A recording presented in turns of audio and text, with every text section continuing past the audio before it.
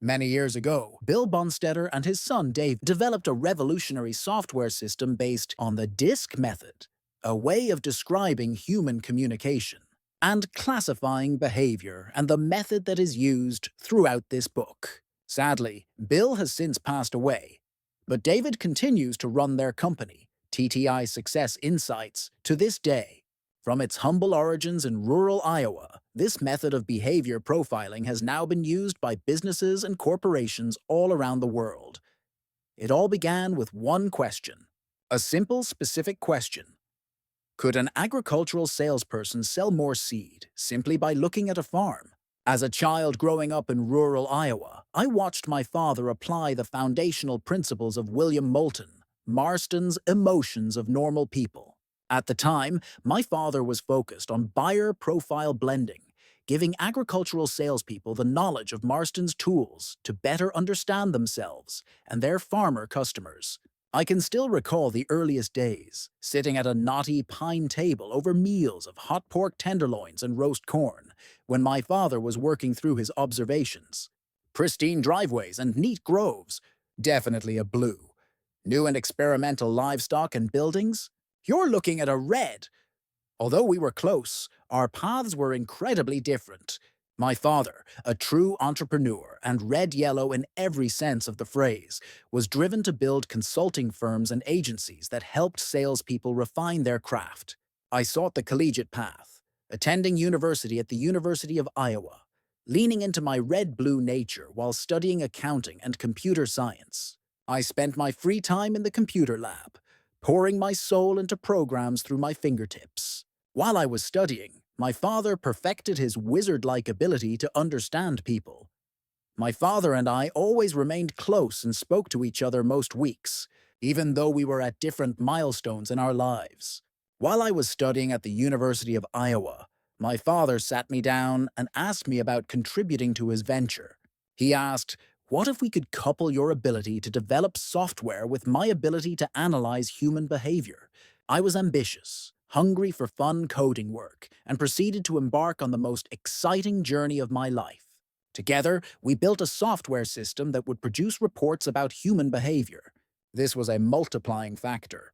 Soon, we were able to reach more people and reveal a person's potential through 3.5-inch floppy disks and 24-page reports. My father and I built a company, TTI Success Insights, in 1984 in Iowa to do just that. Over time, we escaped the frigid winters in the Midwest of the United States, relocated ourselves, our families, and our business to sunny and warm Scottsdale, Arizona. In the late 90s, we began using the web for distribution of our famed assessments. Today, we have a thriving business with distributors all over the world. Up until now, you might have wondered why you are so different. Human behavior is, for the most part, complex and nebulous. In some cases, the people around us are idiotic. Understanding human behavior is a never-ending task, an endless pursuit to know the how, what, and why behind a person's choices. It is both easy and dangerous to categorize someone who behaves differently from you as ignorant, wrong, or even thick-headed.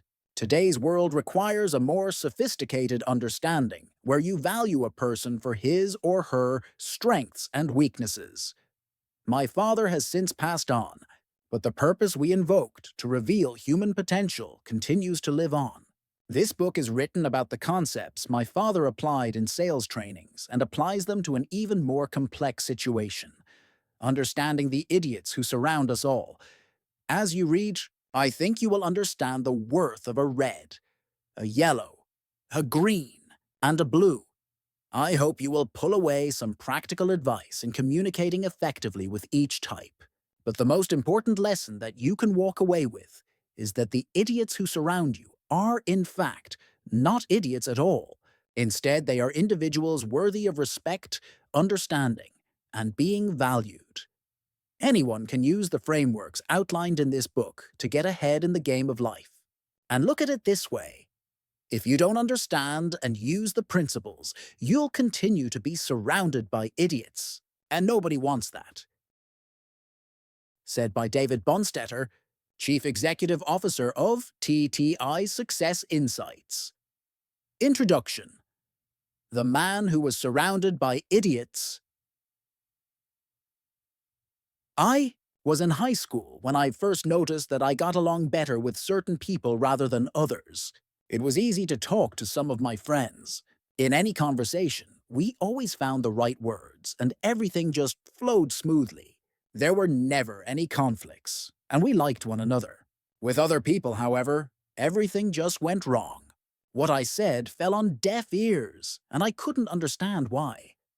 Why was speaking to some people so easy, while others were total blockheads? Since I was young, this certainly wasn't something that kept me awake at night. However, I still remember puzzling over why some conversations flowed naturally, while others didn't even start. No matter how I conducted myself, it was just incomprehensible. I began using different methods to test people. I tried to say the same things in similar contexts, just to see what reaction I got. Sometimes it actually worked, and an interesting discussion developed. On other occasions, nothing happened at all. People just stared at me as if I were from another planet. And sometimes it really felt that way. When we're young, we tend to think of things very simply. Because some people in my circle of friends reacted in a normal way, that meant, of course, that they were automatically the good guys. And so I just assumed there was something wrong with the people who didn't understand me. What other explanation could there possibly be? I was the same all the time. Certain people just had something wrong with them. So I simply began to avoid these weird, difficult people because I didn't understand them. Call it the naivete of youth, if you will. But it did give rise to some amusing consequences. In later years, however, all of this changed. Life went on with work, family, and career, and I continued to pigeonhole people into two groups: good and sensible people and all the rest, the people who didn't seem to understand anything at all. When I was 25 years old, I met with a man who was self-employed. Now in his 60s, Stura had founded his own business and built it up for many years. I was given the task of interviewing him just before a new project was to be implemented. We started talking about how things were functioning in his organization. One of the very first comments Stura made was that he was surrounded by idiots. I remember laughing at the time because I thought it was a joke, but he truly meant what he said. His face turned crimson as he explained to me that the people working in Department A were complete idiots. Every single one of them. In Department B, you found only fools who understood nothing at all. And he hadn't even come to Department C yet. They were the worst of all. They were so weird that Stura couldn't fathom how they even made it to work in the mornings. The more I listened to him, the more I realized that there was something very odd about this story. I asked him if he really believed that he was surrounded by idiots. He glared at me and explained that very few of his employees were worth having. Stura had no issue letting his employees know how he felt. He didn't hesitate in the least to call anyone an idiot in front of the whole company. This meant that his employees learned to avoid him. No one dared to have one-to-one meetings with him. He never got to hear bad news because he would often shoot the messenger. At one of the offices, a warning light had even been mounted at the entrance to the building. Discreetly placed above the reception desk, the light went red when he was there and turned green when he was away. Everyone knew about this. Not only staff, but even clients would automatically cast a nervous glance at the light to find out what awaited them when they stepped over the threshold. If the light was red, some people would simply turn back at the door, deciding to come back at a more opportune time. As we all know, when you're young, you are full of great ideas. So I asked the only question I could think of. Who hired all these idiots? I knew, of course, that he had hired most of them. What was worse was that Stura understood exactly what I had implied. What I implicitly asked was, who is actually the idiot here? Stura threw me out. Later on, I was told that what he really wanted to do was fetch a shotgun and shoot me. This incident got me thinking. Here was a man who would soon retire. He was obviously a proficient entrepreneur, highly respected for his sound knowledge of his particular line of business. But he couldn't handle people. He didn't understand the most critical, complicated resource in an organization: the employees. and anyone he couldn't understand was simply an idiot. Since I was from outside the company, I could easily see how wrong his thinking was. Stura didn't grasp that he always compared people to himself. His definition of idiocy was simply anyone who didn't think or act like him. He used expressions that I also used to use about certain types of people: arrogant windbags, red tape jackasses, rude bastards, and tedious blockheads. Although I never called people idiots, at least not so they could hear me, I had obvious problems with certain types of people. It was an utterly appalling thought to have to go through life constantly thinking that I was surrounded by people who were impossible to work with. It would make my own potential in life so unbelievably limited. I tried to see myself in the mirror. The decision was easy to make. I didn't want to be like Stura. After a particularly toxic meeting with him and some of his unfortunate colleagues, I sat in the car with a lump in my stomach. The meeting had been a total disaster. Everyone was furious. There and then, I decided to learn what is probably the most important knowledge of all: how people function. I would be encountering people for the rest of my life, no matter what my profession was, and it was easy to see that I would benefit by being able to understand them. I immediately began to study how to understand the people who initially seemed so difficult. Why are some people silent? Why do others never stop talking? Why do some people always tell the truth while others never do? Why do some of my colleagues always arrive on time, while others rarely manage to? And even why did I like some people more than others? The insights I gained were fascinating, and I've never been the same since I began this journey. The knowledge I acquired has changed me as a person, as a friend, as a colleague, as a son, as a husband, and as the father of my children. This book is about what is perhaps the world's most widely used method to describe the differences in human communication. This method is called the DISA, an acronym that stands for Dominance, Inducement, Submission, and Analytic Ability System. These four terms are the primary behavior types, which describe how people see themselves in relationship to their environment. Each of these behavior types is associated with a color: red, yellow, green, and blue. This system is also commonly called the DISC system, where the final letter of the acronym stands for compliance instead of analytic ability. I have used variations of this tool for over 20 years with excellent results. But how do you become really, truly proficient at handling different types of people? There are, of course, various methods. The most common method is to research the matter and learn the basics. But learning the theoretical part doesn't make you a world-class communicator. It's only when you begin using this knowledge that you can develop real and functioning competence in the field. Just like learning to ride a bike, you have get on the bike first. Only then do you realize what you need to do. Since I began studying how people function and painstakingly strove to understand the differences in the way we communicate, I've never been the same. I'm not as categorical anymore, judging people just because they are not like me. For many years now, my patience with people who are the complete opposite of me has been far greater. I wouldn't go so far as to say that I never get involved in conflicts, just as I wouldn't try to convince you that I never lie, but both these things happen very seldom now. I have one thing to thank Stura for. He awakened my interest in the subject. Without him, this book would probably never have been written. What can you do to increase your knowledge about how people relate and communicate? A good start may be to keep reading this book, the whole book, not just the first 3 chapters. With a little luck, in a few minutes you can begin the same journey I began 20 years ago. I promise you will not regret it. One thing to note: to simplify reading this book, I have chosen to use him and he consistently when I refer to examples not associated with any specific person. I know that you have enough imagination to insert a her or she in your thoughts where this may be appropriate. Chapter: Communication happens on the listener's terms. Does that sound strange? Let me explain. Everything you say to a person is filtered through his frames of reference. biases, and preconceived ideas. What remains is ultimately the message that he understands.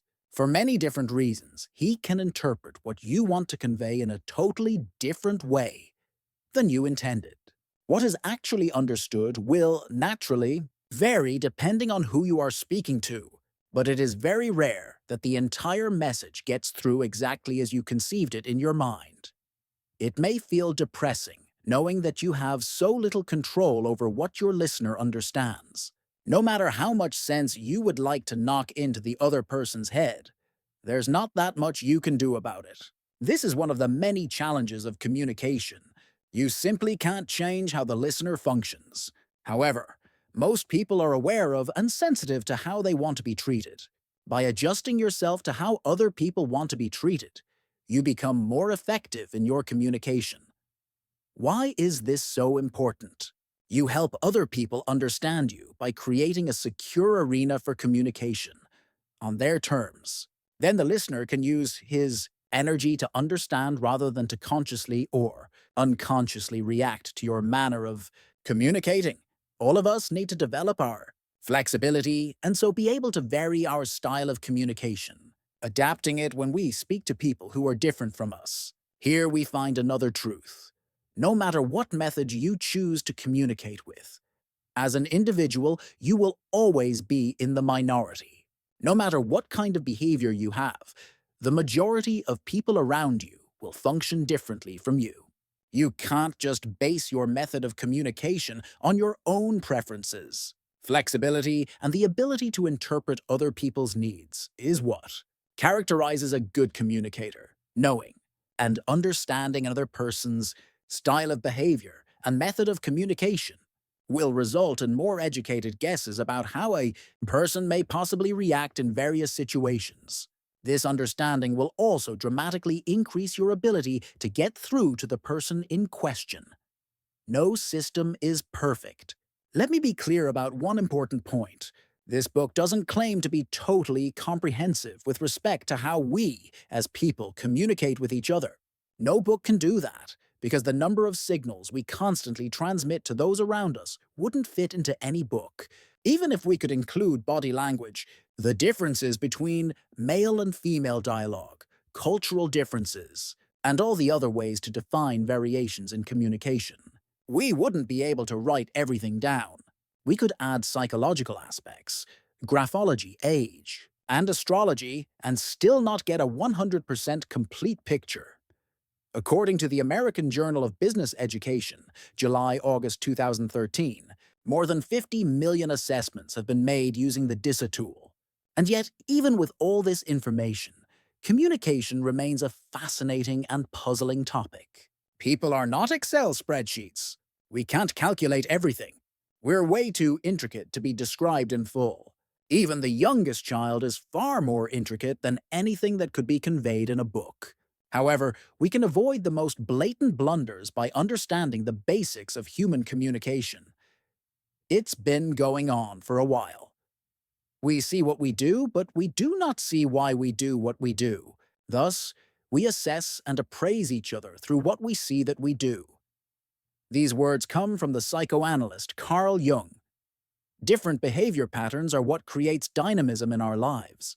When I refer to behavior patterns, I don't just mean how a person acts in a single instance, his actions, but rather the whole set of attitudes, beliefs, and approaches that govern how a person acts.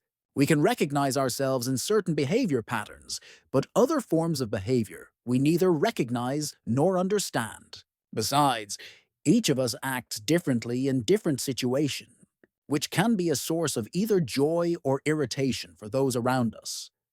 Though individual actions can, of course, be right or wrong, there is really no pattern of behavior that is right or wrong. There is no such thing as proper behavior or incorrect behavior. You are who you are, and there's no point in wondering why. You're fine no matter how you're wired, no matter how you choose to behave, no matter how you are perceived, you are fine. Within reasonable limits, of course. In a perfect world, it would be easy just to say, I'm a particular kind of person, and it's okay, because I read it in a book. That's just how I am, and this is how I act. Sure, wouldn't it be great not to have to mishandle your own behavior? To always be able to act and behave precisely as you feel at the time. You can do that. You can behave exactly as you wish. All you have to do is find the right situation in which to do so. There are two situations in which you can just be you. The first situation is when you're alone in a room. Then it doesn't matter how you speak or what you do. It doesn't hurt anyone if you scream and swear, or if you just want to sit silently and ponder the great mysteries of life, or wonder why fashion models always look so mad. In your solitude, you can behave exactly the way you feel. Simple, isn't it? The second situation where you can completely be yourself is when all the other people in the room are exactly like you. What did our mothers teach us? Treat others as you want to be treated. Excellent advice and very well intentioned. And it works too, as long as everyone is just like you. All you need to do is make a list of all the people you know who believe, think, and act exactly like you in all situations. Now just give them a call and start hanging out. In any other situation, it might be a good idea to understand how you are perceived and to learn how other people function. I don't think I will make headlines by saying that most people you meet aren't like you. Words can have incredible power, but the words we choose and how we use them vary. As you have seen from the title of this book, there are different interpretations of, yes, you got it, words. And when you use the wrong word, well, maybe then you're an idiot. Surrounded by idiots? Or not? What does this actually mean? As I was writing, the following analogy hit me. Behavior patterns are like a toolbox. All types are needed. Depending on the occasion, a tool can sometimes be right and sometimes be wrong.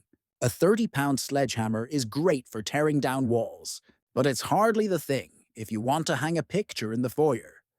Some people are opposed to the idea of sorting people into different behavior types. Maybe you believe that you shouldn't categorize people in that way, that it's wrong to pigeonhole people.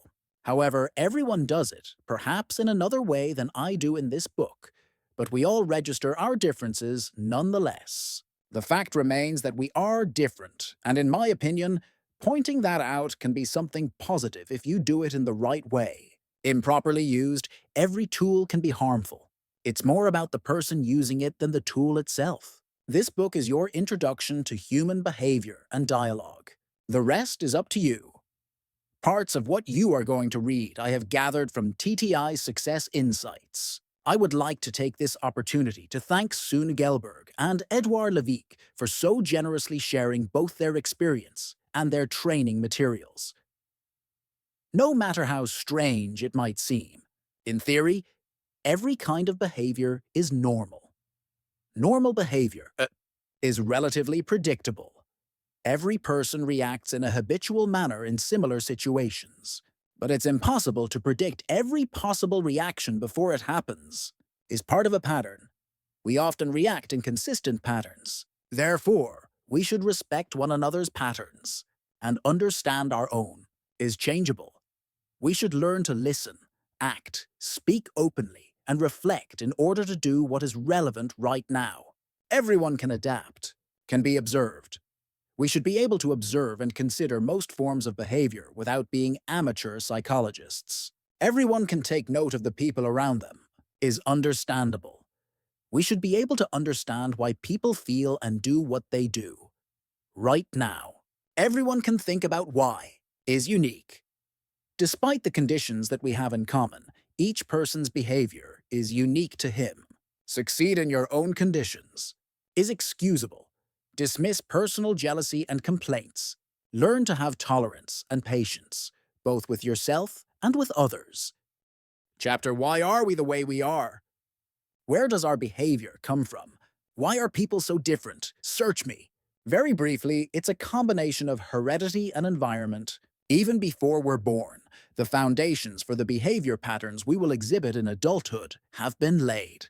The temperament and character traits we have inherited affect our behavior, a process already begun at the genetic stage.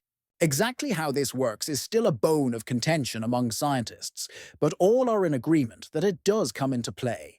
Not only do we inherit traits from our own parents, but also from their parents, also in varying degrees from other relatives. At some point or other, we have all heard that we speak like or look like an uncle or an aunt. As a child, I resembled my Uncle Bertil, something to do with my red hair. To explain how this is genetically possible would take a tremendous amount of time. For the moment, let us just establish that this inheritance lays the foundation for our behavioral development.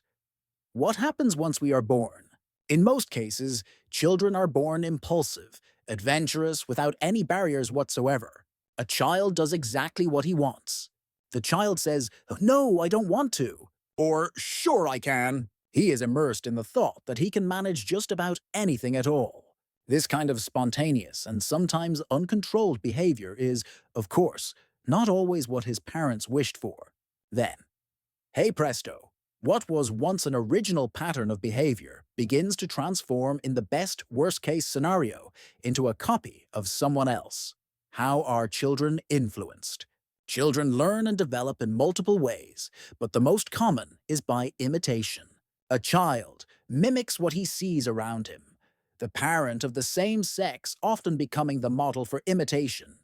This is clearly not an exhaustive study on how the process works, as this book is not about how we influence our children. Core values. My core values are found deep within me. Values so deeply embedded in my character that it's almost impossible to change them. These are the things I learned from my parents as a child, or that I learned in school when I was very young. In my case, it was different variations of study and do well in school, or fighting is wrong. The latter, for example, means that I've never laid hands on another person. I haven't fought since third grade, and I seem to recall that I lost then. Now, she was really strong. Another important core value is that all people are of equal worth. Because my parents demonstrated this to me during my childhood, I know it is deeply wrong to judge a person based on his or her origin, sex, or color. All of us carry many such core values. We know instinctively what is right and what is not. No one can take these core values away from me. Attitudes and approaches. The next layer is my attitudes, which are not exactly the same thing as core values. Attitudes are things I have formed opinions about based on my own experiences or on conclusions I have drawn from encounters in the latter part of my schooling, high school, college, or my first job. Even experiences later on in life can form attitudes. A relative once told me that she didn't trust salespeople. She's definitely not alone in having strong feelings about salespeople, but in her case, it resulted in comical practices. She couldn't buy anything without returning it. A sweater, a sofa, a car. The buying process was endless. Every fact had to be examined and explored, no matter how much research she did beforehand. She always wanted to return her purchases afterwards. Once I had observed the pattern, I asked her why she did this, and she explained the reasoning behind her attitude. 85% of all salespeople were swindlers. Explaining that I too was a salesperson had little effect. To this day, I don't know if I belong to the 85% or if I can count myself among the fortunate 15%. The important thing is that an attitude can change. My relative had probably been badly fooled a number of times and therefore learned to distrust salespeople. However, if she had a number of positive experiences, her opinion could change. The results. Both my core values and my attitudes affect how I choose my behavior. Together, they form my core behavior, the real person I want to be. My core behavior is how I act in complete freedom, without the influence of any external factors at all. You probably already see the issue here. When are we ever completely free from external influences? When I discuss this question with groups of people in different contexts, we all usually agree. Only when we're sleeping. But people are different. Some don't care. They are always themselves because they've never reflected upon how they are perceived. The stronger your self-understanding is, the greater your probability of adapting to the people around you. How do others really perceive me? The people around you most often see your moderated behavior. You interpret a specific situation and make a choice about how to act based on that evaluation. This is the behavior that others around you experience. It's all about the mask you wear to fit into a given situation. We all have several different masks. Having one at work and one at home isn't that unusual. And another one for visiting the in-laws, perhaps. This book is not an advanced course in psychology, but I am content to establish that we interpret situations differently and act accordingly, consciously or subconsciously. Surrounding factors cause me to choose a particular course of action. And this is how we act. Look at this formula.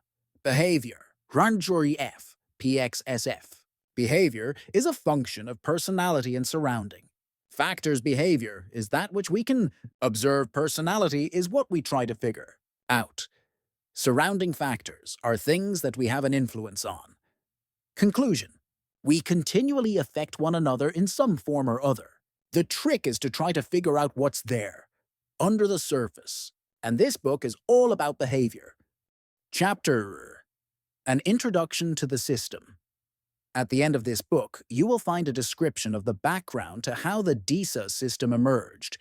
But since you probably want to dive into its most interesting elements, how everything works in practice, you can just read on. Otherwise, you can always go directly to page 228. As you can see, there are 4 main categories of behavior types, each of which is associated with a color. This book is about how you can recognize them. Quite soon, as you start reading about the different colors, various faces will come to mind. Sometimes, maybe, even your own. About 80% of all people have a combination of 2 colors that dominate their behavior.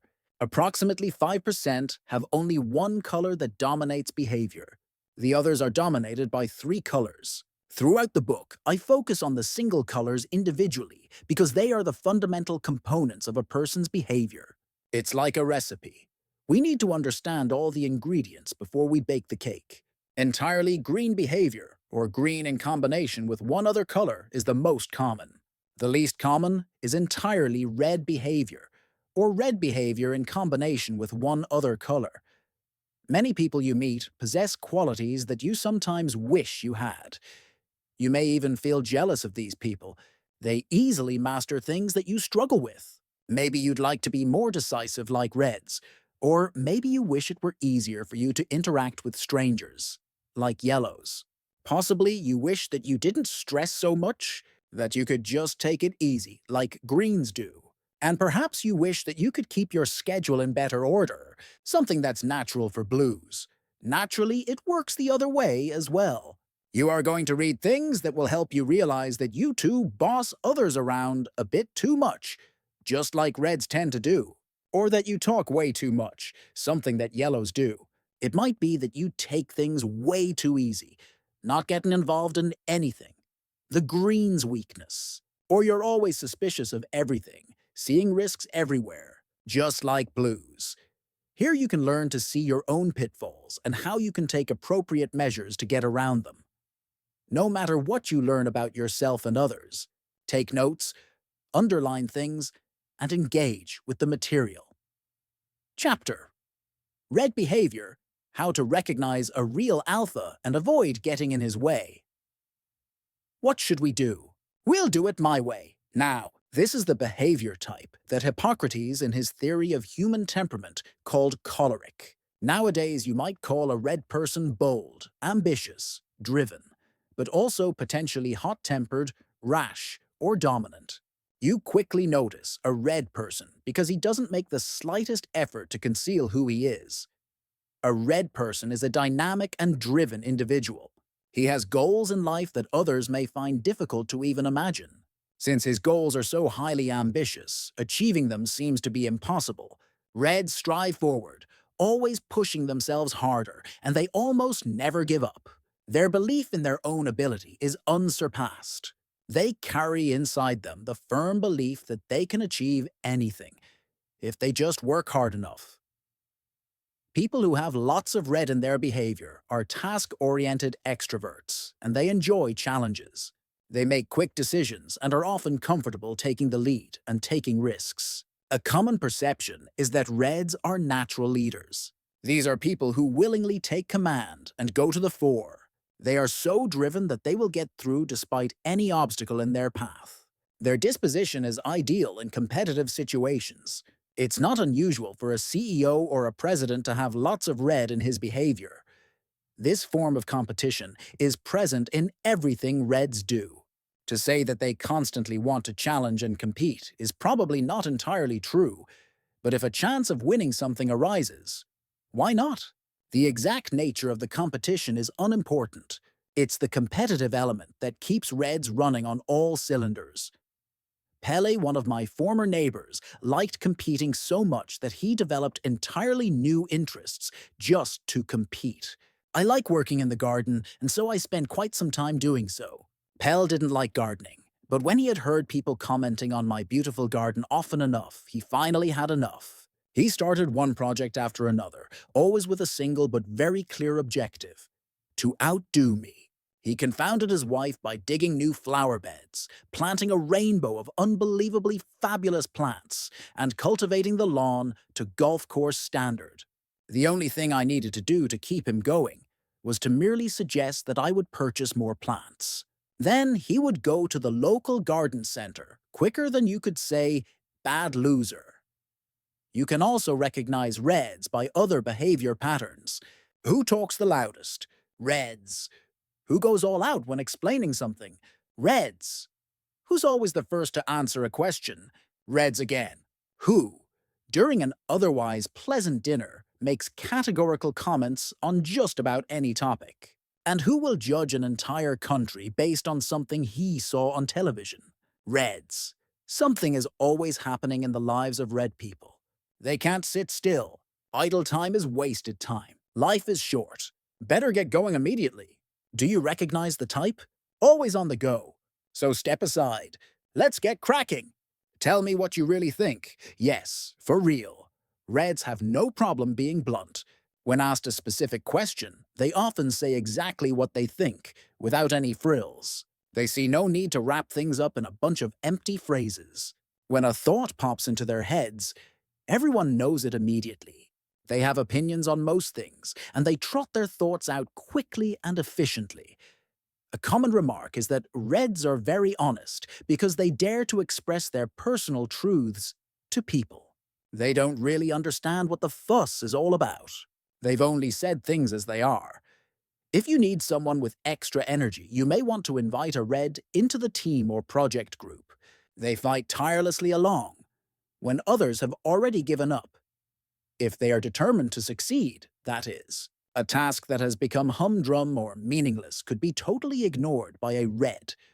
I call this phenomenon slog or split. If the task is important enough, a Red will go through fire and water to complete it.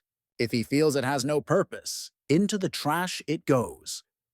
Can I win something? In that case, I'm in, so Reds like competing. They appreciate the slight antagonism that is part of being competitive and the glorious moment of winning. They even enjoy winning competitions that probably don't even exist, except perhaps in their own mind. It can be passing a slow walker on the street, finding the absolutely best parking spot, or dominating the family game of Monopoly, despite the fact that the purpose of the game is to entertain the kids, and none of the other adults are to actually competing. For a Red, this is all natural because he sees himself as a winner. Let me give you an example. I once worked for a company where the CEO was Red. He was energetic and efficient, and consequently incredibly dynamic. No meetings were as short and sweet as those run by this CEO. But his weak spot was the competitive element. As a young man, he had played soccer, and every spring at this particular workplace they held a soccer tournament. It was very popular, even before he joined the company. Naturally, he had to take part. No other CEO before him had ever done so, but that wasn't the problem. The problem was that as soon as he got out on the field, he became a different person. On fire with his competitive drive, he flattened anyone who stood in his way. This continued for a few years until someone had the guts to tell him that he played just a little bit too rough. The game wasn't supposed to be that serious. The CEO didn't understand. He grabbed the latest flyer for the game and pointed out that it was called a soccer tournament. Tournaments are competitions, and if you compete, you are in it to win. Simple. He competed in traffic, on the soccer field, in business. No area was too insignificant not to become a competition. He even raced to see how quickly he could finish reading a book. What others do for relaxation, he transformed into a competition. 100 pages an hour was a reasonable pace. His wife had even banned him from playing a memory card game with his children, who were 5 and 6 years old. Since they had better memories than he did, they won most of the time, and in his frustration, he intimidated them. Before you conclude that this guy sounds rather unsympathetic, we need to look at his intentions. This kind of intensive and competitive behavior often upsets other people because they think it is all about dominating and suppressing others. Nothing could be further from the truth. His intentions were almost never malicious. He just wanted to win. This is one of the greatest challenges for Reds.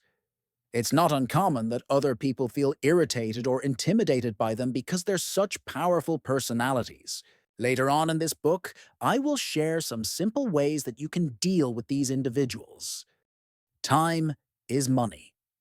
Quick is synonymous with good for Reds.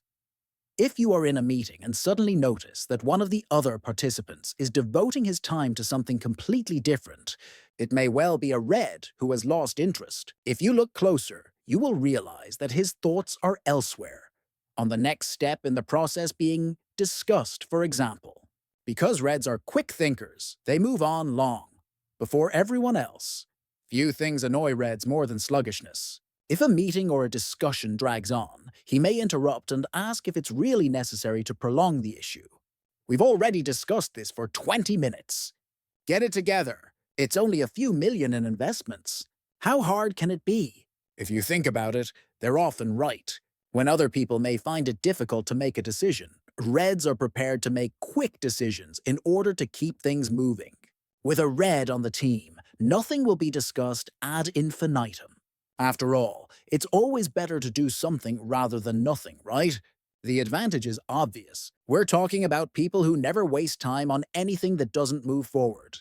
As soon as a task becomes unclear or is taking too long, a Red will ensure that the momentum is maintained and spur things along.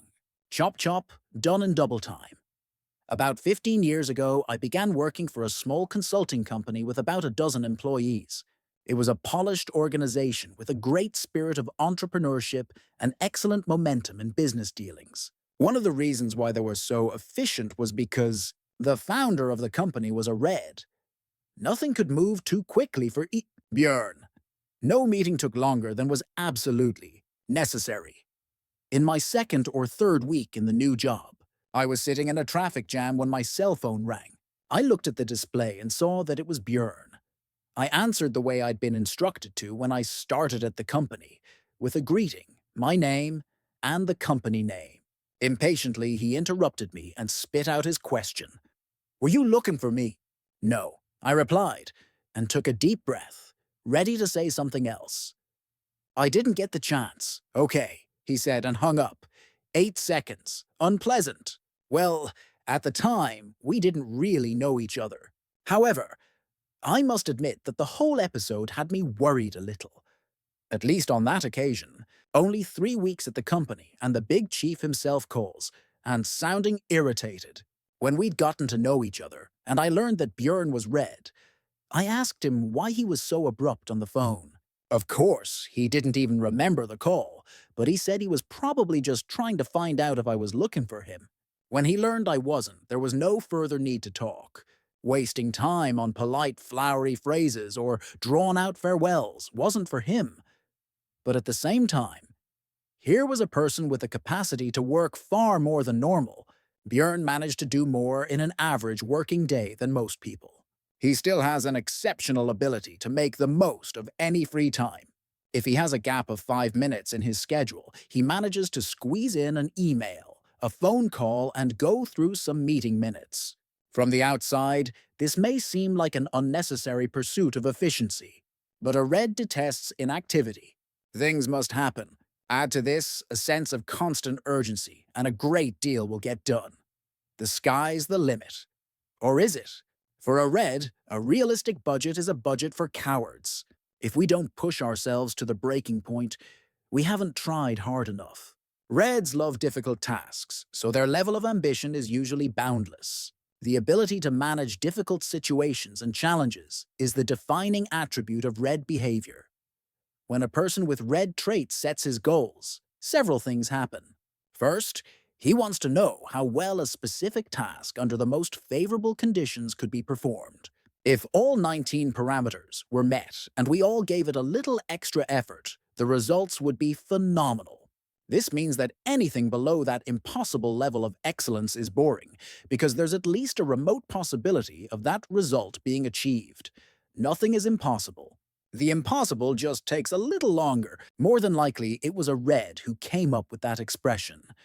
Naturally, it's also about the type of project. It's not enough just to set an impossible sales budget. If a red doesn't like sales, he'll ignore the budget. Since he prefers to make all the decisions himself, he probably won't be fooled into doing something he doesn't feel like doing. Reds set higher demands on themselves than any of the other colors would, and they are always prepared to work hard. I wouldn't go so far as to say that no other color works as hard as reds do, but I would venture to say that a red would give anyone a run for his money. Ambition, which is intrinsic to reds, shouldn't be confused with a lust for power. Reds have no problem taking positions of power, since they are fearless. Expressions like, "it's lonely and windy at the top," don't scare them.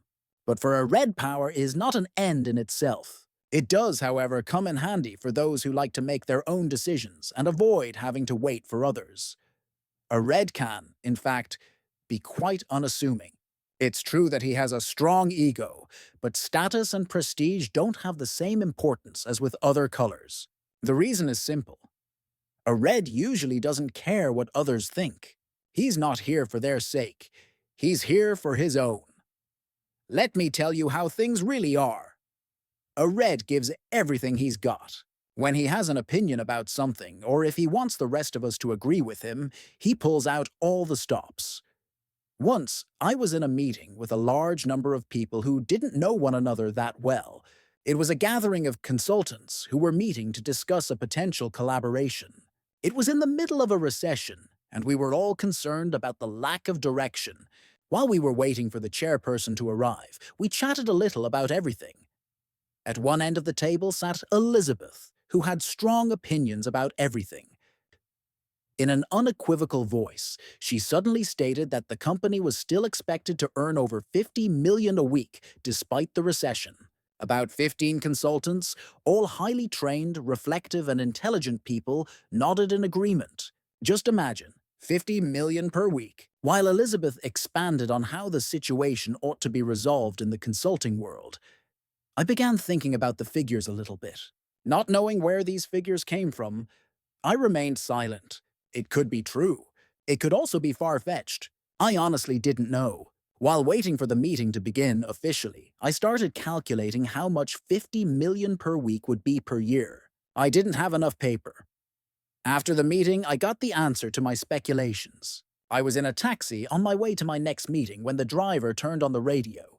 In the news, it was announced that the company in question was expected to earn between $2 and $2.5 million per week. I realized that Elizabeth had gotten the information from the news. I also understood that $2 or $2.5 million per week was far more realistic than the $50 million that she had referred to. But wait a minute. A little reconciliation with reality is needed here.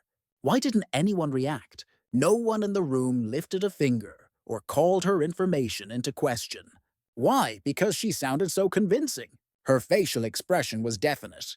Her countenance was determined, and her voice did not quiver in the least when she presented her figures. That's the way Reds function. When they believe something, they let people know that this is the only truth that exists. Now, maybe there are some sticklers for detail who might claim that this is deceptive, since we now know that the company earned $2.5 million a week and not roughly $50 million. But I'm convinced that Elizabeth really believed what she said. She had things turned around, no doubt about that, and she was certainly not interested in details. But my point is that by sounding utterly confident when she declared that the company was earning 6 months' revenue per week, we all fell for it. Or, in the words of a good friend of mine, there are two ways to do this, my way and the wrong way. Only dead fish go with the flow. Reds are both groundbreaking and strong-willed. Why not also add results-oriented and decisive when we're at it? For Reds, it's not sufficient to do things like everyone else does. And just because it's tough doesn't mean we should avoid doing it. Reds aren't afraid to make decisions. When everyone else hesitates, thinking and weighing the risks, a Red makes the controversial decision. A Red's determination is usually unyielding. Once he's decided, then it's full steam ahead. Their fearlessness dares them to tackle things that make others hesitate. This is usually evident when things get rough, and they are undaunted by tough choices or tricky decisions.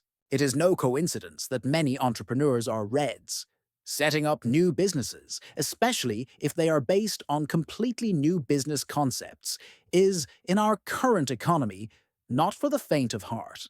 It's not a bad thing to have a force of nature in the driver's seat. It takes a strong mind to move things forward, someone who understands that risks that are part of everyday life and that everything boils down to hard work from morning to night. For many years, Reds understand this from the beginning and are in no way intimidated by it. Do you need someone to pursue a problem in your apartment complex? Maybe you've gotten on the wrong side of your landlord, who says that there is absolutely nothing wrong with your heat. Or maybe the contractor who repaired the roof and installed the new elevators was negligent and won't take responsibility for it. Anytime you try to get things straightened out, you've been brought to standstill by a barricade of unanswered calls and info addresses. You're just about to give up when you suddenly remember the guy on the second floor living above you. Isn't he kind of Red? Wasn't he the one who dared to go against the super at the last meeting and get the trash policy changed? Yes, that's the guy. Throw the guy from the second floor into the process, and then you'll see things begin to happen. You might have to motivate him a little, explaining that he has a lot to gain from it himself. But he will make things happen. He'll subdue the landlord and get the contractor in line. And he won't lose any sleep just because someone got angry with him in the process. Generally speaking, a Red's strengths are very powerful. They are extremely clear in their communication, and you don't have to look far to identify Red behavior. Of course, over the years, many Reds learn to restrain themselves somewhat, but it doesn't usually last very long. They'll be back to full throttle, and all that entails. It wasn't better before. Onward and upward. A Red doesn't try to stick to his original point of view when he realizes that a better solution exists. He is a quick thinker and has no problem shifting his ground at short notice. One of the advantages of this is that he doesn't reject other people's ideas, if he has none himself. It's worth looking into anything that can propel development forward. Sometimes decisions can come a little bit too quickly, but the will to constantly change creates a strong dynamism and flexibility. If anything has been static for a long time, maybe a few weeks, he will turn things up a notch. Some people may find this stressful, but when you ask a Red why he changed something that was actually working, the answer could well be, because I could. Naturally, there are also downsides. Reds get bored with the status quo quickly, and so they change it. The people around them have no idea what will happen next. When Greens and Blues have just gotten used to the new organization and think they have finally grasped how things are supposed to work, well, a Red will have already outlined the next step. Conclusions on Red behavior. So what do you think? Do you know any Reds? Do you have any around you? If you want to get to know some famous Red people, consider Steve Jobs, FDR, Venus Williams, or Margaret Thatcher. There's also Barack Obama and Mother Teresa. Oh yes, it's true. If you consider Mother Teresa's deeds, the strength she needed and whom she had to deal with, the world's foremost leaders, to achieve what she did, then you'll realize that she was extremely determined and forceful. A typical Red profile. Chapter Yellow behavior. How to recognize someone whose head is in the clouds and get him back to reality again. That sounds fun. Let me do it.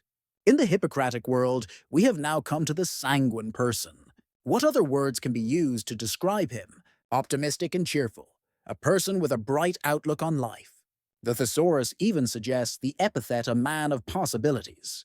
How about that? It is in fact an excellent description of yellow behavior. These are people who live to live, always finding opportunities for enjoyment. Life is a banquet, and yellows will see to it that they savor every bite.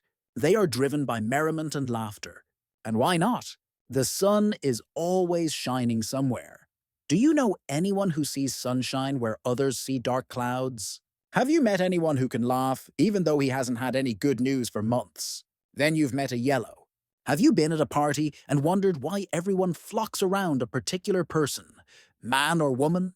Well, in the center of the circle there's a yellow, entertaining anyone who wants to laugh. Yellows make sure that the atmosphere is at its zenith so that every event becomes a marvelous party.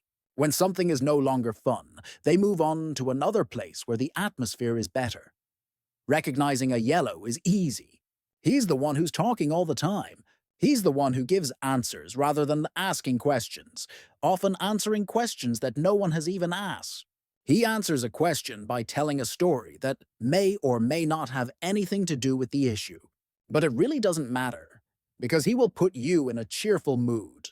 Besides, his unshakably positive attitude also makes it impossible for you to feel upset for long.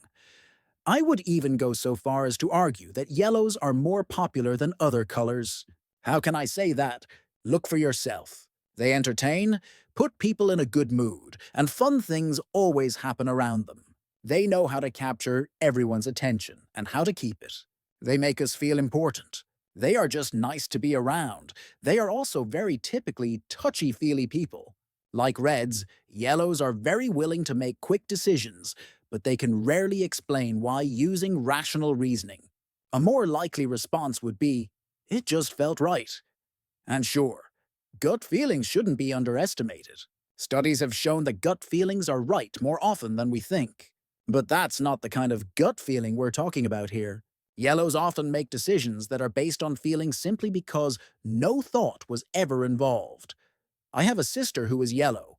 Marita is so easygoing in her manner that I have never heard anyone utter a single negative word about her. Never. I may be biased, but I have never met anyone who doesn't immediately like her. She has an entirely unique ability to connect with every person she meets.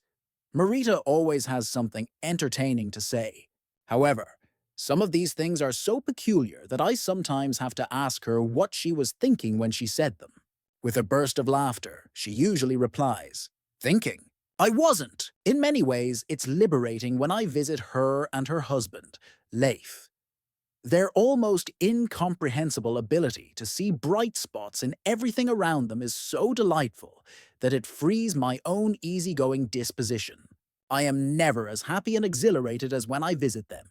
For years, I wondered why this was and have reached the conclusion that yellow behavior is simply contagious. If I say to my sister, "It looks like it is going to rain," she simply replies, "I can't imagine that." Pointing to the window, I say to her, "But look, it's actually raining. It is quite dark out there. We could have thunder before this is over." "Sure," she says. "But after that, the sun will come out. Just wait and see." Then she laughs. Again. While the rain pours outside, she sits on the sofa, unabashedly having fun. And I, along with everyone else, laugh along because it's impossible to resist. The more the merrier. Your friends are my friends. People with lots of yellow in their behavior are focused on creating relationships. They are outgoing and can be extremely persuasive. They're enthusiastic, excited, and happy to talk about their feelings for others, and not infrequently, for complete strangers. Yellows can talk to anyone. They are not at all shy, perceiving most people they meet as pleasant. They even see strangers in a positive light. They're just friends you haven't met yet.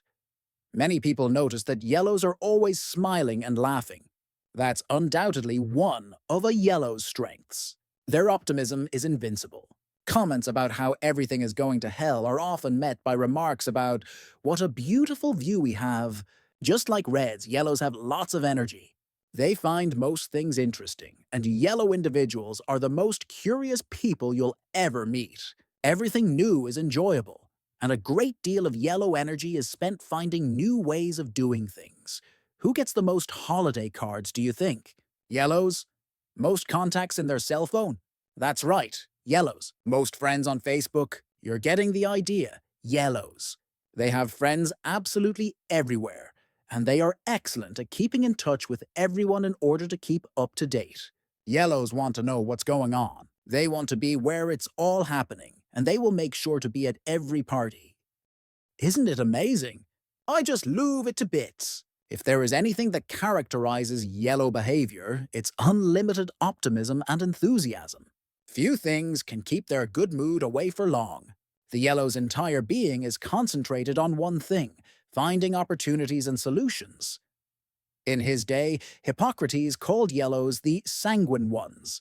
This simply means optimists. Nothing is really a problem. It will all sort itself out. It's neither here nor there that the world just happens to be full of worries and hardships. With their incurably positive outlook on life, yellow individuals give joy to the people around them with their cheerful acclamations and entertaining jokes. I don't know where yellows get their tremendous energy, but it's focused on having fun and devoting themselves to social togetherness. Everyone must be involved, and a yellow will not allow anyone to be gloomy. Mika, a good friend of mine, is yellow, and his life has included more than his fair share of challenges. His wife left him, his children have had problems at school, and on various occasions his employers have gone bankrupt and he has lost his job. I can't even count how many times he's had a car accident, his home has been burgled, or he has been robbed of expensive items. Sometimes I hardly dare to answer the phone when I see that Mika is calling. To tell the truth, Mika is the most jinxed man I have ever met. But what's so curious about him is that none of this ever seems to bother him. Naturally, he's upset when accidents happen, but he can't stay upset for long periods of time. Inside, he just bubbles along most of the time. I remember one occasion when we were both quite young. He had just bought an old Alfa Romeo. It was a two-seater with two doors.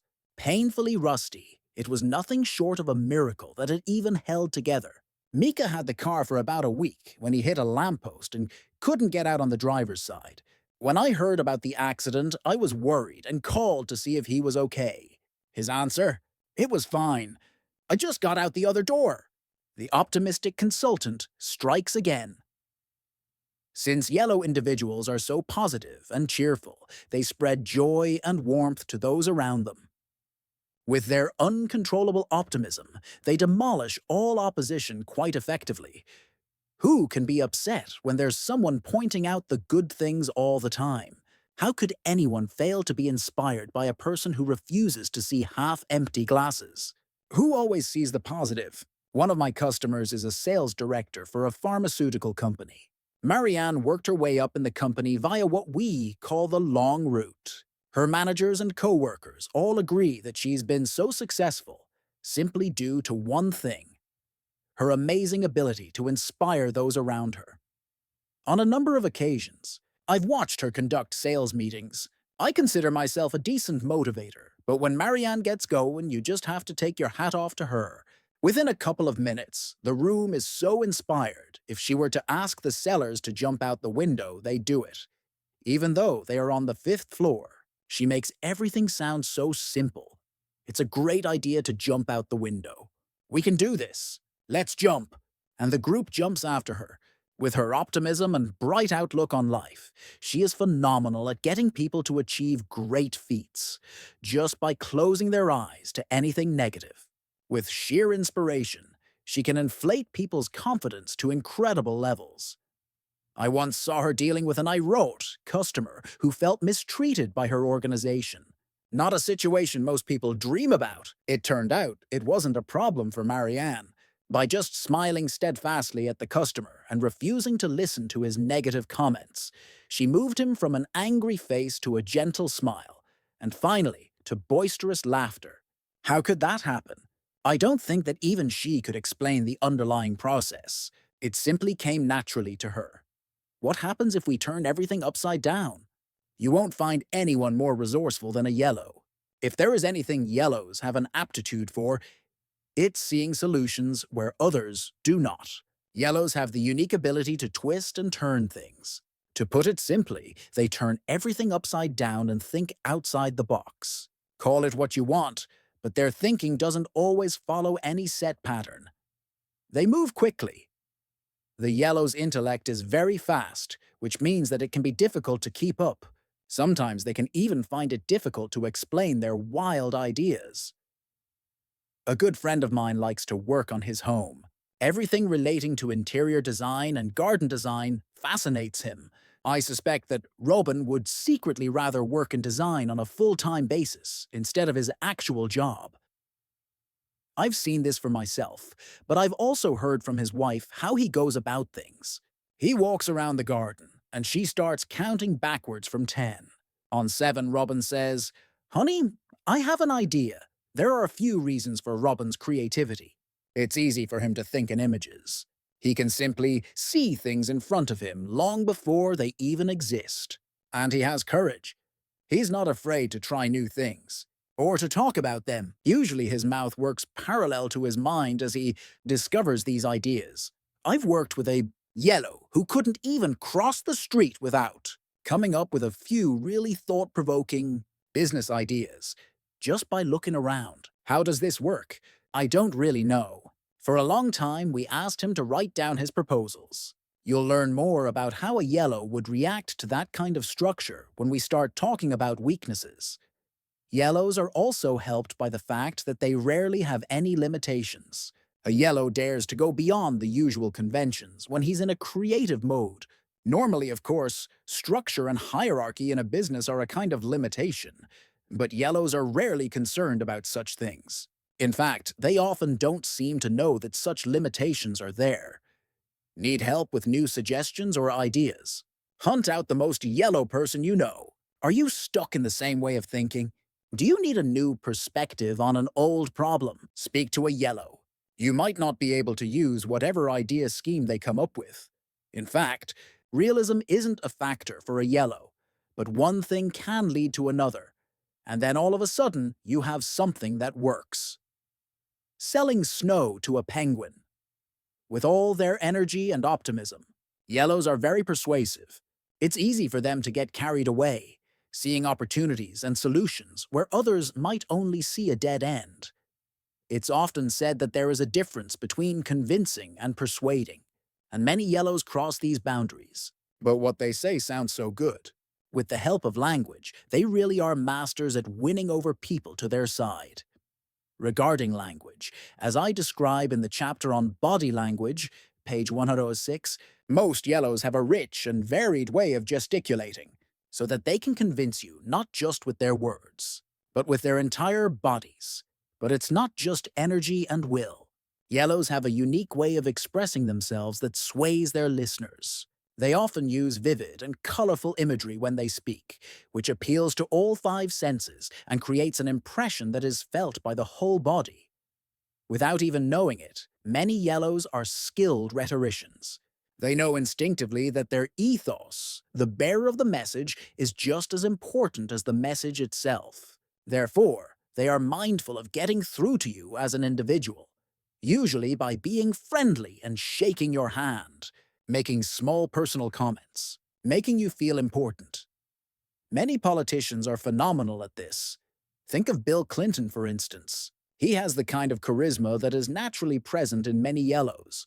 A noticeable interest in another person, the ability to ask exactly the right questions so that others feel that they are important. I know lots of people, all of them in fact. If yellows aren't allowed to cultivate their relationships, they will slowly wither and die. Okay, this may be somewhat exaggerated, but the very definition of yellow behavior revolves around their ability to build relationships. The yellow traits are inspirational.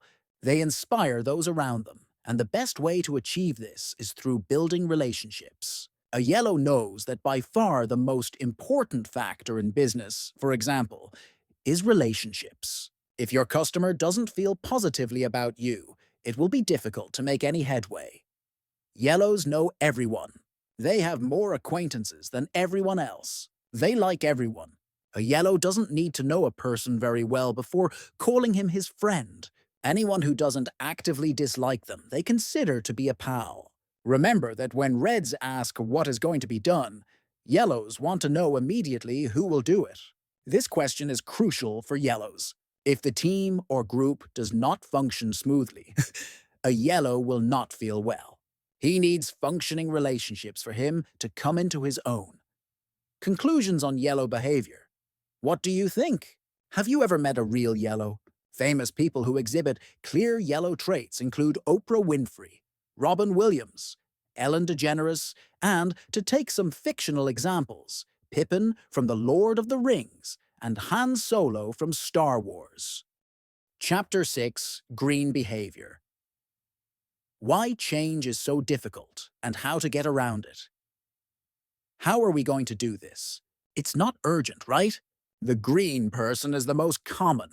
You'll meet him virtually everywhere. What's the easiest way to explain who he is? Well, I would like to describe him as being the average of all the other colors.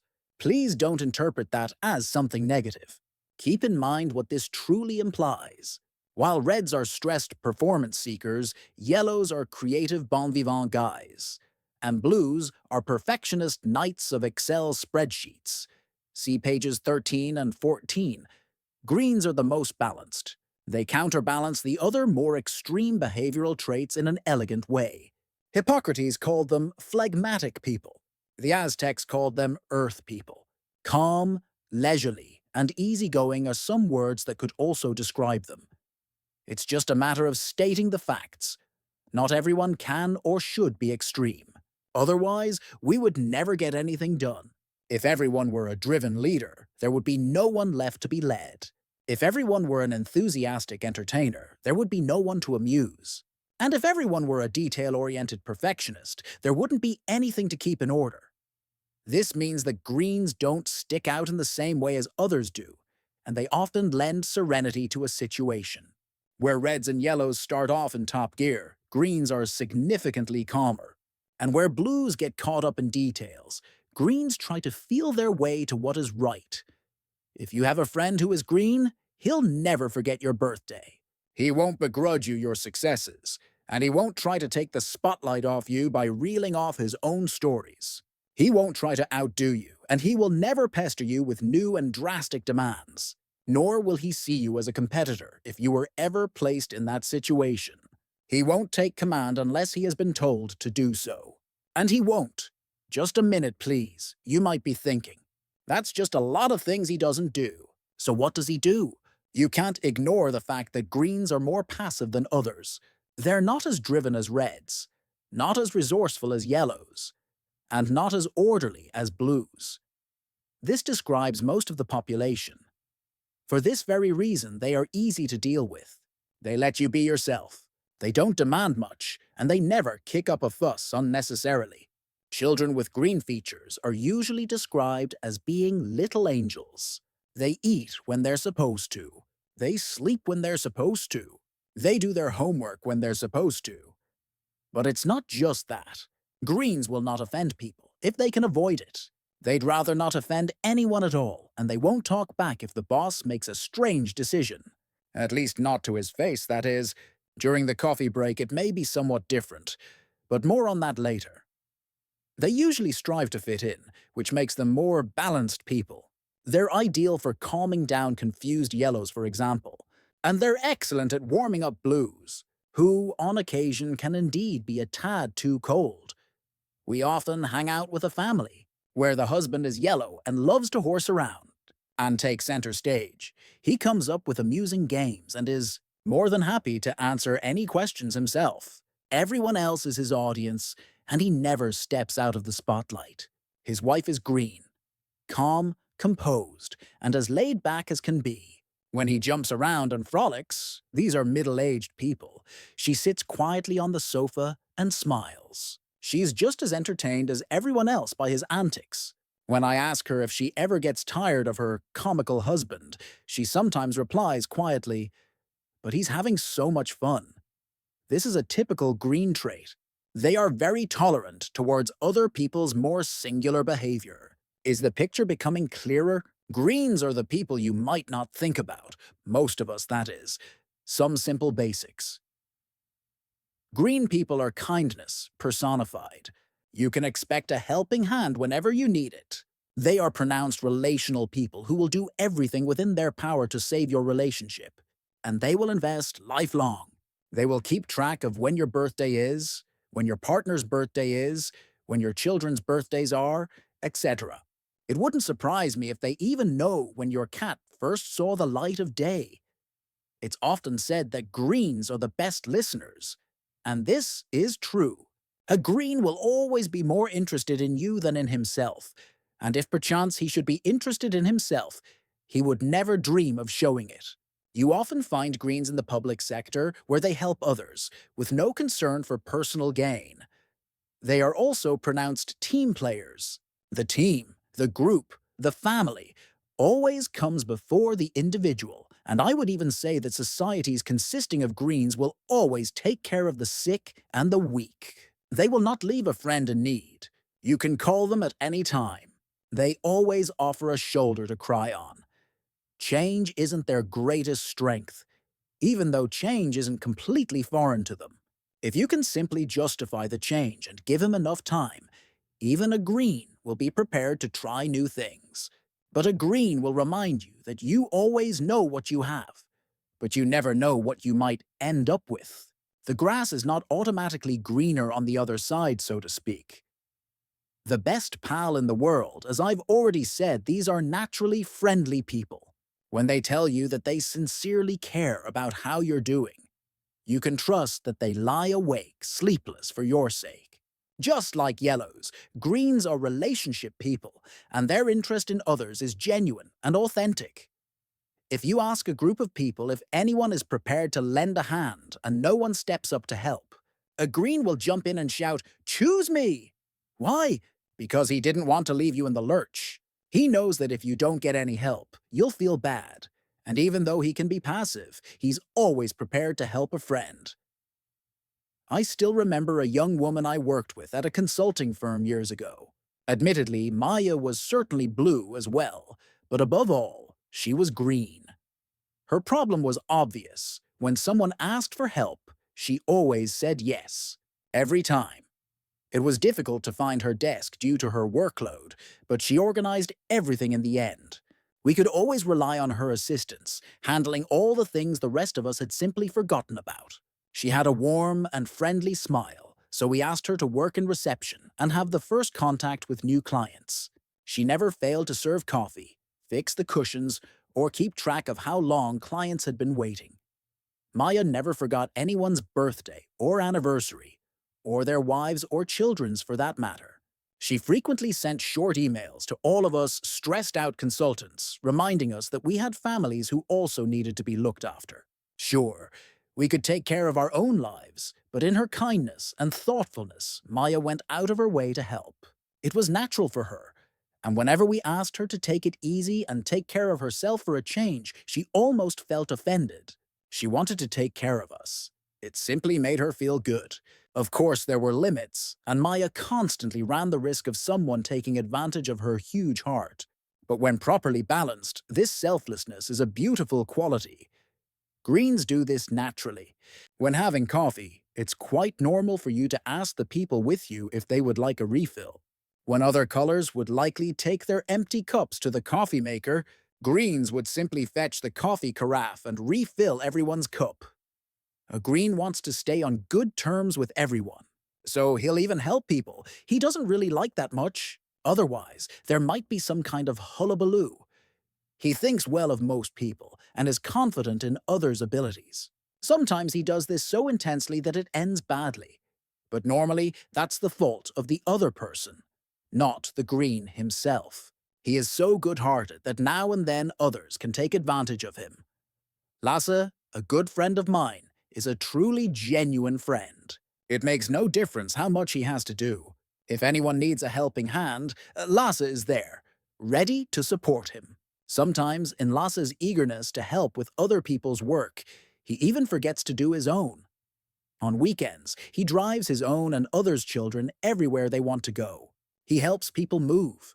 He lends out his tools without people even needing to ask. He listens if you call and complain about something. This all takes a huge amount of time, but he enjoys it. Once they've said they'll do something, you can rest assured that it will be done. If a Green says that he will do something, you can be confident that he'll do it. If it's in his power to deliver, he will. It won't be done in the shortest amount of time possible, but it will show up in your inbox roughly within the expected time frame. Greens don't want to be caught failing to deliver, as this might cause trouble for others. And because they're good team players, they don't want to do anything that can cause problems for the team.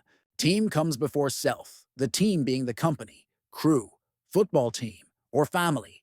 For the Green, it's natural to look after everyone else around them. The reason why everyone works so well with Greens is a topic for debate. In some situations, it's simply because they don't like conflict. Mostly, however, it's because they're controlled by their desire to make those around them happy and satisfied. If they can please you with a job well done, they'll do it. The desire to please others verges on being a driving force for Greens. It comes naturally and requires no effort. And this selflessness is accompanied by an exalted serenity that lowers the stress level of those around them. We don't want any unpleasant surprises. It's good to know what's going to happen. Every time. You can always count on a Green person. In some organizations, it's a requirement to have reliable employees. Creativity and ingenuity are not at the top of the wish list. In short, you simply need people who understand the job and get it done without a lot of fuss or drama. Then you hire Greens. They constitute the stable core who will do the job well. They don't have problems taking orders, as long as the orders are formulated in an appealing fashion. Greens enjoys stability and a certain predictability in the workplace, or in the home, or with the family, just about everywhere. Whenever trouble is brewing, maybe due to a recession or when new managers take over, we'll see all kinds of interesting behavior in a group. Reds, who never listen to the whole message, just rush off to do what they believe needs to be done. Unless, of course, they're busy yelling at the management because they don't agree with their decisions. Yellows start wild discussions and inform absolutely everyone about their take on what happened. Instead of working, they'll debate the news until it's time to leave the office. Blues will sit at their desks and begin the bureaucratic paperwork, formulating 500,000 questions that no one knows the answers to yet. Greens, they just murmur. If the management has avoided seriously sabotaging their sense of security, they'll trundle on without complaining. There's no point in making a lot of fuss and bother about it. Might as well keep doing what you were before. This, in fact, makes things much easier. We'll get to how we help Greens to change direction, but they're great at keeping calm and carrying on. You'll always know how a Green will respond to some questions because he doesn't change his opinion very often. A few years ago, I coached Gregor. He had been a CEO for several years, and his management team consisted solely of Green middle managers. He used to enjoy playing a little game when launching new ideas. He wrote little notes with the answers he thought he would get from each person. No, from Anna. Yes, from Stephen. Maybe, from Bertil. Right every time. Gregor knew them very well, and knew how they would react to his proposals. This wouldn't have been the case with Yellows. They don't even know how they're going to respond when opportunities arise. Exciting, sure, but it's exhausting for those around them. With Green Associates, however, you don't need to worry. Who? Me? I'm not important. Forget that you even saw me. For every Green, the group will always come first. Team before self. Remember that. This is a fundamental truth for a Green, and it shouldn't be challenged too strongly. The working group, the team, the club, and the family, all these different groups are important for a green. He often disregards his own needs if the group gets what it needs. You may think that groups consist of people, and if each individual is satisfied, the group as a whole will be content. This might happen, but then the focus would be individual rather than collective. The way a green sees it, if the group feels good, every individual also feels good. Here the green's thoughtfulness becomes apparent. He has infinite regard for those around him. This is partly the reason why it's difficult to get a straight answer from a green. He's always trying to satisfy everyone else. Let me tell you a rather striking story. One Sunday, a few years ago, a colleague whom I didn't know that well called me. I had only been working with Christopher for a few months, but I hadn't really figured the guy out yet. So when he called me one Sunday morning, I was surprised. I saw who it was, but I had no idea what he wanted from me. He greeted me pleasantly and asked what I was doing. I had just bought a new house at that time and was busy renovating. Christopher asked what was on the agenda this particular Sunday, and I remember that I said I was worried about the boiler. It was early winter, the temperature was just below freezing, and one of the circulation pumps didn't really work as it should. Because colder weather was definitely on the way, I wondered if the pump could cope with a major cold snap. Being a green, Christopher asked a number of questions and gave me lots of good advice. He'd once had a similar boiler, and besides, he knew a plumber whom he might be able to ask to come by and have a look. If I was interested, of course. Christopher and I chatted for a while, and I became increasingly puzzled about why he had actually called me. He asked me where I lived. I gave him the address, and he promised to write it down and give it to his plumber friend.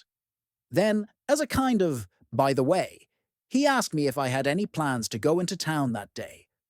I lived about 25 miles from the office and hadn't intended to go to work that Sunday. I explained this to Christopher. We chatted a little while longer, and in the end, I finally asked him straight out what he really wanted. Then he revealed that he was standing outside the office in his t-shirt because he had accidentally locked himself out when he had popped out to fetch some lunch. I looked at the thermometer. 30 degrees with light snow. We'd been talking for about 15 minutes. I got into the car and saved him from freezing to the bone. Everyone else is more important. A green never asks for anything.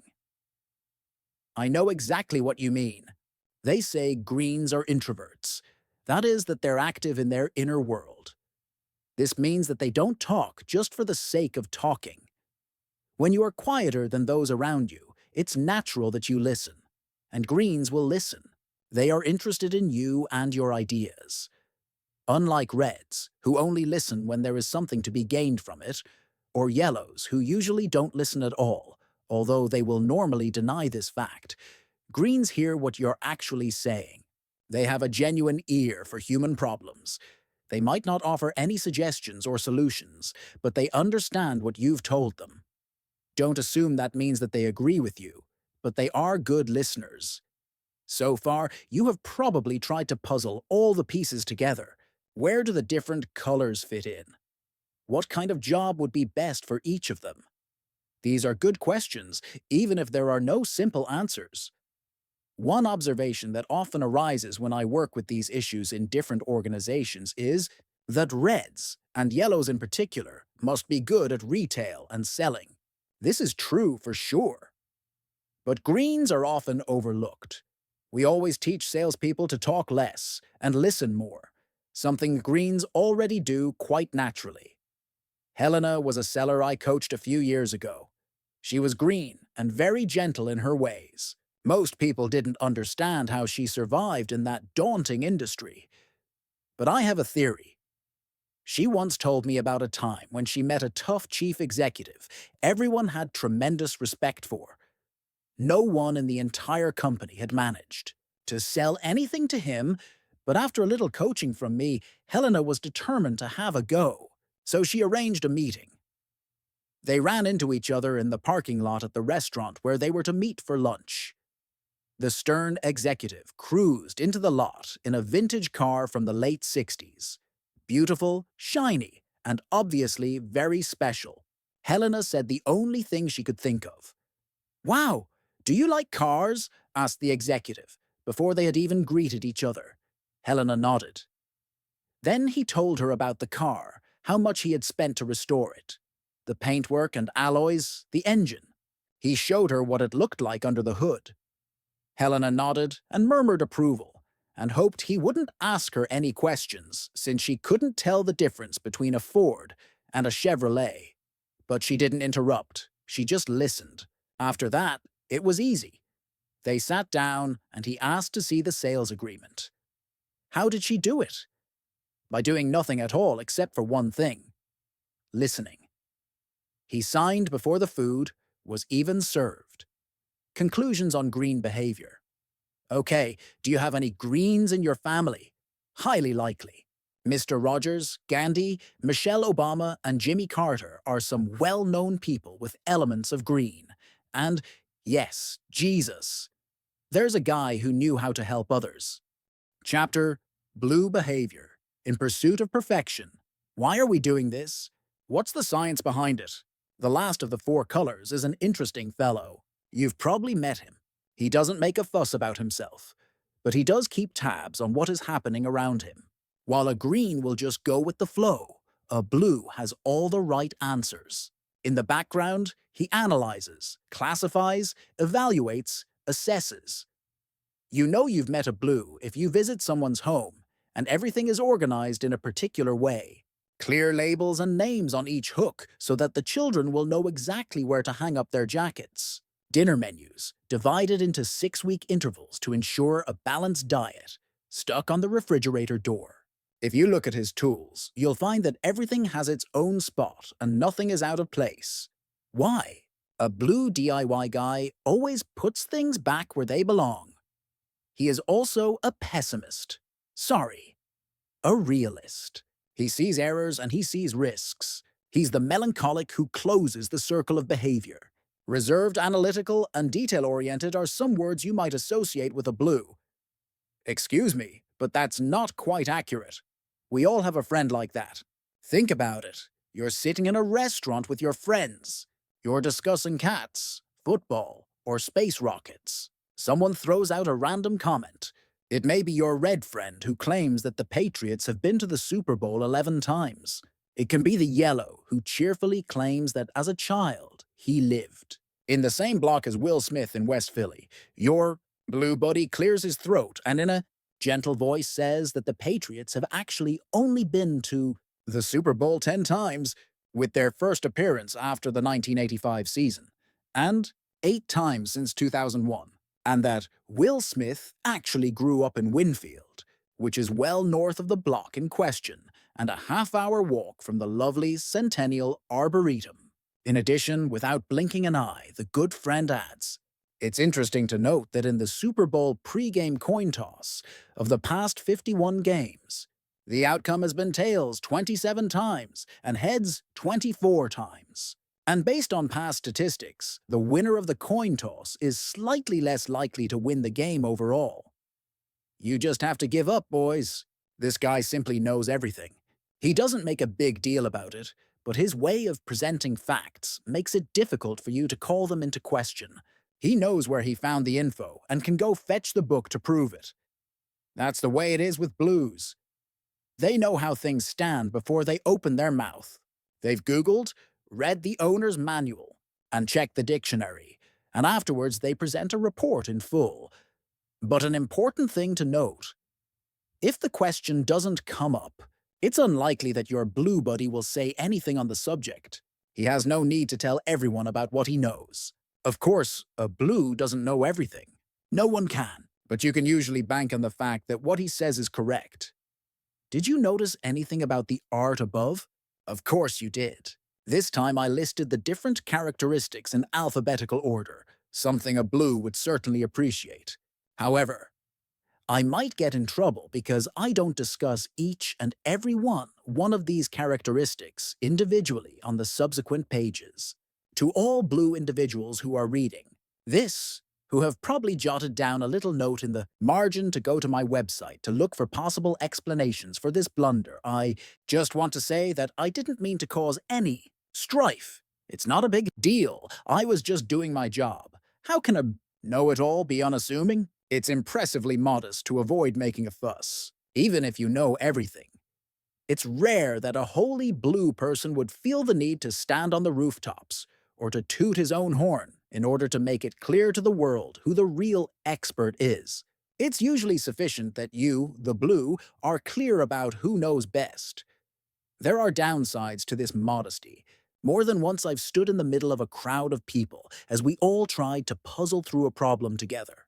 On one such occasion, a blue came forward after 2 hours and casually pointed out the answer. For him, it was never really a problem at all. He knew a thing or two, but because blues often miss the big picture, they don't always act immediately. I asked him why he didn't say anything 2 hours earlier. And, like a typical blue, he said, "Well, you never asked." It would be easy to feel aggravated by such a comment, but at the same time, I understood him. It's more my problem than his that he wasn't invited to join the discussion. He knew that he knew the answer, and that was good enough. There's also no need to cheer, applaud, or call a blue up to the podium when he's done something tremendous in an amazing way. Sure, it doesn't really do any harm to cheer. He'll just nod, accept the praise and the prize check, and then return to his desk, where he'll continue working on the next project. But he may well wonder what the fuss was really all about. He was only doing his job. "Excuse me, but where did you read that? And what edition was it?" A blue can rarely get too many facts or have too many pages of fine print. People say that God is in the details, and I can imagine that it was a blue who first said that. No detail is too small to be noticed. Cutting corners is simply not an option for a blue. Hold up, you might say. Not keeping track of every single tiny detail isn't really the same thing as cutting corners. But if you ask a blue, it is. Not having full control is the same thing as not having any control at all. What do we get by cutting corners? How can you possibly justify it? It doesn't work like that. Tell a blue that he can ignore the details of the new contract and skip the last 30 paragraphs. There's nothing important in that bit, and he'll stare at you very attentively and wonder about your mental capabilities. As usual, he won't necessarily say anything. He'll just completely ignore what you said. He would rather burn the midnight oil checking all the facts of the case than miss the slightest detail. A few years ago, I tried to sell a leadership program to the CEO of a company in the packaging industry. He was blue. There was no doubting that. His emails were long-winded and a little dry, and for our first meeting he had set aside 50 minutes. Not an hour. Not 3/4 of an hour, but 50 minutes. There was a reason for this.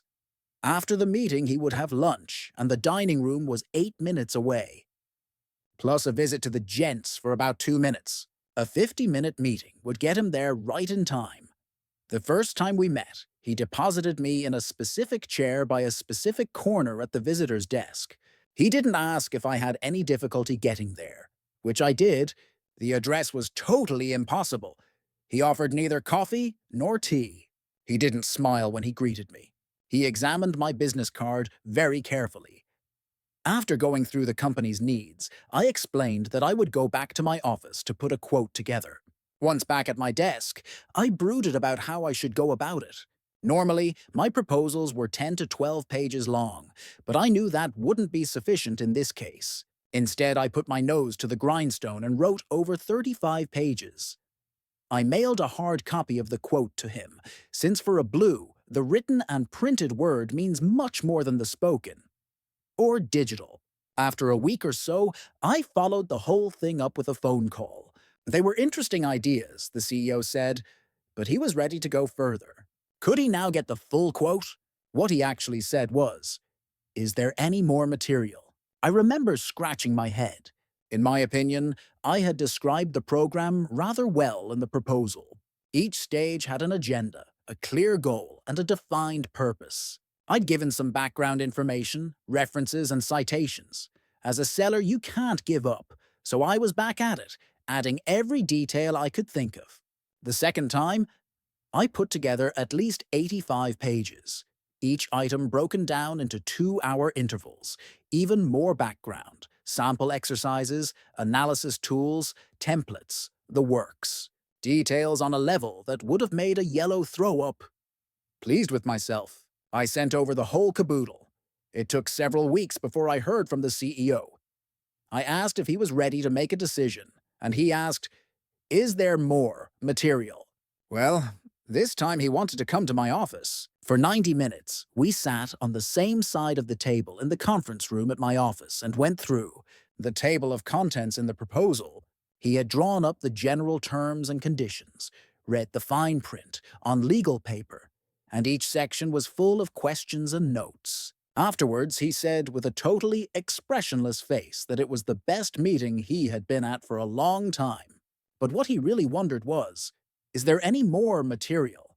I sent him off and sat down for a while and pondered. More material? No problem. I shared the whole training folder. This was before e-learning and virtual classrooms. At least 300 pages, covering every 15-minute session, during the 15 days of training in 5 different stages of leadership. This was all the material there was, even with information about when coffee breaks should be slotted in, exactly what questions should be asked of the individuals during training, how the room should be furnished, the works. I can certify there were no gaps. I thought that if I took all this and rammed it down his throat, he would be satisfied at last. After a month, he asked if there was any more material. There was not. A common misconception is that blues are unable to make decisions, but that's not the case. It wasn't that this CEO was pushing the decision into some time in the future, or that he couldn't decide. He simply had no need to decide. For him, the process leading up to the decision was significantly more interesting, and he just wondered if there was any more material. Why some people have to sleep on things for so long. You wonder if they've gone into hibernation. The preceding example also illustrates another important characteristic blue behavior. They're generally very cautious. They often think safety first. Where a red or yellow would take a wild chance, a blue will hold off and consider everything one more time. There may be more factors to take into account, right? You need to get to the bottom of things before you act. This can manifest itself in various ways. It's a fact that for the blue, the trip is more important than the destination. Exactly the opposite of a red. Obviously, this amount of caution can result in no decisions being made at all. And it also means that blues rarely take any major risks. Never taking any risks ensures a predictable life. We can probably agree on that. I'm not saying anything about how exciting and inspiring it would be. I'm just stating the facts. Sometimes a blue can even completely refrain from starting something because he can't assess the risks. I once met a blue seller who had trained as an engineer. His motto was that the best deal is often the one you didn't make. Risk assessment is a complex thing, and who knows what dangers are lurking out there. A blue generally solves everything by creating advanced systems that manage the possible risks that may arise. They set 3 alarm clocks. They leave 2 hours early when one would be enough. They check and recheck the children's backpacks before school in the morning, even though they packed them the night before, and no one has touched the backpacks during the night. They triple-check that the keys are in their pocket. And of course, they are. Where else would they be? The benefits of this are evident. Blues won't be taken aback by unexpected events in the same way others would be. And in the long run, they save a lot of time. It doesn't matter if it's easier. It's still not right. Things can't be allowed to go wrong. That's all there is to it. Quality is all that matters. When a blue individual thinks his work runs the risk of being shoddy or low quality, things come to a standstill. Everything must be checked out. Why has the quality declined? Running the risk of generalizing, I would say that a fair number of engineers have distinct blue traits: accurate, systematic, fact-oriented, and quality-conscious. I can't know for certain, but I would imagine that Toyota, the Japanese car manufacturer, probably has a good proportion of blue engineers among its employees. They have a policy that you must always ask why 5 times to ensure quality and get to the heart of the issue. I would say that this is a typical blue approach, in addition to the Japanese mentality, which is very long-term and rather blue in expression. So let's say someone discovers an oil stain on the floor. A red approach might be to lambaste the person closest to him and then order him to mop up the stain. A yellow sees the stain and then forgets it, but 2 days later is surprised when he slips on it. The green also sees the stain and feels a little bit of guilt because it poses a problem and everyone is ignoring it. A blue would ask, "Why is there an oil spill?" The answer may be that a gasket is leaking. This answer, of course, is unsatisfactory for a blue. Why is the gasket leaking? Because it's poor quality. Why do we have poor quality gaskets in our factory? Because the purchasing department was told to save money. We bought cheap gaskets instead of tight sealed gaskets. But who asked us to save money and compromise on quality? This is the way he goes on. Maybe the problem will resolve itself. Maybe we'll get a report of what went wrong. But nothing is done to fix the problem. In the end, the blue solution might be to review our purchasing strategies instead of just mopping up the oil on the floor.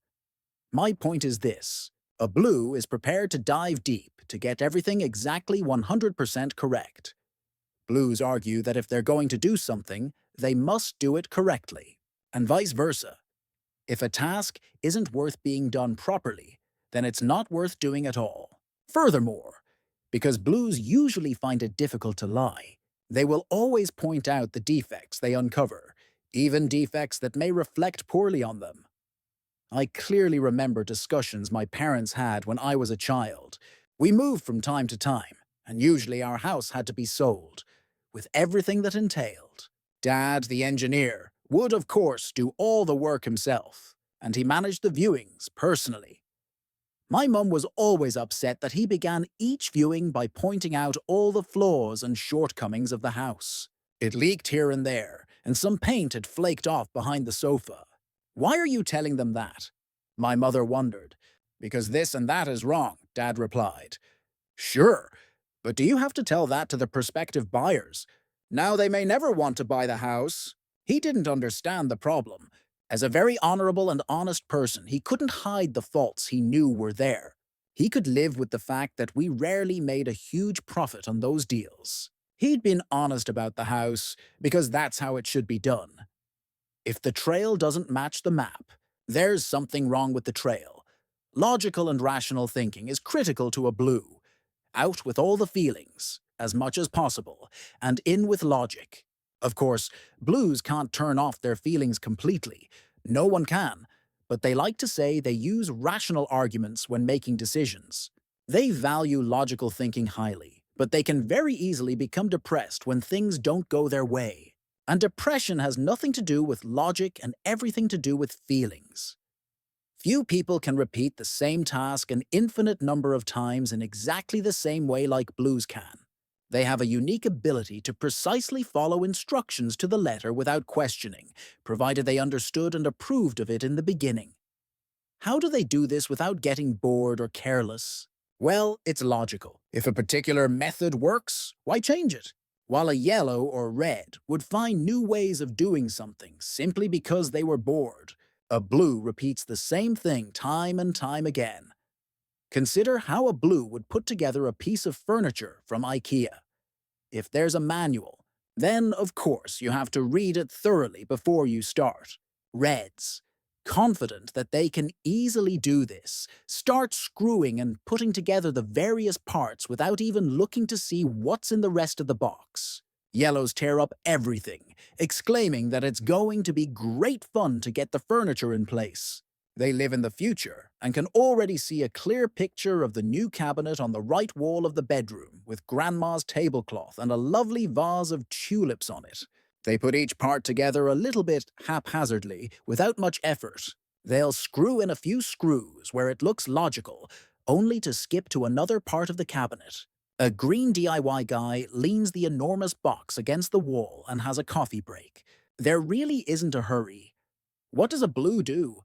He reads the instructions twice, examines what everything looks like, and confirms that the different pieces of the new cabinet match the pictures in the instructions. With a slightly damp, not too wet cloth, he carefully wipes down all the different parts because they are likely to be dusty. He tallies the number of screws in the box so that he will not be surprised at the end if anything is missing. And if there are any parts left over, he may very well take the whole thing apart again. It may take a little extra time for a Blue to put together his cabinet, but once it's done, you can be sure that it will stand forever. The devil is in the details.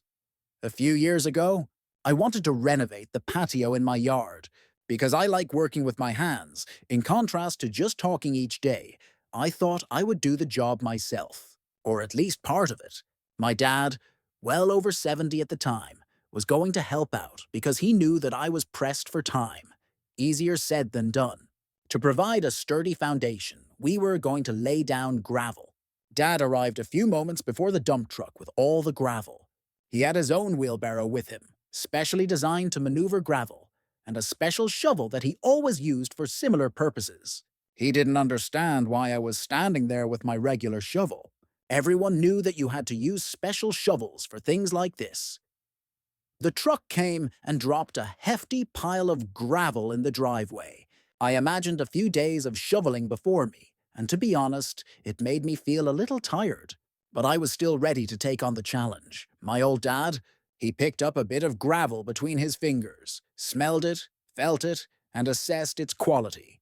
After grunting somewhat, which I interpreted as approval, he began to assess the pile itself. He measured the height of the mound with his hand. He paced how large the circumference was. I asked him what he was doing. He didn't answer, but mumbled numbers under his breath. 180 high, 5 meters in circumference. Gradient. After 30 seconds, he said that there were between 8.75 and 9.25 cubic meters of gravel in the driveway. I confided to him that it was actually 9 cubic meters. Exactly. Dad asked rather skeptically how I knew that. I pointed. It's written on the truck, I said. Dad was mildly impressed. I asked if he wanted to count each piece of gravel individually. He didn't deem that to be necessary. For hours, he walked around the site and packed and pressed, raked the gravel, smoothing everything until he thought that everything was in order. He used a level, plumb line, water, all the means at his disposal, so that nothing would go wrong. The gravel needed to be laid at an incline of exactly 1 centimeter per meter. Why, you ask? It says so in the book. Because he was a construction engineer, he knew the book by heart. 1 centimeter per meter. Exactly. Who knows what terrible consequences could result if you were careless about that? Consider the difference between 1 centimeter and roughly 1 centimeter. The former is precise. The latter is imprecise. Roughly 1 centimeter. It could be up 2 centimeters if things went bad. From a 1 centimeter to a 2 centimeter gradient. That's a difference of no less than 100%. A huge deviation. The funny thing about this story is not really the event itself, but what happened when Dad read about it in the first edition of this book. He argued that that's not how it really happened. He corrected the story on several points and claimed that the truck had held 12 cubic meters, not 9. He also insists that he's not purely blue, and there might just be something in that. He's like that with everything. At home, if there are any technical questions about a television, a car, a microwave oven, or a cell phone, out comes the manual. He always replies, "It says here that, why do you think they wrote this stuff if it's not meant to be done that way?" How do you reply to that? How do you argue with the instruction manual? It's impossible to find arguments that a true blue will accept. My dad will also stop at a red light in the middle of the night, even if he is the only one within a 10-mile radius. Because that's the way you do it. The great value of this approach is obvious. He will never be fooled. He will always get what he paid for. It gives him an inner peace because he knows he has checked everything out very accurately. If you know any blues, I am sure you will agree with me. Under normal circumstances, they're very calm and balanced, probably because they keep tabs on everything. Silence is golden. Introvert? Enough said. I could stop there. Many blues I've met don't say a single word unnecessarily. That's just the way it is. Does that mean they have nothing to say? Don't they have opinions about things? Not at all. They are just very, very introverted. Blues are the calm, stable individuals the Aztecs equated with the sea, the element of water. Quiet on the outside, but under the surface, anything could be happening. Introverted doesn't mean silent. It means active in the inner world. But the effect of this is often quiet. In general, my advice is to listen attentively when blues do actually talk, because they've usually thought through what they say. So why are they so silent? Among other things, it's because they, unlike yellows, don't feel the need to be heard. Sitting in a corner and not being seen or heard makes no difference to them. They are observers, spectators, more than central characters. They can find themselves at the edge of a group where they observe and record everything that is said. And don't forget this. According to a blues values, being silent is something positive. If you have nothing to say, keep quiet. Conclusions on blue behavior. Do you know everything about blues? Have you identified some blues in your life? Bill Gates and Albert Einstein both used their attention to detail and meticulous nature to build their success. We also have Sandra Day O'Connor and Condoleezza Rice. And of course, from the fictional world, Mr. Spock from Star Trek is the perfect blue. All logic, rationality, and intellect, even if a few of the jokes slip past him. Chapter: No one is completely perfect. Strengths and weaknesses. As the title of this book suggests, there are individuals around us who, under less favorable circumstances, we may find challenging to understand. There are others we don't understand at all, no matter what the situation is. And the most difficult to interact with are those who aren't like us, because they obviously behave incorrectly. The differences begin to become clear. You can see the general differences among the different colors. The illustration on page 63 shows an example of how they differ. Some people are issue-oriented and others are relation-oriented. While two of them, red and yellow, are quick to act, the greens and blues are reflective. This is often the source of everyday misunderstandings, both large and small. I will come back to this on page 193. But I would like to take this opportunity to provide some nuances to the illustration of the different core behavior patterns that each color represents. I'm not saying that you would call a people idiots, like Stur, who opened my eyes at the beginning of this book. However, in all honesty, all of us, on occasion, have just stood there, unable to comprehend a comment we've heard or watched someone behave in a way that is diametrically opposed to how we would have behaved. And so we believe that they're idiots. This reasoning assumes that I am always right, which of course means that the other person and their form of behavior is automatically wrong. It's a tricky question. A wise person once said that just because you're right, I don't have to be wrong. We also tend to pay special attention to the faults and shortcomings of others. Child psychologists have argued that the things we find most shocking in the behavior of our children are the things we recognize in ourselves, but wish we didn't do. So who decides what kind of behavior is right and wrong? Time for a real cliché. On the one hand, no one is perfect. There you go. A real platitude. But really, there are no perfect human beings. No one is without faults or shortcomings. In my youth, I was constantly looking for a role model who could become my mentor in life. That person, a man or woman, completely free from shortcomings. But I never found one. I still haven't seen any trace of this elusive, perfect human. And of course, that's the way it is. We live with our shortcomings and make the best of things. On the other hand, when we think someone is an idiot, is it really because of their faults and shortcomings, or have we failed to understand them? An attribute that may be useful in some situations is unsuitable in others. It's important to remember that communication usually takes place on the recipient's terms. Whatever people's judgment of me may be, that is the way they perceive me, regardless of what I really meant or intended. As always, it's all about self-awareness. Good qualities can become drawbacks in the wrong circumstances, no matter what the quality is. Quick review of core behavior patterns. Reds are quick and more than happy to take command if needed. They make things happen. However, when they get going, they become control freaks and can be hopeless to deal with. And they repeatedly trample on people's toes. Yellows can be amusing, creative, and elevate the mood regardless of who they're with. However, when they are given unlimited space, they will consume all the oxygen in the room. They won't allow anyone into a conversation, and their stories will reflect reality less and less. The friendly greens are easy to hang out with because they are so pleasant and genuinely care for others. Unfortunately, they can be too wishy-washy and unclear. Anyone who never takes a stand eventually becomes difficult to handle. You don't know where they really stand, and indecision kills the energy in other people. The analytical blues are calm, level-headed, and think before they speak. Their ability to keep a cool head is undoubtedly an enviable quality for all who aren't capable of doing that. However, blues' critical thinking can easily turn to suspicion and questioning those around them. Everything can become suspect and sinister. In the following sections, I deal with how people might perceive the weaknesses of certain behavior patterns.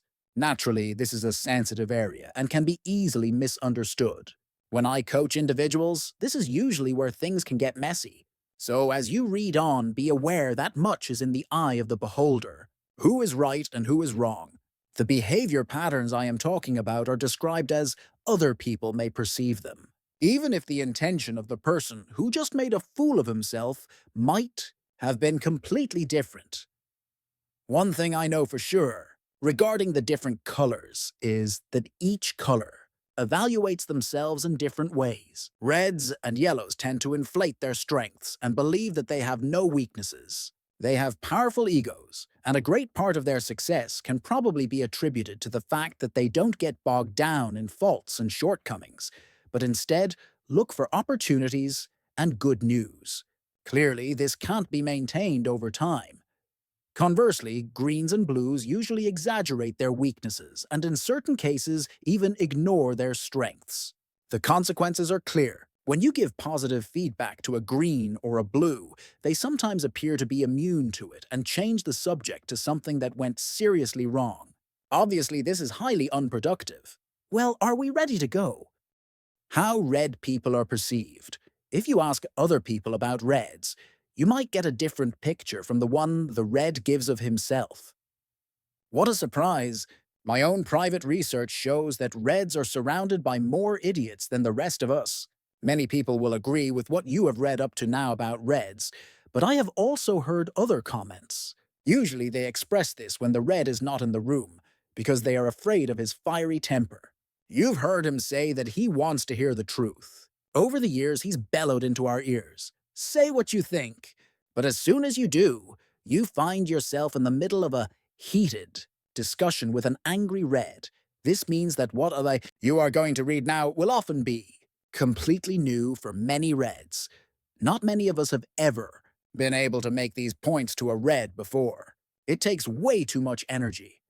Some people say that reds are just belligerent, arrogant, and egotistical. They are perceived as unyielding, impatient, aggressive, and controlling. I don't think this is necessarily correct, but I've even heard people speak about people with red behavior as dictatorial and tyrannical. Suddenly, the picture isn't as flattering. The born leader reveals his blemished side. First of all, let me say this. Nothing said previously would necessarily bother a red, because he is more task-oriented than relationship-oriented. Besides, everyone else is wrong, but let's see what everyone else has to say. Why does everything take so long? Can't you speed things up a bit? Well, what can you say? A person willing to step outside any regulatory framework to get ahead is nothing if not impatient. When the usual official channels take too long, a red will scale over a few levels of decision makers and expeditiously look for the person who really calls the shots. The first example that comes to mind was the traffic in my beautiful capital city. Sure, many locals are in more of a hurry than the national average when they sit behind the wheel. There are statistics about this. But since we're talking about red behavior, I'd like to tell you about a colleague I had a few years ago. Björn and I used a car as our principal means of transport in and around the city. It simply took too long to use public transport. Björn lost his license every so often because of his somewhat liberal approach to speed limits. He lived far outside the city, and the journey into the office, about 20 miles away, could take about 40 minutes. That was on a good day. It could just as easily take an hour and a half. Björn rarely felt the need to adjust his driving according to the flow of traffic. His opinion was that there was no reason for him to follow every single traffic rule. The posted speed limits here and there, 50, 60, and so on, they were mostly recommendations. They didn't apply to him. They were there for people who didn't really know how to drive a car. On one occasion, I was sitting in the office with a few colleagues having a cup of coffee, discussing the rather serious traffic situation. It felt as if the city was on the verge of a traffic infarction. Björn didn't know what we were talking about. He wasn't aware of the problem at all. On the contrary, he felt that the traffic hadn't been bad lately. When we questioned him a bit more, it turned out that he usually drove in the bus lane. All the way. For over 20 miles. It was so much quicker that way. Björn even maintained that this was okay. You could even get a permit for the bus lane. That's what he did, and it cost him about 140 a month. About every 4 weeks the police stopped him, but it was worth it. Just imagine how much time he saved. And all it cost him was the fines. He felt it was a good deal. This story illustrates quite clearly how red behavior works. They know just as well as everyone else that it's wrong to break the rules. However, since it's quicker that way, they do it anyway. Reds are notorious rule breakers. Once again, I would like to remind you of their intentions: to get the job done. Reds have no problem taking 1 or 2 shortcuts, as long as it's about getting things done. With such a generous approach to regulations and rules, you'll definitely arrive faster. I would even say that a red is often so fast that if something were to go wrong, he would still manage to redo the project. At the same time, no one else ever really knows what's going to happen. I am not screaming. I'm not angry. Arr! Because the way Reds communicate is so blunt and so direct, many perceive them as aggressive. This is logical. But at the same time, this perception varies, depending on who becomes the victim of the Reds' forceful points of view. For instance, in Sweden, it's not acceptable to behave in the kind of confrontational manner that would be fine in Germany or France. I'm not saying that people quarrel more in these countries, but that they have a slightly different approach to conflicts. Just imagine. In many workplaces, people are encouraged to be candid and have open communication. What does this really mean? It's easy to interpret it as meaning we should all be honest with one another and just say whatever we think, right? We want to have open and forthright dialogue. That's excellent. For any organization to be efficient, it's necessary to have straightforward communication about things that are important. So, who excels at frank communication and can receive the same without getting cranky? Answer: no one. Besides Reds, of course. For them, this is a non-issue. Why are we even talking about communication? It's obvious that you say what you think. Many people find this stressful. To constantly have the truth pushed into your face can be onerous if you have difficulty taking it. My goal here isn't to define what's right or wrong. I only want to establish that all of us are different. So why do we sometimes perceive red behavior as threatening and belligerent? Could it be that they don't give up right away? That they like to argue and debate even small matters if they find them important? That they'll raise their voices, glare daggers at people, and pound their fists on the table if it suits them? That sometimes they express themselves rather rudely? Imagine the following scenario. You have a project, something that you've spent a few days on, or maybe even weeks. You begin to doubt yourself. Have you succeeded at your work? Is it as good as you wanted it to be? Would you dare show it to the client as it is now, or should you ask for some feedback from someone who you know will give you an honest answer? Just then, a red comes sauntering by, and you take a chance. You are fully aware that this colleague, spouse, friend, cousin, neighbor will be honest. You ask for a frank opinion. With a degree of pride in your voice, you show him what you've accomplished, and you go through your process step by step. Without you noticing, the red becomes impatient because he's already decided what his opinion is, and he's getting tired of you doing all the talking for so long. With a wave of his hand that effectively silences you, the red says, "It doesn't look that good. I don't really like what you've done here. In fact, it looks pretty rough. I'm amazed that you didn't do better than this. I think you have to redo the whole thing from start to finish." Then he leaves without thinking any more about it. You're left there feeling forlorn and crushed, regardless of what color you are. Exaggerated? Can this happen in real life? At this stage, okay, if you believe that such nasty people don't really exist, then you've never met a genuine red. Or the reds you have met have essentially learned how to be dishonest. Think about it. What's the purpose of cutting a person down to size so completely? What were the Reds' intentions? It was to do exactly what you asked. You wanted an honest opinion. Say exactly what you think, you said. It's possible you even added, "I won't be angry, sad, disappointed, suicidal." Be prepared, says the Red, because here it comes. By asking for an honest opinion, you released a flood of brutal candor. But you'll survive, perhaps with your self-confidence a little waterlogged and your ego utterly drowned. As a consultant, I have explained countless times that when a red goes all out on an issue that's important to him, an issue on which he does not intend to give up, well, the storm will be brutal.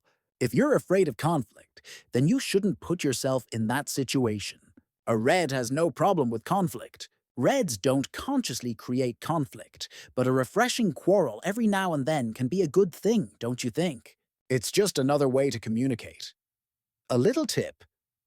The worst thing you can do once you get into a conflict with a red is back off. That tactic can cause you serious problems. More on that later. What are you doing over there? I can see what you're not doing. What's behind the need to control? Simply put, the desire for control is a phenomenon where an individual needs to have power over a situation in which either groups or individuals are present. Those who have control needs often feel extremely uneasy about having to adapt themselves to a group or a situation, and will eagerly come up with various strategies to avoid this. A common form of behavior is to talk constantly, interrupting and ignoring others, in order to maintain control over the conversation. Reds can probably be perceived as extremely overbearing, but it's important to note they are interested in controlling those around them, but not in controlling every specific detail of a situation. Attention to or control over detail isn't something we can accuse Reds of. But it is important for a red to feel that he can influence what people do and how they intend to act on certain specific issues. At the heart of this need for control is a belief that they know more than anyone else.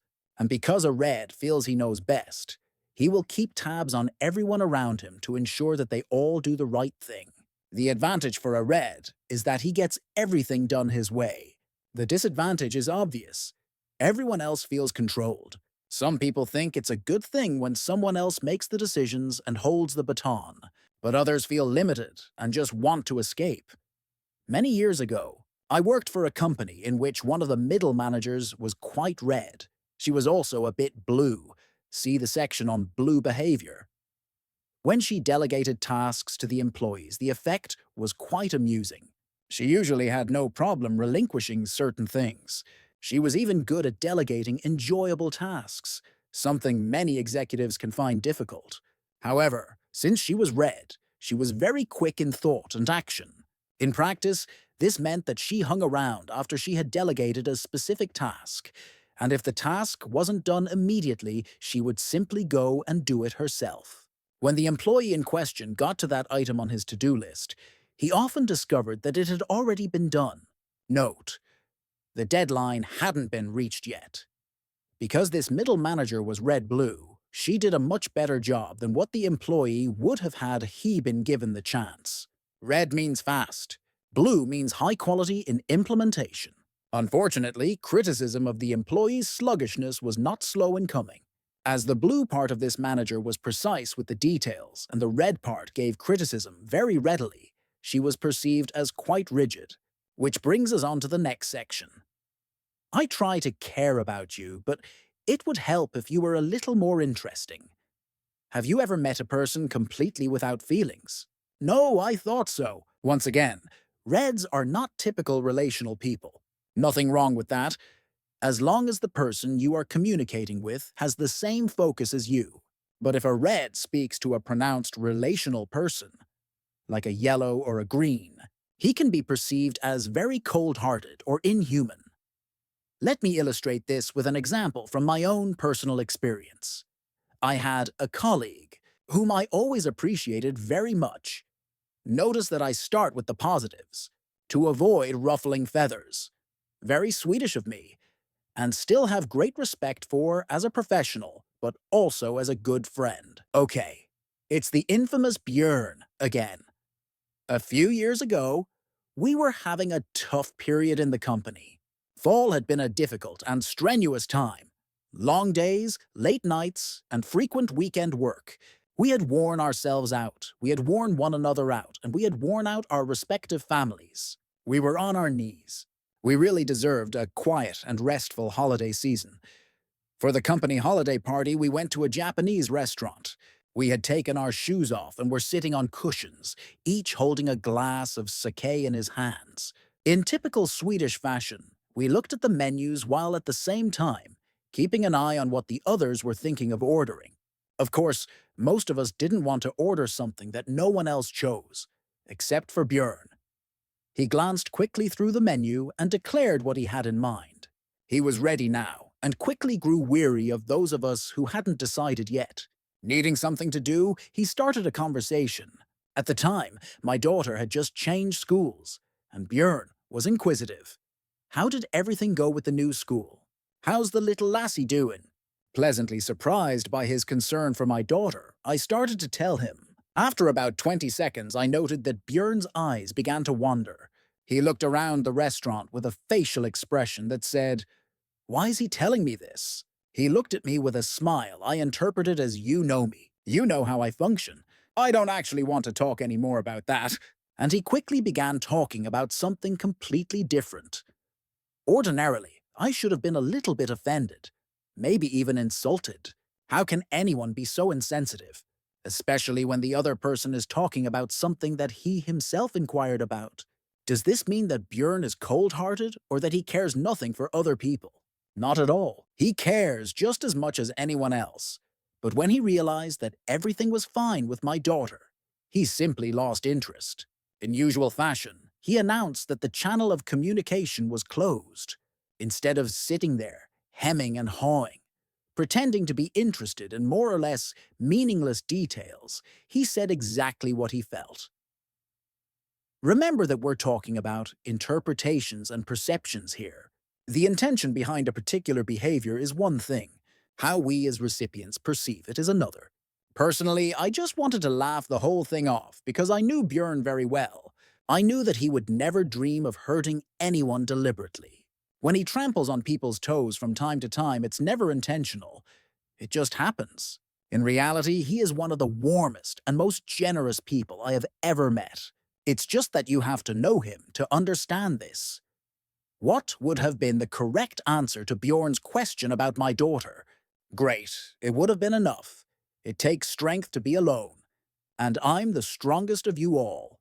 The word egotistic comes from the Latin word ego, meaning I. My I is therefore my ego. Linguistically, we have consequently chosen to put some kind of equal sign between people with strong egos and being selfish. Naturally, there are many people in our world who are selfish and egotistical. The world is teeming with them. Again, I want you to remember that we are speaking here about perceived behavior. If we look at how a red communicates, we can understand why many perceive him as egotistic. I think we should accept this proposal. I want that assignment. This is what I think about it. I have a good idea. Will we do this my way or the wrong way? Add a sharp eye and distinctive body language, and you will see someone who will take what he wants. He will fight for his interests. He will tell everyone who will listen that he is capable of doing whatever he undertakes. Some people, especially Greens, find that this I form of speaking is unsettling. A Red's I message occupies their minds. They share this trait with Yellows, who also have strong egos. But we've learned to take care of one another. We know that being solitary is not the same thing as being strong, that we need one another to survive. Cooperation is the model, and I've preached this for over 2 decades. So we think it's egotistic when Reds speak only about themselves. They make sure to help themselves before helping others. They are often willing to trample on someone else if they see an opportunity to advance themselves. They may not do this consciously, but the effect is the same. Reds often come out the winners in discussions. They see this as a natural part of a conversation. They always know best and will assert that everyone else is wrong. It suits their ego to behave this way. The aftermath of this method is that they lose friends. People can dislike them, and they are cut off from information because no one wants them in the group. Once they've noticed this, they may well just decide that all the other people are idiots. A few years ago, I was one of 6 people who was seated at the table having an evening meal. In some anguish, a man green-blue told me he was not feeling well. He couldn't live up to the responsibilities his employer laid on his shoulders. He was hard-pressed by his burdensome workload, and he found it difficult to sleep at night. This caused even more stress for him, because he knew that if he didn't get a good night's rest, it would be even harder for him to perform at work. His wife sitting beside him tried to hide her discomfort. The situation was certainly not comfortable for anyone in the room. Everyone at the table offered encouraging remarks, along with cautious questions about how he thought he might be able to reverse the difficult situation. We all expressed our support as far as we could, except for the Red. After 10 minutes, the only Red at the table finally had enough and tore into the distraught, stressed out little devil. The Red's analysis was as clear as day. I think you complain too much. You're just earning your salary. I've never been sick, and I think people worry too much. I would never end up in your situation, and I really think you should pull yourself together. What a dinner that was. Let's be honest. Reds are the ones who always believe they are surrounded by idiots. How Yellow people are perceived: funny, entertaining, and almost divinely positive. Absolutely. Again, this is their own interpretation. If you ask other people about Yellows, you may well get a somewhat different picture. Many people will agree with what you have read up to now, but you will also hear other comments. It's especially fun to ask the Blues. They will say that Yellows are selfish, superficial, and overly self-confident. Someone else will say that they talk too much and are bad listeners. Combine that with the observation that they can be distracted and careless. Suddenly, the picture is not as flattering. When a Yellow hears these comments, one of 2 things can happen. Either he gets deeply distressed and genuinely hurt, or he sets off a ferocious argument. It depends. What's striking is that, over time, none of this criticism will really torment a Yellow very much. On the one hand, he's a bad listener, and on the other hand, he has what some psychologists might call a selective memory. He simply forgets the difficult bits, and with his positive ethos, he finds it easy to say to himself that he doesn't have any faults or shortcomings. Let's have a look at what Yellows struggle with, even if they don't always know it. Hello, anyone there? Listen to what happened to me. You want to know, right? At the beginning of this chapter, I pointed out that Yellows are very good communicators. I would like to repeat that now. Yellows are very good communicators, with an emphasis on very. None of the other colors come close to the Yellow's ease in finding words, expressing themselves, and telling a story. It comes so easily, so simply, so effortlessly that you can't help being impressed. It's common knowledge that most people don't like speaking in front of others. They get heart palpitations and sweaty palms, terrified of making fools of themselves. This is totally alien to yellows. Making fools of themselves isn't part of the deal, and if the improbable were to happen, you could always laugh it off with another amusing anecdote. However, it may be too much of a good thing. Regardless of what you are good at, there is a limit, a time to break off. Yellows, especially those without self-awareness, don't have such a limit. It would never even occur to them to wrap up. If they have something to say, out it comes. The fact that no one else thinks it's important is neither here nor there. A yellow behaves exactly like most people. He does what he's good at, and he is good at talking. There are countless examples of yellows who completely dominate a conversation. Then add a hefty dose of poor listening and an interesting, read, one-sided communication takes place. Many people become hugely frustrated by this limitless verbosity. It's often perceived as egocentrism. The terms windbag, verbal diarrhea, and motor mouth were more than likely coined with yellows in mind. Countless times, I've experienced the following. A group of people are sitting around a boardroom table. The top dog in the room expresses an idea. It can be about anything at all. When the time comes for comments, all the yellows will reinforce the idea by repeating the exact same thing, possibly with their own words.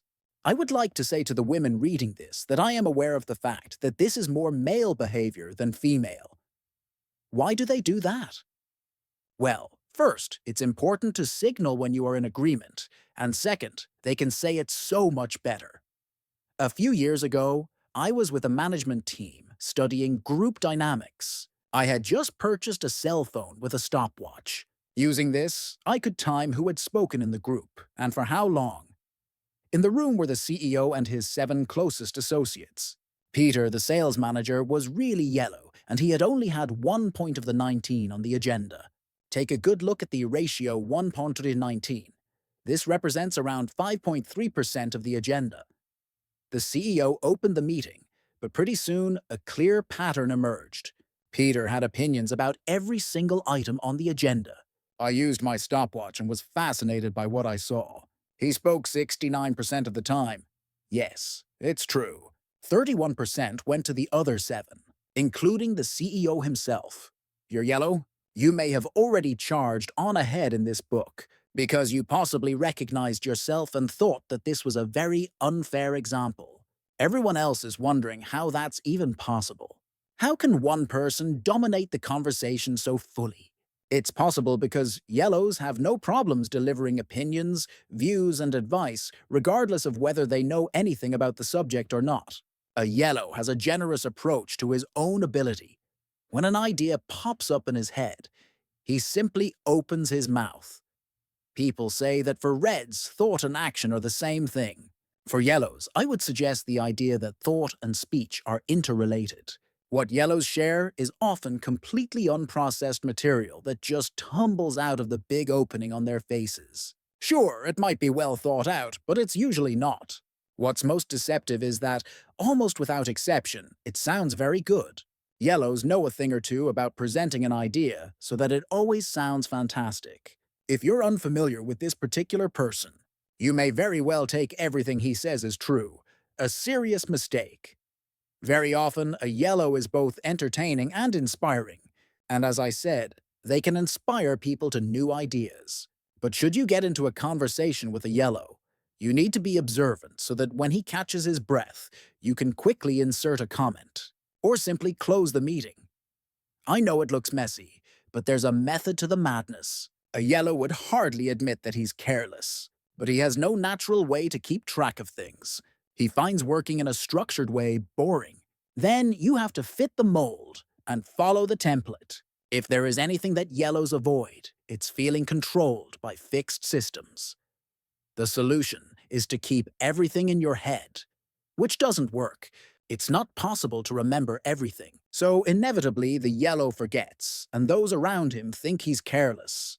Missed appointments, forgotten deadlines, and half-finished projects, all because once his mind has finished the task, He doesn't go backwards. He goes forward, leaps to the next project, deals with other things, details.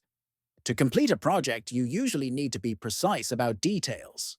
Yellows don't like keeping track of details. I would even venture to say that they're not interested in details. They paint with broad strokes. Generally, yellows are very good at launching things.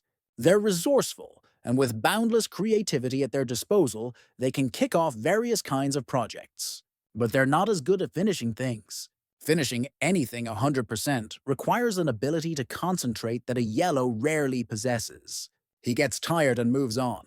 And so we think that he's careless. He thinks that his work is good enough. My goodness, why worry about trifles? This turned out quite well after all. The fact that threads are hanging from the shirt or that the document is full of spelling errors is not as important as thinking up new things. This is repeated in many different spheres. I have a few acquaintances who are hopeless at keeping time. They are always pleased and excited to think things up, but they are optimists when it comes to time. It makes absolutely no difference what time you suggest. They will not be on time.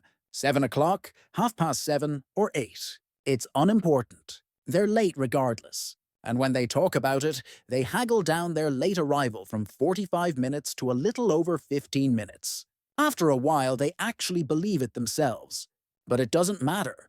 The rest of us wait patiently because their presence will be the highlight of the evening. Look, I can juggle all the balls at the same time. We need to talk a little about Yellow's inability to concentrate. He's always prepared for new experiences. This is the downside to the incredible openness Yellows have for new things, ideas, and impressions. There are so many new things. And because new is synonymous with good for a Yellow, it's best that something new happens all the time. Otherwise, our Yellow friend will lose focus. He can't be bothered listening to the whole story, the background, and all the details and facts that may actually be relevant. It's not interesting to him, and he will lose his concentration. What does he do then? Simple. Something else. He throws up another ball to juggle. The problem with all these balls is that he might be able to keep them in the air for a while, but he can't get them down into the right box at the right time. Instead, he leaves the room, and the juggled balls tumble down, right into someone else's lap. In a meeting, he may very well start playing with his mobile phone, or his computer, or will start chatting to the person beside him, softly at first, thinking that no one will notice anything. It's not true, of course. Everyone gets quite irritated, but if no one says anything, he'll just continue. Here, Yellows are like little children. They are good at testing the limits. They continue until someone becomes too angry and puts his foot down. And of course, then the Yellow feels hurt. He just wanted to. The way Yellows often quickly get bored can have far greater consequences than a little disruptive behavior during meetings. They're not good at everyday trivial things like administration and follow-ups. As usual, most Yellows would contest what I just wrote. In their own eyes, they are the masters even here. But if we consider the ability to follow up, this could be a serious threat to the effective implementation of a project. New project. Great. Put together a new and dynamic team full of interesting people. Check. Get everything going and develop ideas and concepts. Are you kidding? Already done that. Working like crazy in the beginning to really get things sped up? Yup. But then, following up on what is actually happening or not happening in a project is extremely boring. That means looking backwards. That's dull and it won't happen. A Yellow can't keep his concentration long enough to follow through.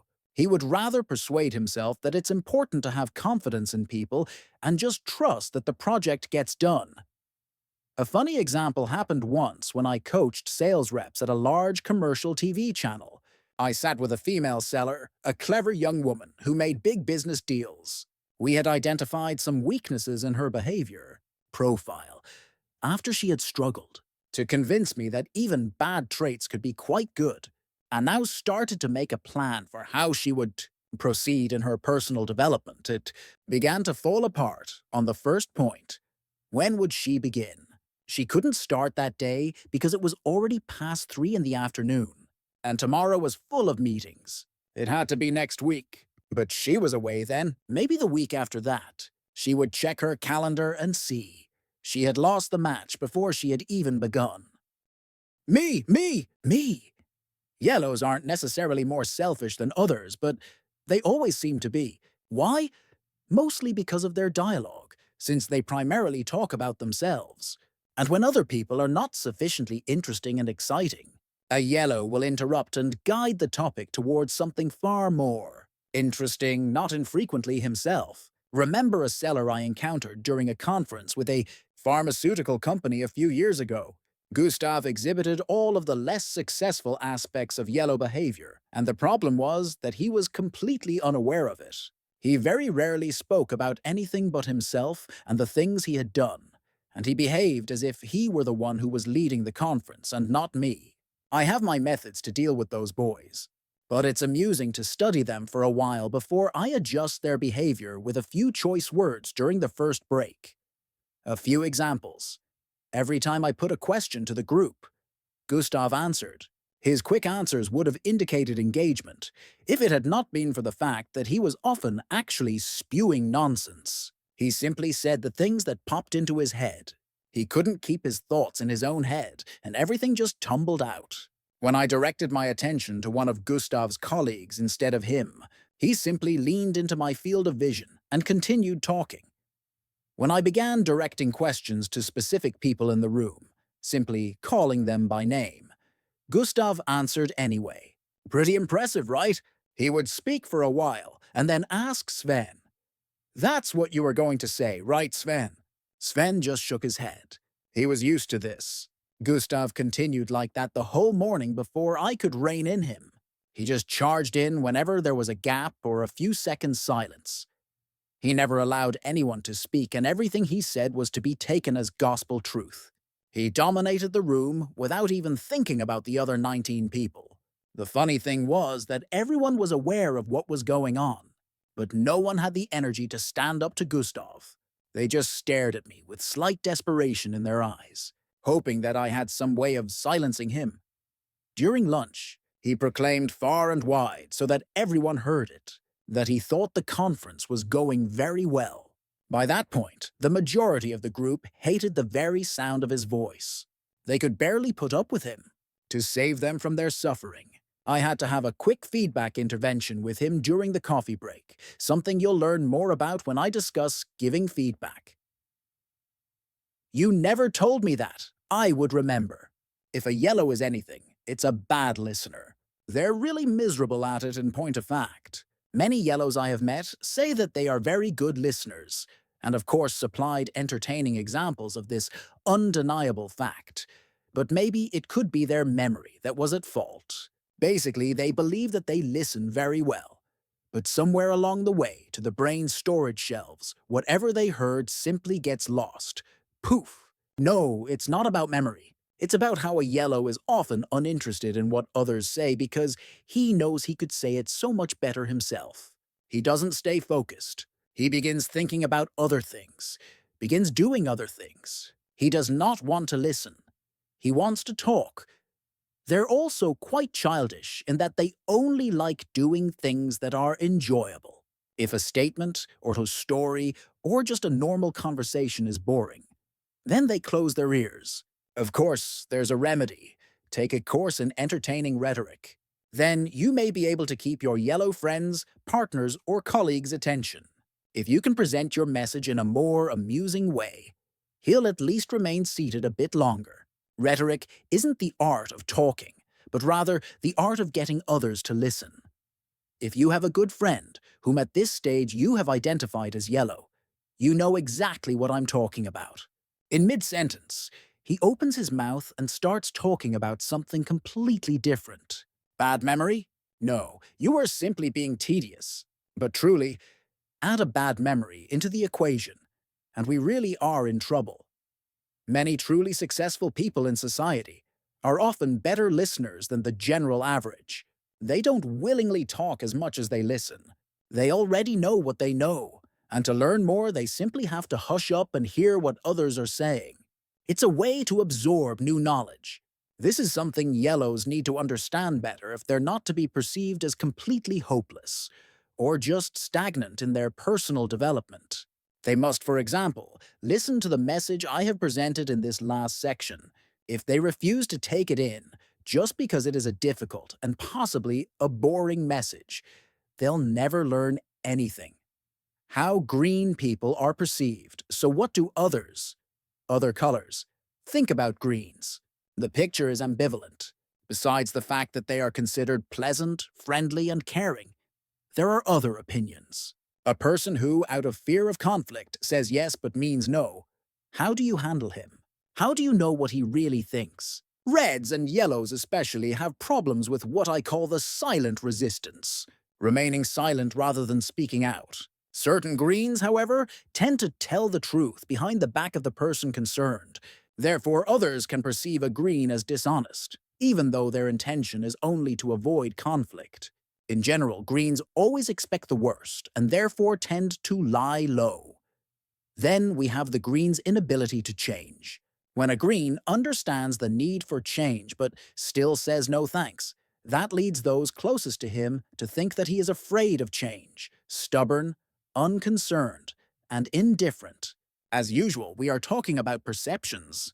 If we ask reds what they think about greens, there will be some heavy opinions. Pig-headedness will never be a virtue. What do you do with a person who never changes his views? Ever? Not even when the facts indicate that it's time to take a different path?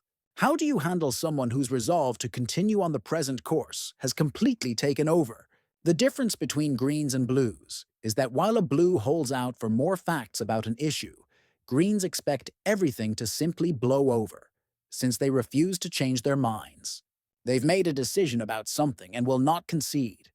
Why? Because they don't usually do that. Think about it. It may have taken you your whole life to come to a particular opinion about the dangerous cholesterol in food, about space travel, or about Britney Spears. Suddenly, this guy comes along and says that you should exchange your current opinion for his. It's not going to happen. The green is waiting for the right feeling to come over him before he makes any changes. If it doesn't, well, they're often rather patient. Let me tell you about a young man, the son in a family I've known very well for many years. This guy is reasonably good in school. His grades are okay. He has many pals. At the outset, I would like to point out that when we speak about young people, in this case a teenager, we must be careful. This isn't a fully developed behavior profile or character. Young people still have things to learn about life in general. All impressions are not definitive. So what's the problem? This young man has his own ideas about what is true and false, and wild horses couldn't get him to change his mind. It may be something he heard from a friend, or something he saw on television, or something he picked up in school. When this knowledge or idea, irrespective of its source, has been established in his consciousness, it can't be dislodged.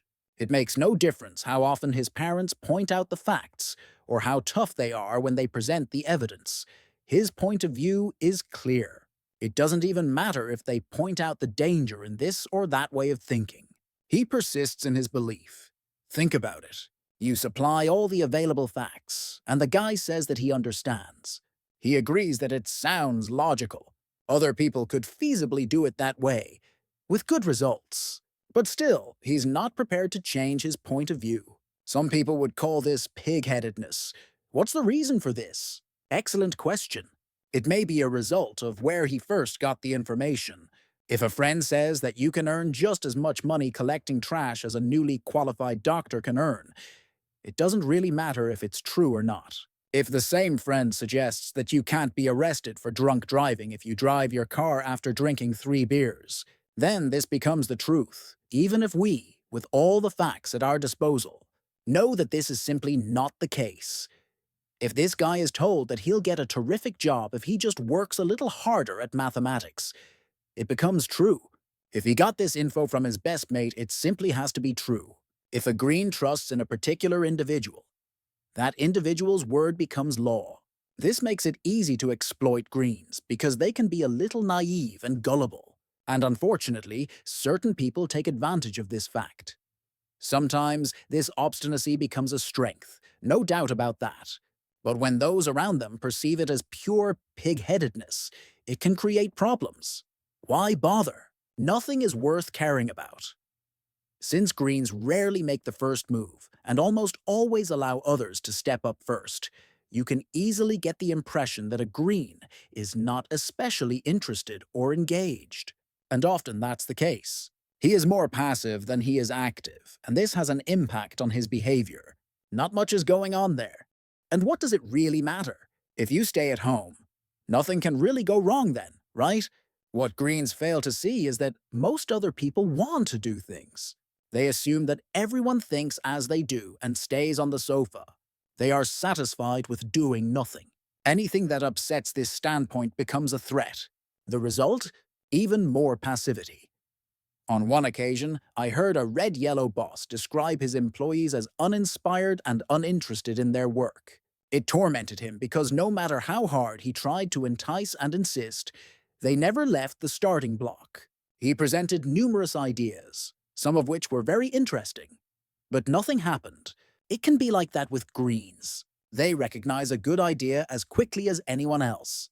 But for example, while their red colleagues sprint off with the baton, a Green just sits and waits. Often they're waiting for the right feeling to convince them of an idea's merit, and if that doesn't happen, well, they wouldn't do anything anyway, so they get what they want.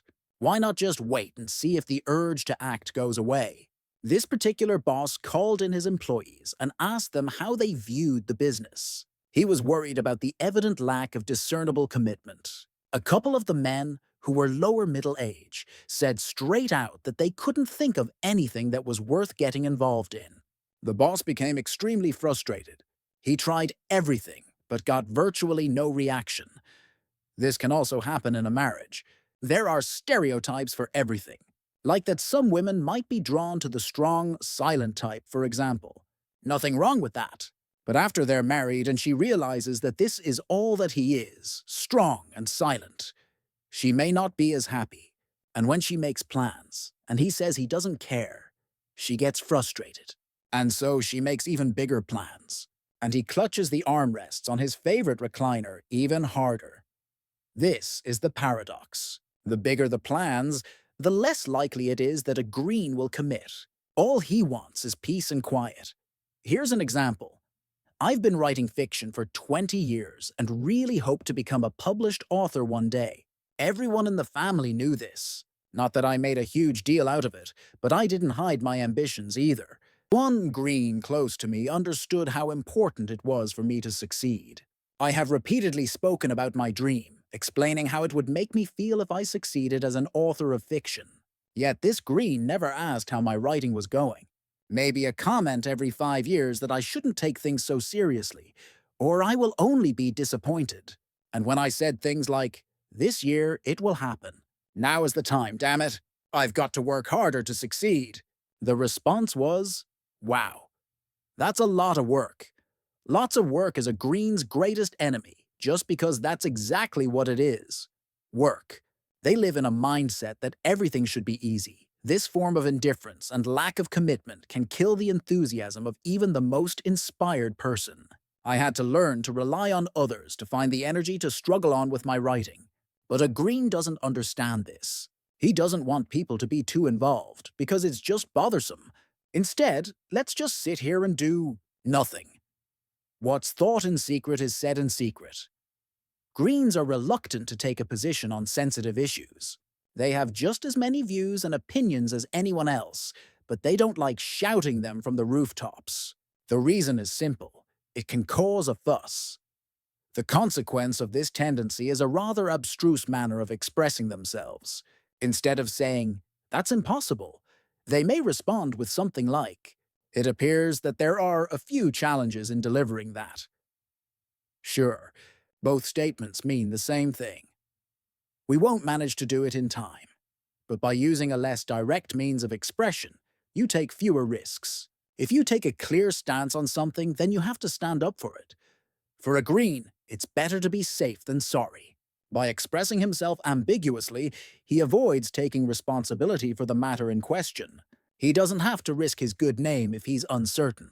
If he hasn't taken a position in support of something, he also hasn't taken any position against something. You hear how illogical this sounds, right? But if you're green, you know exactly what I mean. A woman I met once said that she believed what everyone else believed. But are greens perceived as unclear just because they want to save a relationship? No, not at all. Greens just aren't as precise as the other colors. When a red says that he absolutely hates listening to Eminem, a green would say that he remembers better singers. When a blue says that he has lost 5 pounds since last Tuesday morning at 10:03, a green says that he's lost a few pounds lately. This is because greens are not as task-oriented as reds and blues. Greens don't speak about facts in the same way. They would rather speak about relationships and feelings, which makes it more difficult to be precise. How do you measure a feeling? Saying, "I love you exactly 12% more than last month," is just not going to work. I know I should change this immediately, but I'll just think about it for a while. Here we have the most difficult stumbling block. If you want to make changes in a group consisting of many greens, good luck. If it's a major change, you should consider whether it's really worth the effort. If it's urgent, you can forget the whole thing. This is what happens in the mind of a green. I know what I have, but not what I'll get. It was better before. I've never done this before. The grass is not always greener on the other side. Sound familiar? Sure, not all changes are for the better, but let's be reasonable. I'm not saying that it's always wrong to express these sentiments, but when changes are really necessary, it can be very, very dangerous. A classic cliché, a little worn now, I know, is to consider how often you change where you sit at the breakfast table. I used to ask this question in the groups I met. Many smiled and said that they sat where they usually sit because it just happened. Sure, I do the same thing sometimes. But if someone were to point out that I was stuck in a rigid habit or bad habit, I would do something about it. A green, however, doesn't correct himself. When you look at a green's reaction to the question, you'll understand that we're faced with a problem. I've seen adults become white in the face, wiping their foreheads at the mere thought of sitting on the other side of the table. I've even worked with a man, Suna, who had such a meticulous lunchtime routine that if he couldn't follow it precisely, the rest of the day was shrouded in sheer darkness. Soon had a favorite lunch spot beneath a painting.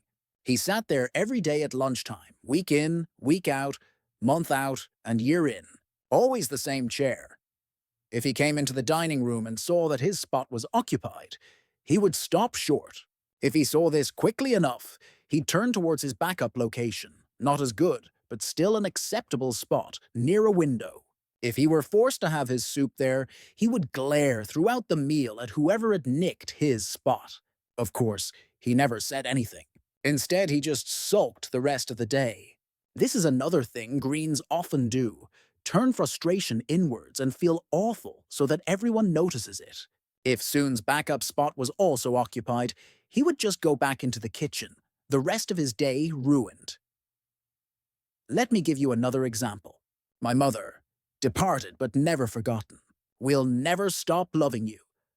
Our darling mother, who was nothing if not green, was always willing to help and took care of her grandchildren whenever needed, especially when they were little. I remember one time when my wife and I were invited to dinner on a Friday night. I had asked my mother to watch the kids weeks in advance because I knew that she needed time to mentally prepare herself for it. On the day the dinner was to take place, the hostess called. Her husband was sick, and the whole thing was postponed. When I phoned my mum, I explained to her what had happened. We would be staying home that night. She went completely silent. I said that I still wanted her to come over, because the children were excited to see their grandma. Mum was very hesitant. "What will happen now?" she asked. I said that it would be just like we had planned originally. Because her bag was packed and the guest room was ready, it would be a perfect opportunity to spend a little time together. She hesitated. "It will be completely different now. You're at home." She was flustered by the change, and she needed time to think. She promised to phone back. What was really Mum's problem? Our change of plans necessitated no change for her at all. She was still going to stay overnight between Friday and Saturday. She could still see her grandchildren. She would, however, avoid having any responsibility for them. I tried to convince her that we could take care of her for once, instead of her taking care of us. This was a completely new situation for her. We were still there in the house, and that was the problem. My wife and I would be there. Maybe Mum had her heart set on watching a particular show on television. Maybe she had thought about preparing a special meal for the children. Maybe, I don't know. She never said anything about it, so we can't know for sure. But the change was serious enough to warrant extra thinking time for her. She came in the end. A nice little side story, quite possibly related to her generation. I fetched her at 4:30. She asked why I came so late. I replied that I had promised to be there at 5 o'clock, and that I was actually half an hour early. Her response? She'd been ready since 4 o'clock. I've never been so upset, but for God's sake, don't say anything to anyone. This is the second major dilemma with green behavior. They despise a squabble. This aversion to conflict also causes many other challenges, such as stubbornness, ambiguity, and resistance to change. Because Greens are pronounced relational people, nothing is more important to them than keeping a relationship together. The problem is that their method doesn't work. You can look at conflicts in two ways. The first way is called the harmony outlook, or striving for harmony. Everything depends on being on good terms with others. Reaching an agreement is an end in itself. This means that those who cause conflict are problematic troublemakers. Conflicts are indicative of poor leadership, poor communication, and discord. And so we smother conflict and pretend that it doesn't exist. Because who wants to be acquainted with a troublemaker? I once met a coach who used an interesting metaphor for this kind of behavior. She said it was like sitting at the dinner table with a rotting pile of trash in the middle. You know, with mold and flies and everything. Everyone sees that the trash is there, but no one says anything.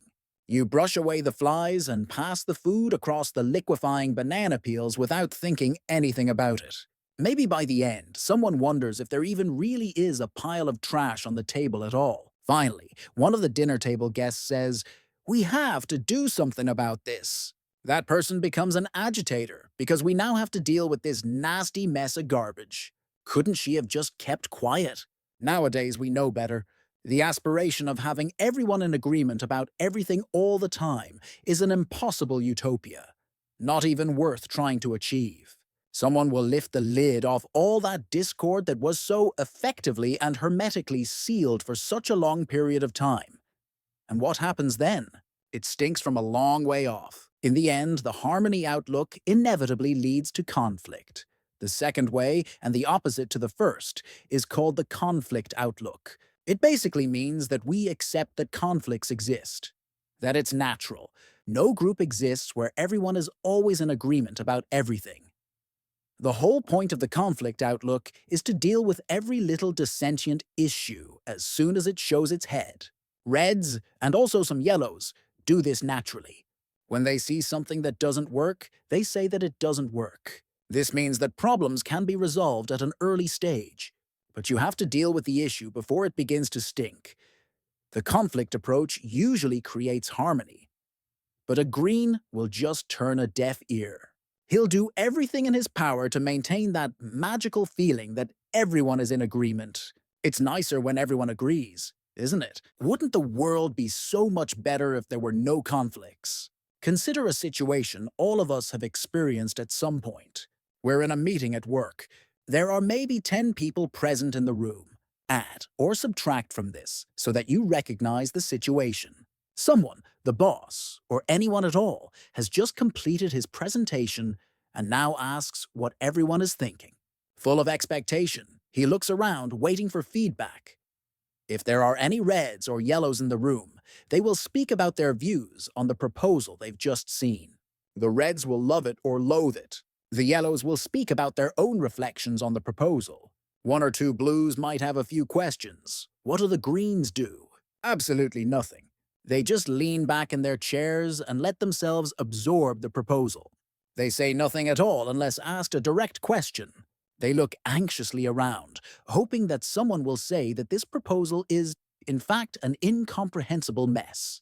The group is too large for them to trot out any dissenting opinions. To say something truly dramatic or negative would mean that everyone's eyes will be on you, and that's not going to happen. If they say what they are really thinking, a heated debate will erupt. And since a Green doesn't want to take part in heated debates, he doesn't even want to be in the same room as one. He simply keeps silent. How will the speaker respond? He'll assume that everyone is in agreement, right? What he doesn't know is that half the people in the room think it was the stupidest thing they have ever heard. When the truth creeps out, it has to sooner or later. Guess what happens then? Exactly. Conflict. You can be certain that while you are standing at the coffee machine, and maybe even while visiting the restroom, the truth will come out. When Greens need to relieve the pressure of not speaking out, they talk behind your back. In small groups of 2 or 3 people, they will gladly vent their displeasure. And they're good at it. As long as they think they can escape your gaze, they'll backbite you in ways you would never expect from a Green. How blue people are perceived. Even perfectionist blue individuals receive criticism. It can be about how they are perceived as evasive, defensive, perfectionist, reserved, fastidious, meticulous, hesitant, conservative, lacking independence, questioning, suspicious, tedious, aloof, and cold-hearted. Oof! The list of shortcomings found in these bastions of bureaucracy often tends to be quite long. But mainly, blues find it difficult to begin anything new because they want to prepare very thoroughly. Everything involves risks, and blues can be almost obsessed with details. Never place too many blues in the same group. They'll plan into the next century without ever putting a shovel to the ground. Furthermore, many blues are perceived as highly critical and almost suspicious. They miss nothing, and they have a tendency to deliver their observations in an insensitive fashion. They create quality work, but their hair-splitting, critical approach to almost everything lowers the morale of those around them to dangerously low levels. These are people who consider themselves to be realists, when they, in everyone else's eyes, are in fact pessimists. 95% right is actually 100% wrong. Let's be honest from the start. All this keeping track of facts and focusing on details can go too far. There are limits to when it's reasonable to keep researching. Do you remember the CEO who wanted to buy leadership training? He never left the starting block. Blues want to have all the information on everything. And this can lead to problems with those around them. People who would be satisfied with good enough simply can't cope with hearing all those questions and all this relentless poking into details. A blue believes that good enough is never really good enough. I enjoy working around the house, changing the decor, hanging wallpaper every now and then. A few years ago, we remodeled our kitchen, and even though I got tremendous help from my family, I did quite a lot myself. I worked and toiled and was quite happy when it was finished. For a DIYer, I thought I managed it quite well. Hans, a good friend of mine, came by. We've known each other for many years, and he's very much on the ball. He knew that I'd worked very hard and that I felt quite pleased with myself. When he came into my kitchen, he looked around and said quietly, "New kitchen. Looks good. That cupboard door is crooked, okay. So maybe it wasn't nice to hear that." But for Hans, it was the highest form of logic. He observed a mistake, and his sense of perfection meant that he couldn't ignore it. Besides, he is not a typical relational person, so he couldn't help saying things as they were. He wasn't directly criticizing me, only something I had done, namely, not fitting the cupboard door straight. Fastidiousness can be expressed in various ways. It can be a person who can't cope with papers that aren't perfectly aligned on a desk, who rewrites an email about 15 times to get it truly perfect, or who works for hours on a simple Excel spreadsheet or PowerPoint presentation, just giving it the finishing touches. They never finish anything. There's always more to do. Once I was holding a communication training program for a group of people, all of who were working in the same room. The group consisted of about 20 people. The first afternoon, I handed out the results of the behavior analysis that each of them had taken earlier. Everyone read about themselves with increasing fascination, and most of them seemed very satisfied. Except for one lady. She was extremely upset by her analysis. It was, in fact, completely incorrect. After confirming with her that it was okay to discuss it in front of the whole group, I asked what it was she was displeased with. There's so much that's incorrect, she told us. For example, the analysis revealed that she could be a perfectionist. She wasn't like that at all. I noticed the tiny smiles appearing on people's faces. Apparently, her colleagues knew something she didn't. I asked her why she thought that the analysis maintained she was a perfectionist. She had no idea. The whole thing was a complete mystery. It was a totally useless tool. Realizing that the woman was blue, I was careful not to argue too much. She wouldn't take me at my word. I was just some random consultant who had been working with this tool for a measly 20 years. What did I know? Instead, I asked her to give an example, showing that she was not a perfectionist. No problem, she had plenty. For example, she had 3 children, each of who had 3 best pals. When she came home in the evenings, there were so many shoes piled up inside the front door that she had to do the high jump to get in. She began by shaking the dirt off the doormat and putting the shoes in order. She confided in me that she used to put size 10 at the back, as those guys went home last, so it seemed most logical. She placed the smaller sizes closest to the door, in neat rows. Then she went into the kitchen. What did she see there? Crumbs everywhere. All of these youngsters had been eating sandwiches, and the kitchen looked like a war zone. It took her 20 minutes to sanitize everything, put everything back in place, sweep, wipe the tables and worktops. Only then could she take off her coat and relax a little. Her colleagues were in stitches. The woman looked around, not understanding what the excitement was all about.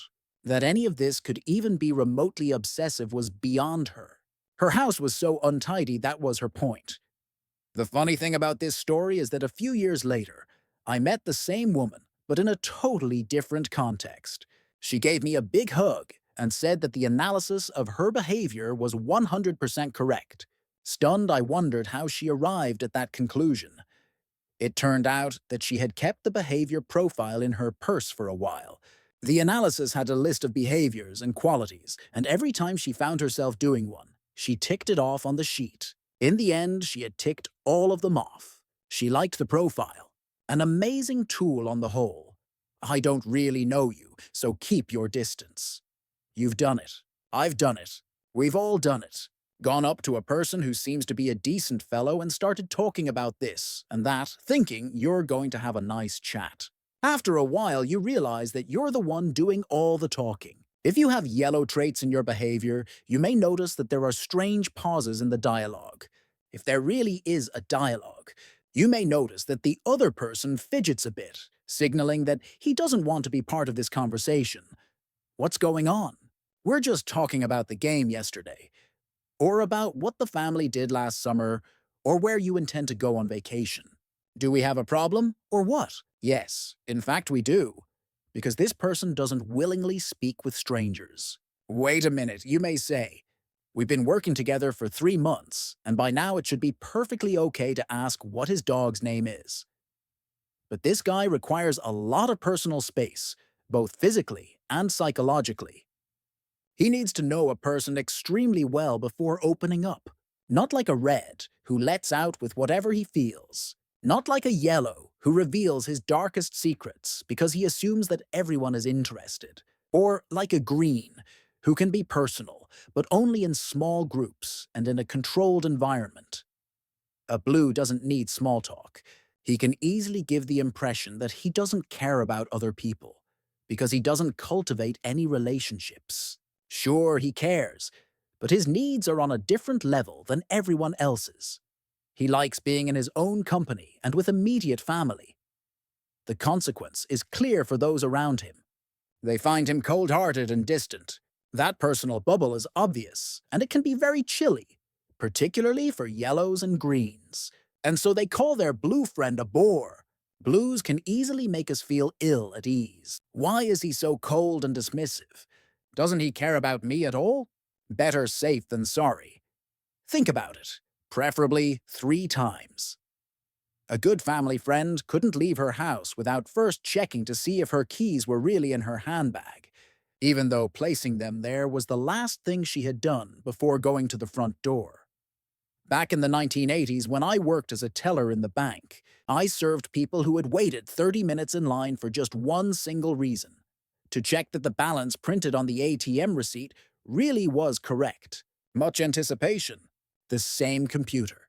The same balance. But you never know. Best to check. And double check. If a triple check had been possible, they would have done it. Where does this need for control come from? Why can't Blues trust what other people say or just accept the information they hear? Answer: they can, of course. But if they also check themselves, then all the risks will be eliminated. Right? But the fact remains that they don't trust others. Everything has to be confirmed, and recorded, and documented properly. Remember, we're talking here about behavior as perceived by others. A Blue checks everything one extra time, because it's possible to check everything one extra time. When everything has been confirmed, then you just have to make a decision. I have a good friend who uses Excel diligently, but not like the rest of us. This guy has a special method. He writes a formula and inserts all the data. Before he sends any important files to his senior managers, he does a control check of everything using a calculator. Why does he do that? If you were to explain this to a Red, he would declare that guy an absolute idiot. Explain it to a Yellow and he would laugh himself to death. Any Blue will understand the whole thing immediately. There is a theoretical possibility that there could be errors in Excel. Even though he has typed the formula himself, something may still go wrong. Better to be on the safe side. How do others perceive this? Read on. The only thing I can trust is myself and my own eyes. The guy who questions Excel has, of course, a problem explaining himself. Many people around him have their views about his method of always having to double-check and triple-check everything he does himself, and everything everyone else does. They get furious when he, through his actions, clearly shows that he doesn't trust them. The other tiny little problem is that everything takes a terribly long time. This can be managed by working more hours. What's more problematic is the way relationships can suffer because of this habit. How demoralizing is it when you go up to someone to tell him about a possible breakthrough, and the first thing the person does is isolate all the different components and call into question every single point? Of course, if everyone looks long enough, they will find mistakes. Nor is it even sufficient to be right. You have to prove yourself to a Blue. If he considers you an authority in a particular field, he'll be better at listening to you. The road, however, can be tricky. I've held many training courses and lectures on this subject. And if there are people who ask complicated questions, they're usually engineers, technical sales staff, or financial controllers. Maybe a handful of tax lawyers. Oftentimes their color is blue, and they're not impressed with me. Just because I have made my living doing this for 20 years doesn't mean I know what I'm talking about. Remember the woman who was accused of being a perfectionist? The only thing you can do is accept that among these people, the standard of proof will be much higher. Facts always remain, as we know. If I have prepared well enough, I can prove that what I am saying is true. In time, they will trust me. Chapter: Learning New Things. How to use what you've learned. Learning something new isn't always the easiest of tasks. It may seem simple, but it's not easy. There's always so much to do, so much to read, and so much to learn. Where do you start? This is almost always determined by your personal interests. Naturally, it's easier to devote more time to what you're curious about and what you're interested in. Nothing strange there. For me, it was hearing Stewart's assessment of people, his thesis on all the idiots at the start of this book, that became the impetus for me to learn about people and how we relate to one another. But it's taken me many years to acquire this knowledge. I've read books, attended training, and been certified many times in different subjects. Furthermore, I've led thousands of courses on the subject. So now, as a middle-aged man, I believe I have a decent grasp on how people function. But, in all probability, I've only scratched the surface. If we had endless time, there'd be no problem. All of this learning has taken time. Maybe I don't have the natural instinct that many others have. I don't really know. But I do know a bit about teaching methods and how we learn new things. And for me, it's difficult to think of any subject more important than people. No matter what job you have, where life may take you, you are going to meet other people. For example, you can be an employee with work colleagues, a seller with customers, a project manager who leads people with different expertise than your own, a managing director with employees, a middle manager with people both above and below you in the organization, a self-employed entrepreneur finding your own sales and orders, a parent with teenagers in the household, a spouse, a coach for the football team, a chairperson of the local home and school associations. There's no limitation to how this knowledge can be applied. Understanding people will always remain a crucial factor in achieving your goals in life as smoothly as possible, no matter what these goals are. Take a look at the diagram on the next page. This isn't a new model, but it says a lot about how theoretical knowledge is transformed into real competence. Reading a book is one thing. I'm glad that you're reading this one. It's a great way to kick off your own learning, but it's only the first step in learning something. A new approach. My mission is clear. I want more people to understand this method of classifying behavior. So much conflict could be avoided if we just understood why the people around us behave the way they do. I have nothing against conflict. It usually doesn't bother me because I know how to handle it. But when people tear down and destroy more than they build up, I believe that we should be able to find other ways forward. Life consists of so much more than learning from your mistakes. Some mistakes you can avoid altogether. Of course, after reading this book, you can go out into the world and happily experiment with the people you meet. I advise you to do so.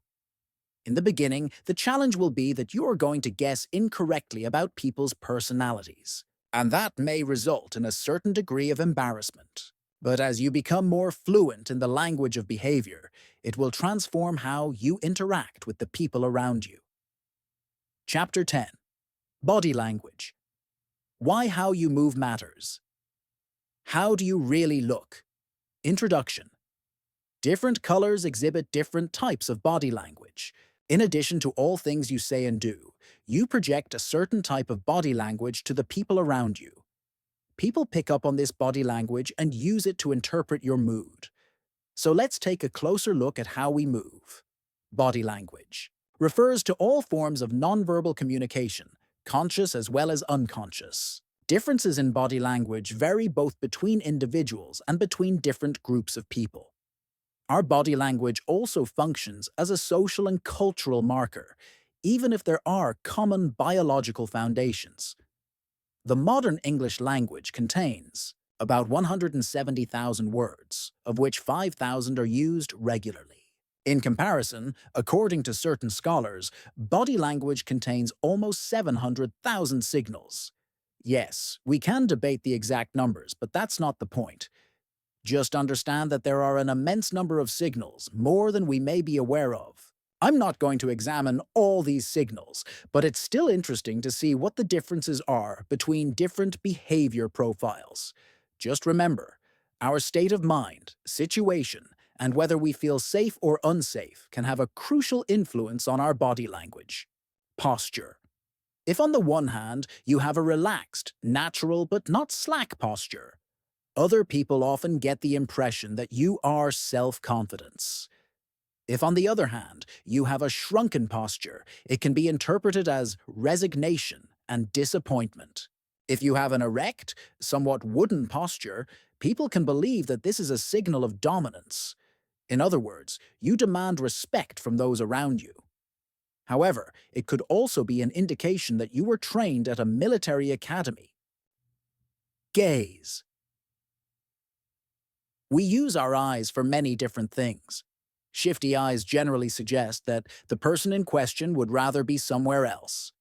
Other people meet your gaze steadily, without even blinking. This creates a totally different impression. It's said that liars can't look you in the eye, and they often shift their gaze to the side. But since this is commonly known even among liars, the worst of them have learned to stare you straight in the eyes when they are lying. So nothing is that obvious. Someone who is repeatedly touching his neck is more often an indicator of a liar. When something is awful or unpleasant, many lift their hands up to their faces. And when you need to think, you often close your eyes for a while. Head and face. When speaking, we usually either nod or shake our heads, depending on whether we agree or not. When we listen extra carefully to a discussion, we can lean our heads to one side. Hanging your head or wrinkling your forehead can signal sadness or depression. When we're amazed at something, we often raise our eyebrows, while we turn up our noses at things we aren't fond of. In your face alone, 43 different muscles are concealed, and these can be combined in countless ways. Hands. Yes, this is a true classic. When greeting a person, how hard do you really have to shake his hand? A simple handshake can reveal a lot about a person. Limp and feeble handshakes often indicate a submissive behavior, so if you have such a handshake, it might be a good idea to press a little harder. If a handshake is firm, it probably suggests that a person is determined. Anyone who squeezes way too hard belongs more than likely to the former category, but would prefer to belong to the latter. Clenched fists rarely mean good news, usually indicating aggressiveness. Certain nervous people pick at their clothes, removing hairs or threads. This often indicates they would rather focus their attention on other things. Holding your hands, clasped behind your back, often expresses power and security. Remember what I just said about lies? A more effective way to spot a liar is to notice if he puts the palm of his hand on his chest, preferably his right hand over his heart, and sighs indignantly when he's been accused of lying. Would I lie? How can you say that about me?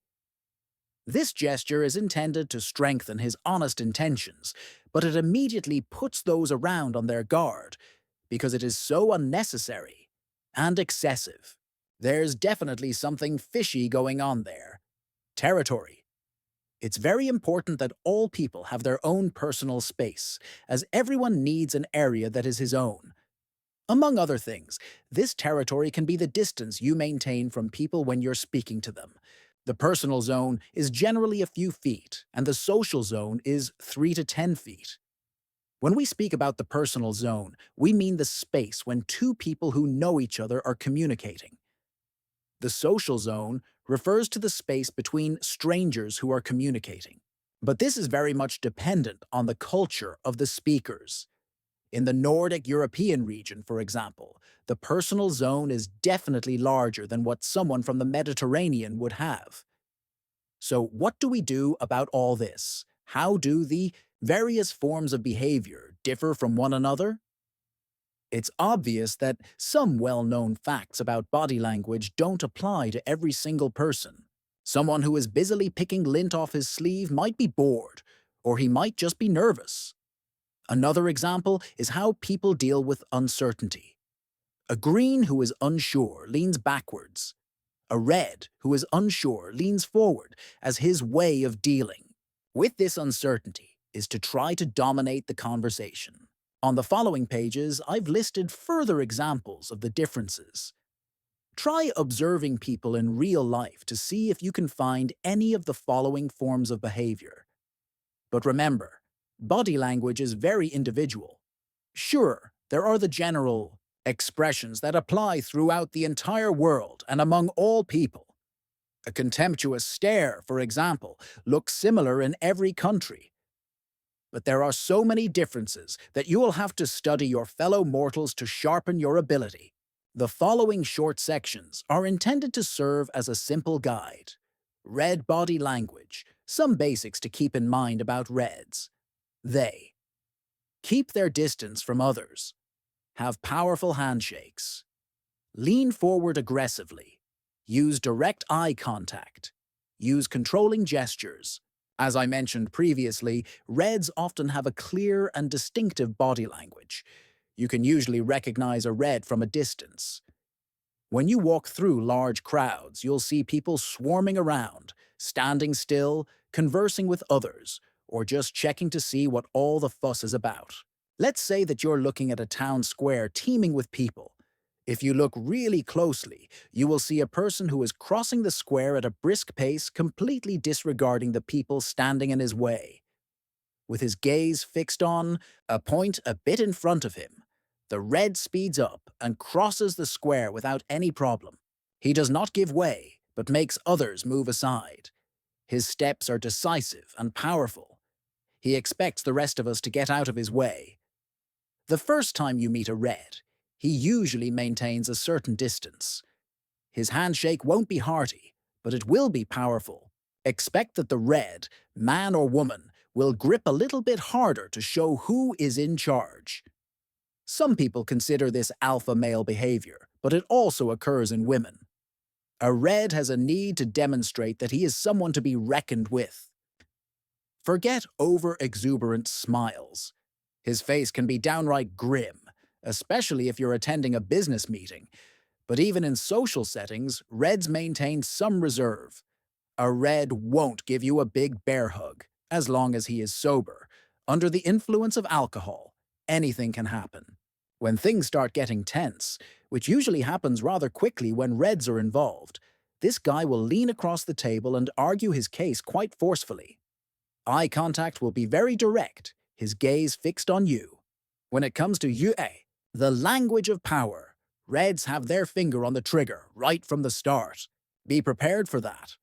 Also, be prepared for a relatively limited use of gestures, but those gestures that do surface can be controlling and aggressive. Reds point at people very readily. The notion that it is rude to point at people isn't something that particularly worries him. It's also common that Reds point at you by stretching out their hand towards you with the palm facing down. If you want to give this a try, ask someone to point at you that way, and then think about how it feels. You can also clearly see that Reds, of course they are not alone in this, are more than willing to interrupt you. They draw their breath continuously, hoping to find gaps in the conversation. If they have to wait too long to speak, they'll throw themselves into the conversation with a loud voice and simply take over. Voice. What about a Red's tone of voice? It's often strong. We hear these people clearly because they think nothing of raising their voices to make themselves heard, as much as it takes. Of course, even Reds can be nervous and worried about things, but usually you won't hear this. Their voices won't tremble that much. This is one of the secrets Reds have. No matter what's happening behind the facade, Reds will sound convincing. No stammer, no hesitation. Finger on the trigger. If we don't listen, they will repeat it one more time. But louder. In the end, they always get through. Speed in speech and deed. As I mentioned earlier, Reds are always in a hurry. Quick equals good. Normally, this even applies to speech and actions. Everything happens at a furious pace. Because speed is the factor many Reds measure success by, it will be all go, and a couple of sharp changes when the course needs adjusting. Yellow body language. Some simple basics to keep in mind about yellows. They are tactile, are relaxed and jocular, show friendly eye contact, use expressive gestures, often come close. A yellow's body language is often very open and inviting. Smiles appear constantly, even when there's not much to smile about. They joke around a lot and can be very relaxed. When visiting a neighbor he doesn't know that well, a yellow may just stretch out on the sofa. But this is typical for yellows. When a yellow feels secure in any given situation, you can see it. He's like an open book. The similarity with Red behavior lies primarily in the tempo. Yellows move quickly and quite distinctively. They often radiate a strong self-confidence. Personal space is a relative thing for yellows. While some colors don't like having people sit too close to them, yellows will willingly move up very close. Yellows can spontaneously start hugging everyone around them. Man or woman, it doesn't really matter. It depends on what the feeling and the mood are that day. It's not uncommon for others to recoil when this happens, which yellows find very trying. But it's not just that yellows like hugging. It can also be a simple form of physical contact. A hand placed on an arm, a pat on the leg, with no ulterior motive. The yellow just wants to reinforce what he's said. What a yellow perceives as something natural and spontaneous, others can perceive as an invitation. And of course, it can end badly. In general, with yellows, there will be jokes all round and countless smiles. Eye contact is no problem. It's intense, cheerful, and friendly. Voice. A yellow's tone of voice denotes a strong commitment from start to finish. You hear it from afar. Laughter, fun, intensity, enthusiasm, joy, energy. Generally speaking, yellows show empathy very clearly. They're with you either 100% or not at all. And this can be heard in their voice. It goes up and down. It changes tempo, vigor, and intensity. Yellows often have a powerful melody in their way of speaking. No matter what emotion has seized the yellow at the moment, it will be noticeable in his voice. Speed in speech and deed. Tempo, not quite the same rate of action as reds, but a decidedly fast pace. Have you met anyone who, when in a hurry to say something, kind of stumbles over his words? Only half of them really come out as they should. You can surmise what is being said, but sometimes it's incomprehensible. These are yellows whose mouths simply can't keep up with everything they have to say. Green body language. Some simple basics to keep in mind about greens. They are relaxed and come close. Act methodically. Tend to lean backwards. Use very friendly eye contact. Prefer small-scale gestures. Greens are often, but not always, sluggish in body movement. When they're completely harmonious, they have a relaxed body language that exudes calm and confidence. No impetuous movements, no sudden tossing of their heads or hands. Nice and easy. Their gestures are often less flamboyant and well-suited for smaller groups. Greens don't feel at ease in larger groups, so they become more closed and will appear reserved. Greens often have body language that gives them away. They try to hide their true feelings but don't always succeed. If they're out of balance or feel uncomfortable, it will be visible. When sitting around a table, you can expect that greens will tend to lean backwards. This is something of a paradox, as they don't really have a problem getting close to people. Just like yellows, they like to touch others. It's fine as long as they know the person they are touching. Beware, however, of touching a green who hasn't given a clear sign that he knows you well enough. It's easy to cross the line. They can be protective of their personal space. You often notice when a red walks across a room. Since greens are the complete opposite of reds in many things, I can say that greens make discretion a point of honor. It's not uncommon that they try to make themselves invisible. The reason? They don't want to be the center of attention. Greens almost always have friendly faces. If not, then they're quite neutral. Don't expect any exaggerated smiles or over-exuberant greetings. A little expectant, that's it. But the difference will be huge if a green knows you. If he thinks that you are good friends, he can be very intimate and friendly. If he feels that you have just met each other, well then, you just have to wait. Let greens come to you.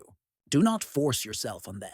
In time, when they trust you, they'll relax and become more natural. Voice. A green's voice will never be strong. It's not likely that he will drown out the group.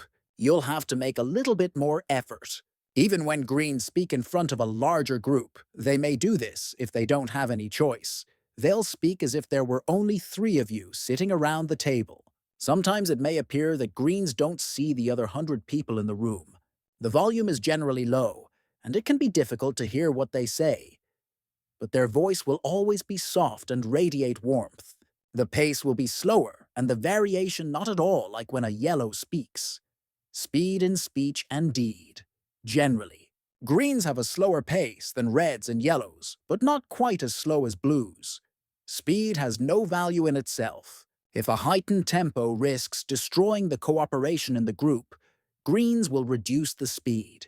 It doesn't matter what the deadline is. The most important thing is always going to be how people feel. Blue body language. Some simple basics to keep in mind about blues. They prefer to keep others at a distance, either stand or sit, often have closed body language, use direct eye contact, speak without gestures. The easiest way to describe a blue's body language is to say that he has none. Okay, maybe that is a bit simplistic. What I mean is that there's not that much to interpret in a blue. Neither his face nor his body gives much away. When I speak about body language to salespeople, they usually remark that some people are impossible to interpret. When I ask if these are people who sit almost perfectly still without moving even a muscle in their faces, they usually nod and think this is remarkable. They're probably talking about blues. A person who doesn't exhibit much movement or even temperament reveals nothing. In this case, it's the lack of distinctive body language that tells us what we need to know. Many blues can make very dramatic statements with an expressionless face. I once heard a blue manager say that the department was to close and that we had to agree on a decommissioning plan for 300 employees. Not a muscle in his face moved unnecessarily. This is what gives people the idea that blues lack feelings, but this is, naturally, not true. Let me remind you again that a blue is an introvert, which is to say, most of his emotions simply operate beneath the surface. It also works the other way. Once, many years ago, I saw a lady win $500,000 on television. Behind the camera, her husband was heard screaming for joy, while the lady herself sat very still with a cool smile. The host smiled and waved his arms around, and for a while you had to wonder who had actually won. But the lady herself said nothing more than, "Thank you, this was nice." She hardly moved at all. I don't think it was because she was already a millionaire. It was because she was blue. This is simply the way it works. Beneath the surface, I assume that she was delighted with her winnings, but she didn't show it outwardly. One day I will call the channel and ask if they still have the recording, because it's such a vivid illustration. When you see blues speaking in front of larger groups, this tendency becomes very evident. Just like greens, they have no need to be the center of attention. The difference, however, is that while a green would like to sink through the floor, a blue will remain standing. He'll try to whip up the masses while standing completely motionless with a fixed face. Another clue is that blues require a relatively large amount of personal space around them. They often feel more comfortable by keeping others at a distance. Naturally, it depends on how well they know each other, but this zone is significantly larger than it is for yellows, for instance. If others come too close, blues' body language becomes closed. Both arms and legs will be crossed, indicating that they're keeping their distance. As I mentioned earlier, blues move less than others. When they stand still. There's not that much swaying and walking. They can very easily stand in the same spot for a whole hour while giving a lecture. When they sit down, they remain seated more or less in the same position all the time. Consequently, they won't use too many gestures. Imagine a yellow, a really outgoing and dynamic figure, and now think the opposite. Take away all movements that aren't needed, most of them according to blues, and you begin to get the picture. Stone-faced, as someone once described it. However, blues normally look others straight in the eyes. They have no problem with eye contact, even if it makes others uncomfortable. Voice. Though not exactly weak, a blues voice is restrained and subdued. They don't make much of a fuss about themselves. Their impression tends to be controlled. It's common for them to sound very pensive, as if weighing every word before it's allowed to see the light of day. Generally, there's little or no variation in a blues voice. He sounds more or less the same all the time. Whether he's reading the TV guide or giving his acceptance speech to the nation after winning the presidential election. Without much rhythm or melody, he just continues to say what's on the script. Musicians tend to have difficulty with this. They think everything a blue says flows badly. Speed in speech and deed, slow.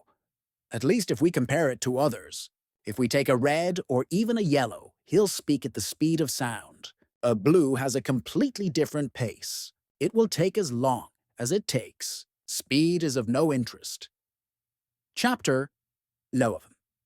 A real-life example. The company party. How to understand everyone you meet. Many years ago, I used to work in the banking sector. It was an interesting job in many ways, though it could be a little humdrum at times. However, I learned a lot by meeting many different types of people, and I have many stories of funny customer meetings from that period.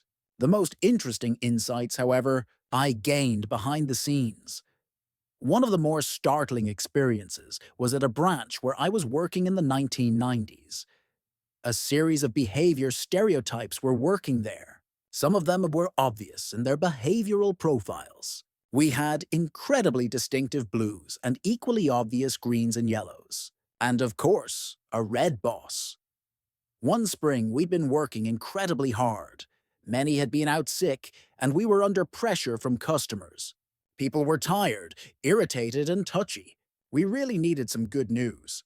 The person who got fed up with all the hard work first was one of the yellow advisors. One day, she came into the lunchroom and said that she had had enough of all our grumpy faces. We needed something fun to do, and she knew exactly what. It was time to find a goal, something to look forward to. A company party would save the day. Full of enthusiasm, she told us that she'd seen a very nice conference center nearby where all of us could go for a weekend to have a good rest. They had a stunning spa and gym, snazzy hotel rooms, and a trendy restaurant that was truly a la mode. In addition, she knew the owner through a friend of a friend and could probably get a bargain price on the whole package. She just wanted to know what we thought about the idea. At first, we all stared at her, not knowing if the whole thing was for real, because we suspected that she probably didn't know the owner at all. With a broad smile, she continued to speak, talking about all the fun we could have. We could play games, organize some friendly competitions, enjoy bubble baths, and, of course, have a monster party in the evening. A lively discussion began, and several of us thought the idea sounded great. The Red Bank director looked around and saw that his employees liked the idea. Thankfully, he was keen on the idea. We were tired and worn out, and he wanted to show his appreciation for our commitment. He made the decision right there and then. After a 5-minute discussion, he declared that there would be a party, and he promised to foot the bill. He looked at the yellow woman who had suggested the party and asked if she was prepared to organize everything, make the necessary calls and book everything. She immediately began to deliver a long harangue that was nothing more than one big smokescreen to hide the fact that she thought she had done her bit by coming up with the idea. The red boss silenced her with a wave of his hand. A few green colleagues were sitting behind him on a corner of the sofa, the same corner where they always sat. The boss didn't even need to turn around to be able to call them by name. He asked each of them if they would help. They all agreed without really knowing what he'd asked. The red boss nodded briefly and left the room. He was done. As he stood up, he forgot about the matter immediately. Excitement burst forth, and everyone with red and yellow in their behavior profiles began exclaiming about the party, all talking at the same time. The yellow advisor was extremely enthusiastic and continued to sell the idea, despite the fact that the decision had already been made. Her proposals for the type of party we should have became wilder and wilder. I remember that she started with a black tie ball and had come all the way to a toga party before someone managed to silence her. However, one person sat silently in the corner. Our blue credit manager was very concerned. When everything calmed down a bit, he said with a loud voice, "But how are we supposed to get there?" The only thing he had heard about the whole affair was that the conference center was 20 miles outside of town, and now the problems were stacking up. We were faced with a significant logistical challenge. Should we go by car or taxi, or had the bank planned to charter a bus? How would this actually be done? Endless obstacles were lining up. He crossed his arms and clenched his teeth. The yellow woman erupted and tore into him right away. How could he be so negative? Here she was after coming with the best idea in the world, and he immediately spoiled the whole thing with umpteen trying questions. Maybe he should come up with his own ideas for once. How did he think we should get there? He didn't have an answer. He just pointed out that there were lots of options. He couldn't make any decision or have an opinion. He only knew that the whole idea was poorly thought out. The Greens saved the day by saying that they were willing to take their cars and pick everyone up. 5 cars should be enough, and they promised to arrange everything. This announcement calmed the discussion down a little, and the yellow woman could feel like a winner again. Her party had just been saved. Everyone looked forward to the party, but the yellow advisor never showed up. She had accidentally double-booked that day. There must have been a wedding on that same weekend. Or maybe a relative was turning 50. As a matter of fact, it might have been both. What happens at a company party when no one is paying attention? Once the party started, exciting things happened. We all know that alcohol affects people. We also know that different people are affected in different ways. Nothing strange so far. If we ignore for a moment that the amount of alcohol consumed is an important factor and assume that we're just talking about moderate drinking and that no one will drive their cars that night, we can see some interesting patterns. We had several yellows in our branch. The 4 sellers who dealt with private customers were very yellow. They were jovial, positive entertainers right from the outset. They needed no alcohol before daring to loosen up and become approachable. In fact, you could easily get the impression that they always were a bit tipsy, because they had that frolicsome energy. They saw life as one long celebration that should always be funny and amusing. But the interesting thing is that yellows who drink can lose some of this.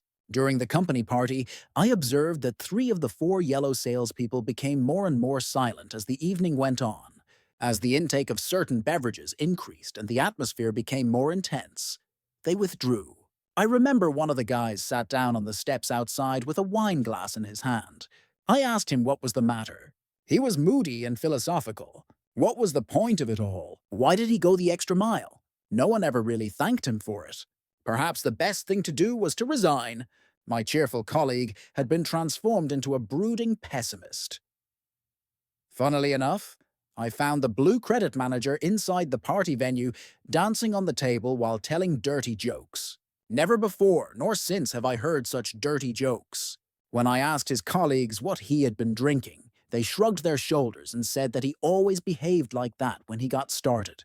If I had met him for the first time that night, I would have thought that he was one of the yellows at our workplace. It was as if yellows and the blues had completely switched personalities. You could conclude that a really good party consists of sober yellows and blues who are slightly under the influence. However, things became really interesting when I found our Red Bank director, who normally was quite stern. He had a glass of whiskey in his hand and was standing there speaking to the green group of administrators. He explained, a little ambiguously I hasten to add, that he really wasn't a horrible person and that he liked them very much. When he lost his temper at the office, they shouldn't take it personally. He meant no offense, and they didn't need to be afraid of him. The 6 Greens, 2 men, and 4 women, who had been drinking as well, all spoke up and gave him a piece of their minds.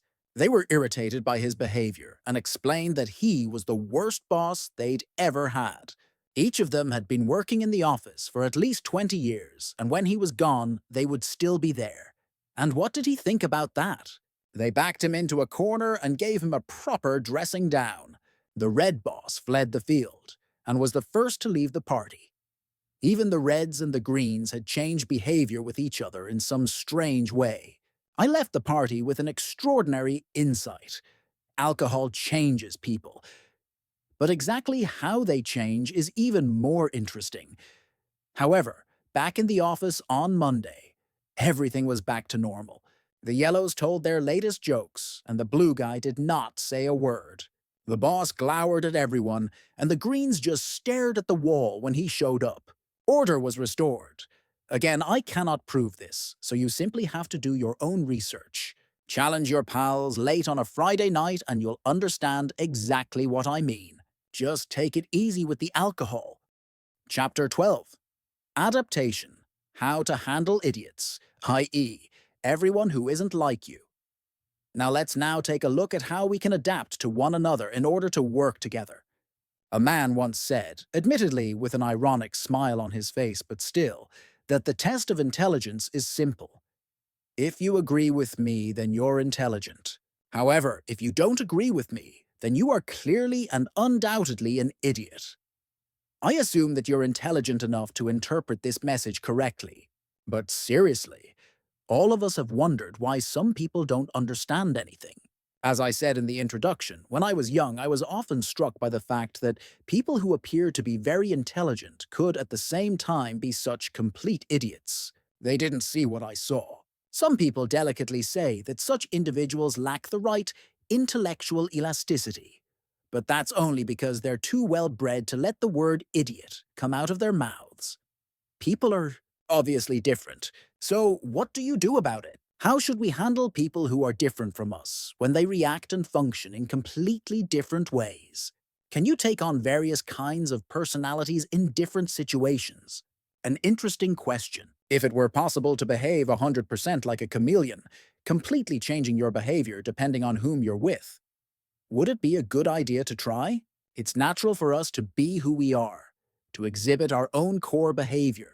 But for a variety of reasons, we can feel the need to adapt to those around us. There's often a lot of talk about how we must be flexible and adaptable so that we can cope with a wide variety of situations and are able to respond to many different types of people. The term has even been given a name: EI, emotional intelligence, or EQ, emotional quotient. To cope with this constant need for adaptation, it's important that we're aware that adaptation demands effort and takes a lot of energy. Our natural condition is to exhibit our core behavior. Our unnatural behavior is to continually adapt to others, and this requires ability, training, and energy. If we're uncertain as to what is right in a situation, if we're untrained or lack sufficient energy to cope with the role that we currently believe is the right one, we will be frightened, hesitant, and often stressed. As a result, we lose even more energy and our core behavior becomes increasingly visible, often to the great surprise of those around us, who are used to seeing us behave in a certain way. In a perfect world. In the best of worlds, everyone can be themselves and everything functions smoothly from the word go. Everyone agrees at all times and conflicts don't exist at all. This place is said to exist, and it's called utopia. But it's not that simple. As I said at the beginning of this book, if you think that you can change everyone else, you'll be very disappointed. It would surprise me if you could change anyone at all. No matter who you are, red, yellow, green, or blue, or a combination of multiple colors, you will always be in the minority. Most of the people you encounter will be different from you, no matter how well balanced you are. You can't be all the types at the same time, so you have to adapt to the people you meet. Good communication is often a matter of adapting to others. But wait a minute, you might be thinking, that isn't true. I can be myself. In fact, I never adapt myself for anyone, anytime, and it's gone very well. It's taken me this far in life, absolutely. Naturally, everyone can start with themselves. That's not a problem. But then, don't expect to get through to other people with the message you're trying to share. If you can live knowing that most of the people you meet won't buy what you say, well, then you don't have a problem. You already do this, even if you don't think you do. You already adapt your behavior, even if you don't realize it. We all adapt to one another all the time. It's part of the social game, the visible and invisible communication that is constantly in progress. I'm just proposing a more reliable system. You don't have to gamble or guess. You can make the right adjustment from the beginning. But please note, usually, no system is perfect. Some people I meet don't like the idea of deliberately adapting to others. They consider it dishonest and manipulative. But again, you can always abstain. An example from real life. I'm going to tell you a true story about a man I met during a training conference many years ago. A likable and very popular private entrepreneur who achieved great success in his field. This man, let us call him Adam, was extremely yellow, a real visionary with ambitious plans that were only occasionally put into effect. Adam had never thought about or reflected on how he behaved as a person or how he was perceived by others. There had never been any reason to. Someone had persuaded him to come to this conference, and he didn't really know what he was getting himself into. The topic that day was the same as this book. It was a full-day workshop where we worked on how to understand different behavior profiles. After the lunch break, I saw that something was troubling Adam. His face was serious, and his body language had become very closed. When I started talking again and explaining the various profiles, he sank deeper and deeper into his chair, and it was obvious to me that he was thinking about something else. I asked what was troubling him. There was an explosion. He exclaimed, "This is wrong! How could I categorize people like that? Put people into a theoretical grid system?"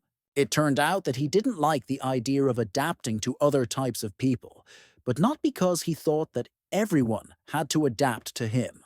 No, what worried him was that he saw it as a way to manipulate others, and he didn't like it. Didn't like it at all, in fact. Everyone wondered what the real problem was.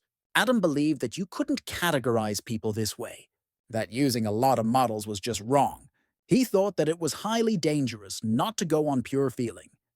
Someone in the group made it clear to him that he of all people should listen, since he was the one who attracted conflict. The debate was soon in full swing, and after 30 minutes I had to call a timeout.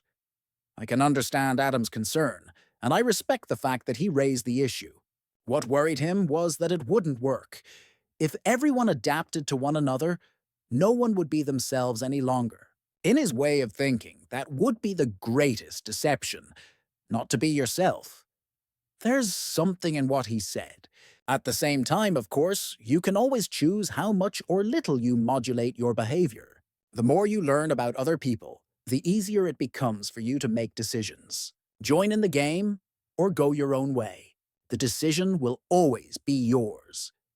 Furthermore, Adam was also deeply resentful that I, as a specialist in the field, could describe him in quite some detail and give examples of how I thought he was wired. When he looked at the assessment tool that describes an individual, he went completely silent. Ultimately, after we sat down and discussed the matter, Adam came to understand the role and benefits of behavior assessment. But he taught me to be careful with how I use this knowledge. How often do we follow a system without knowing if it works? No system is perfect. There are always exceptions. This is just one piece in the jigsaw puzzle of human life. It's certainly a large and important piece, but it's far from the whole picture. I've divided up the sections on adaptation into 2 parts for each color. The first part deals with what you need to do to interact meaningfully with another person. When you really want to get through to him and put him in a cheerful mood and make him feel that you understand him. The second part deals with how you get people to take your side. What each profile wants in a situation isn't necessarily the best thing to do to make progress. You can do a great deal of good if you choose to do so. Adapting to red behavior. What a red expects of you, do what I asked of you, as quickly as possible, preferably even faster than that. If you ask a red, he'll agree that most people are too slow.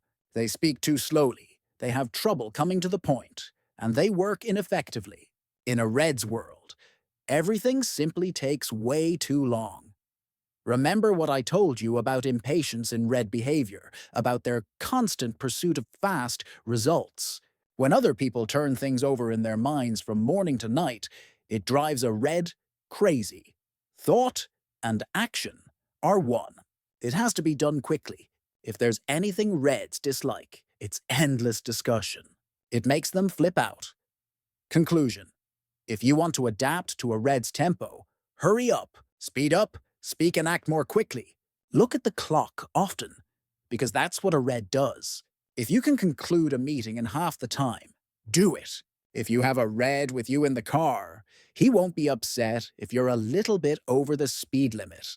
If you drive too slowly, he might insist on taking the steering wheel. Do you want something?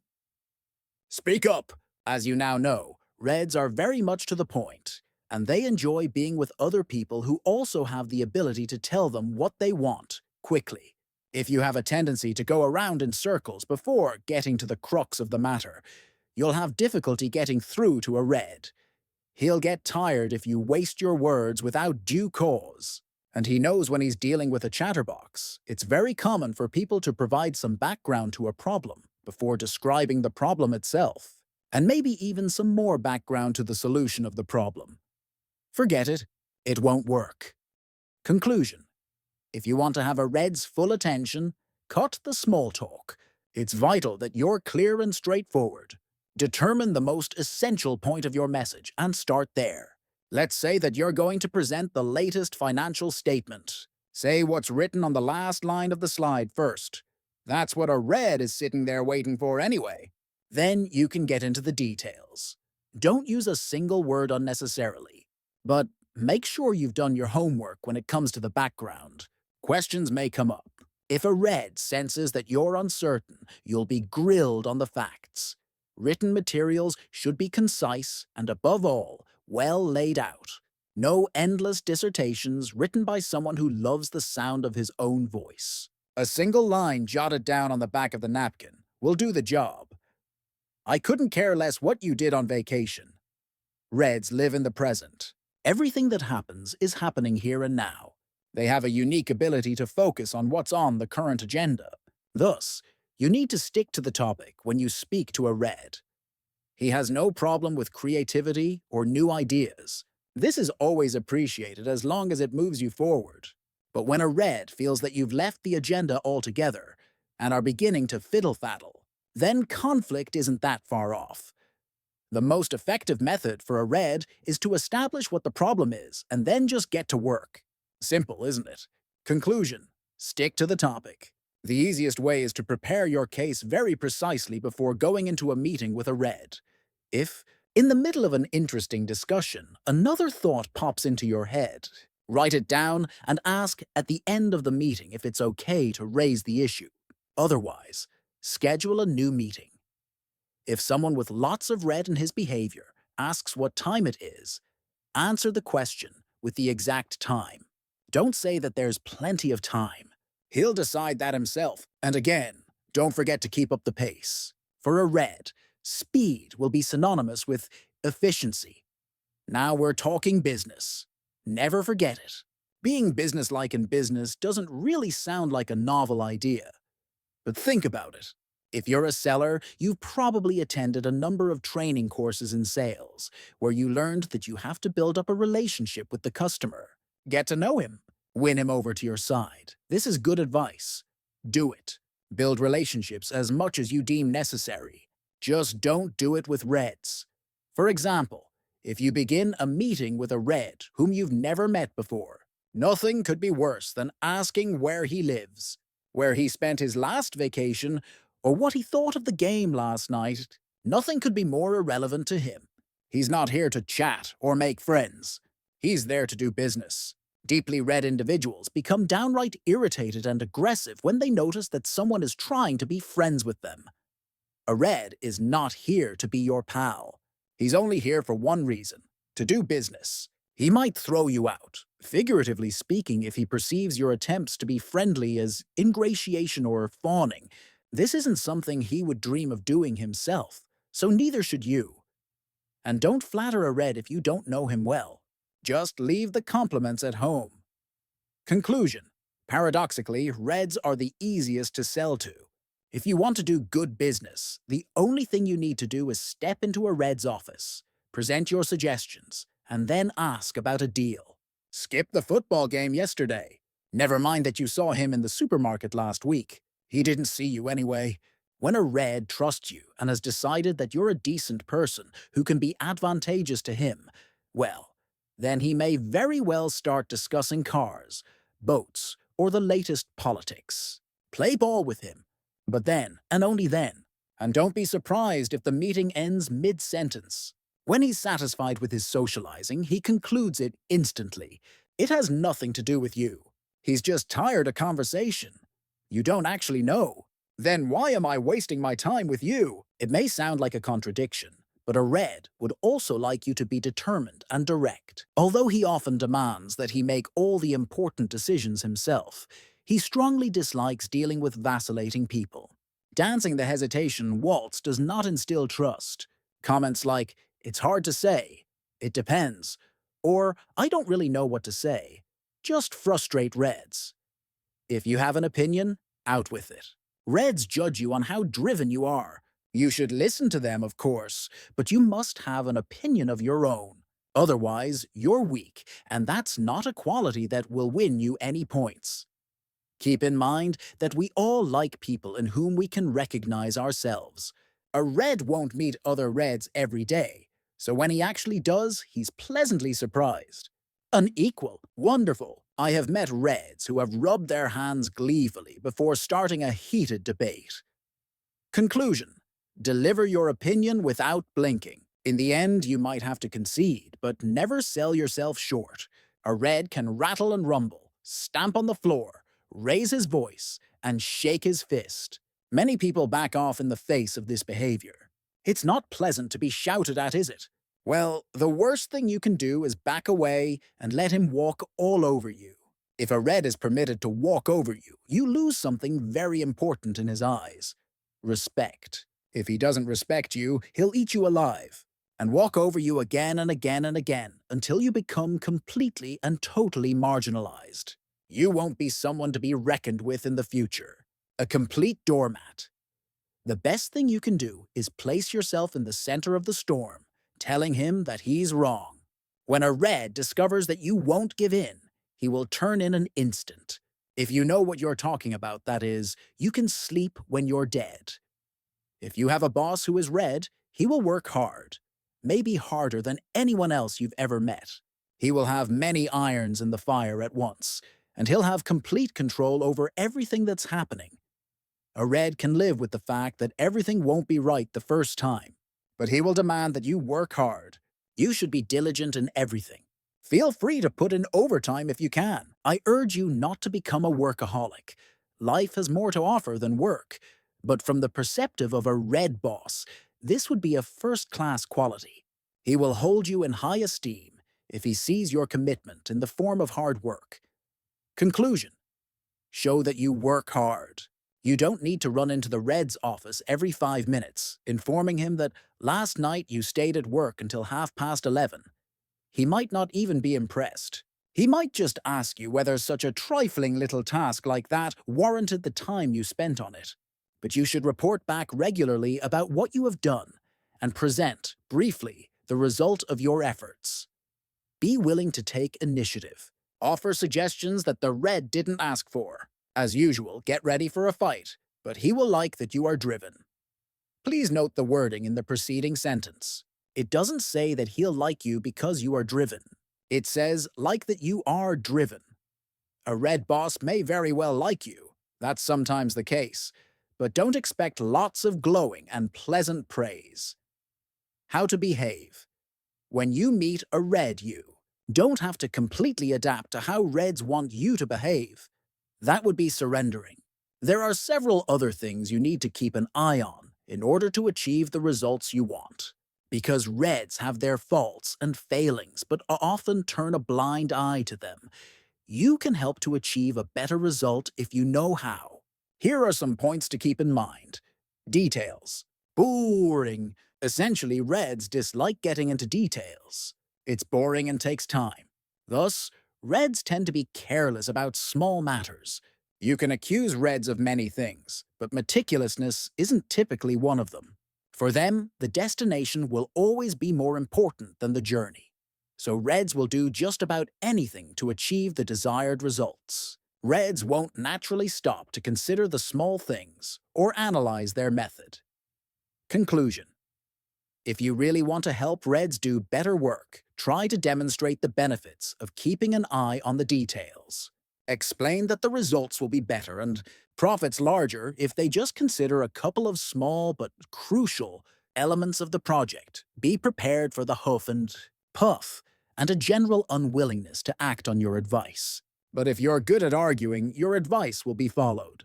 As we know, Reds are good at pushing themselves to the limit, just as long as they make headway. Quick, but often frightfully wrong. As I have written several times before, everything in a Red's world is usually very urgent. You can figure out for yourself the risks this entails. Putting the pedal to the metal may seem like a good idea, but only when everything else, and most of all, everyone else, is on the same train. Normally, Reds rush ahead of the group, only to get annoyed when others can't keep pace.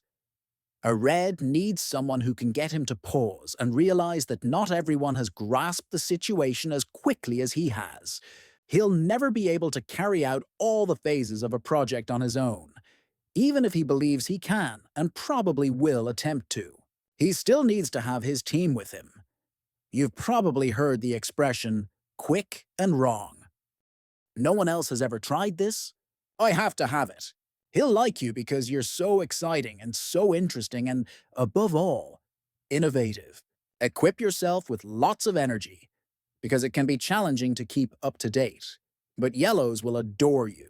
However, be prepared to be replaced rather quickly if they find someone else who's even more knowledgeable about newer things. You seem interesting. Wanna know who I am? By now, we've established that yellows like other people. They function best if they surround themselves with a crowd. Of course, yellows don't like everyone they meet, but they will give the majority a decent chance. You need to show a yellow that you are just as open and friendly as he is. If you're way too closed and private, he'll feel unwelcome. Why didn't you reply when he spoke to you? Why didn't you smile at the funny story about his dog? Why doesn't he know anything about you? What are your dreams? Insufficient personal connection can result in a strong sense of insecurity, and your relationship won't develop in a positive direction. If you're red or blue, you need to think carefully about how to get this to work. If you want to, of course. Conclusion: become approachable. Demonstrate that you're available. Smile a lot. Be sure to have open body language. When a yellow wonders where you grew up, don't just respond with New York. Say that you lived in Chelsea, and that you loved jogging along the High Line, and that a pickpocket stole your wallet once while you were walking down Fifth Avenue, and that you met the love of your life when she accidentally dropped a plate of fries on your pants at a restaurant. It may seem a bit unnecessary, but you should definitely show interest in the yellow as a person. Admittedly, it won't be difficult to find out things about him, because he'll freely tell you a great deal, but be sure to show that you are curious and interested. And remember that yellows are very susceptible to flattery. How to behave when you meet a yellow to keep a yellow in good spirits. You need to rub him the right way. The problem will become obvious after a while. They won't get that much work done. I've looked at a group of yellows who were trying to solve a problem. They all spoke at the same time and had a great time. And when you asked them how things were going, they said, "Fantastic," but nothing got written down. To really make headway with yellows, you need to do more than just create a great atmosphere. Once you've tuned into their frequency, you need to do the following. Learn to tell whether a yellow is actually listening. I'm just going to say it like it is. Yellows are, beyond the shadow of a doubt, the worst listeners. Usually they will never admit it.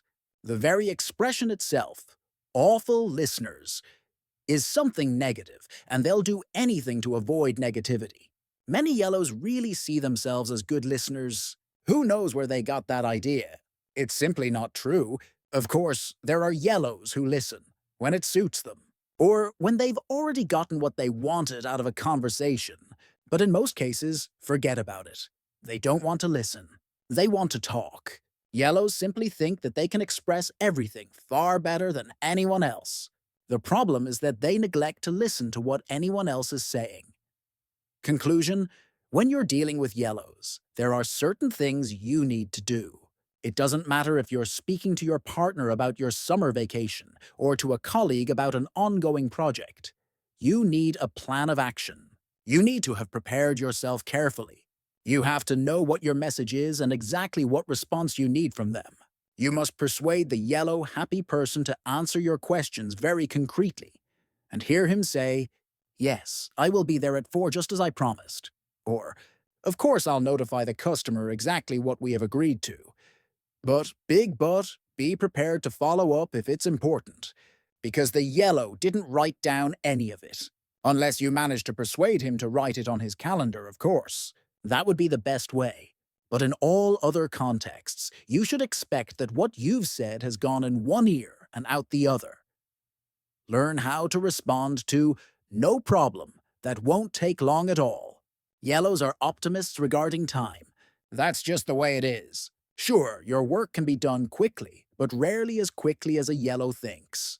This has to do with the fact that he simply can't plan or structure his life. I've personally worked with people who legitimately believed that they could manage 8 meetings per day, who thought that it only took 2 days to renovate an entire kitchen, and that it is possible to walk across Manhattan in 20 minutes.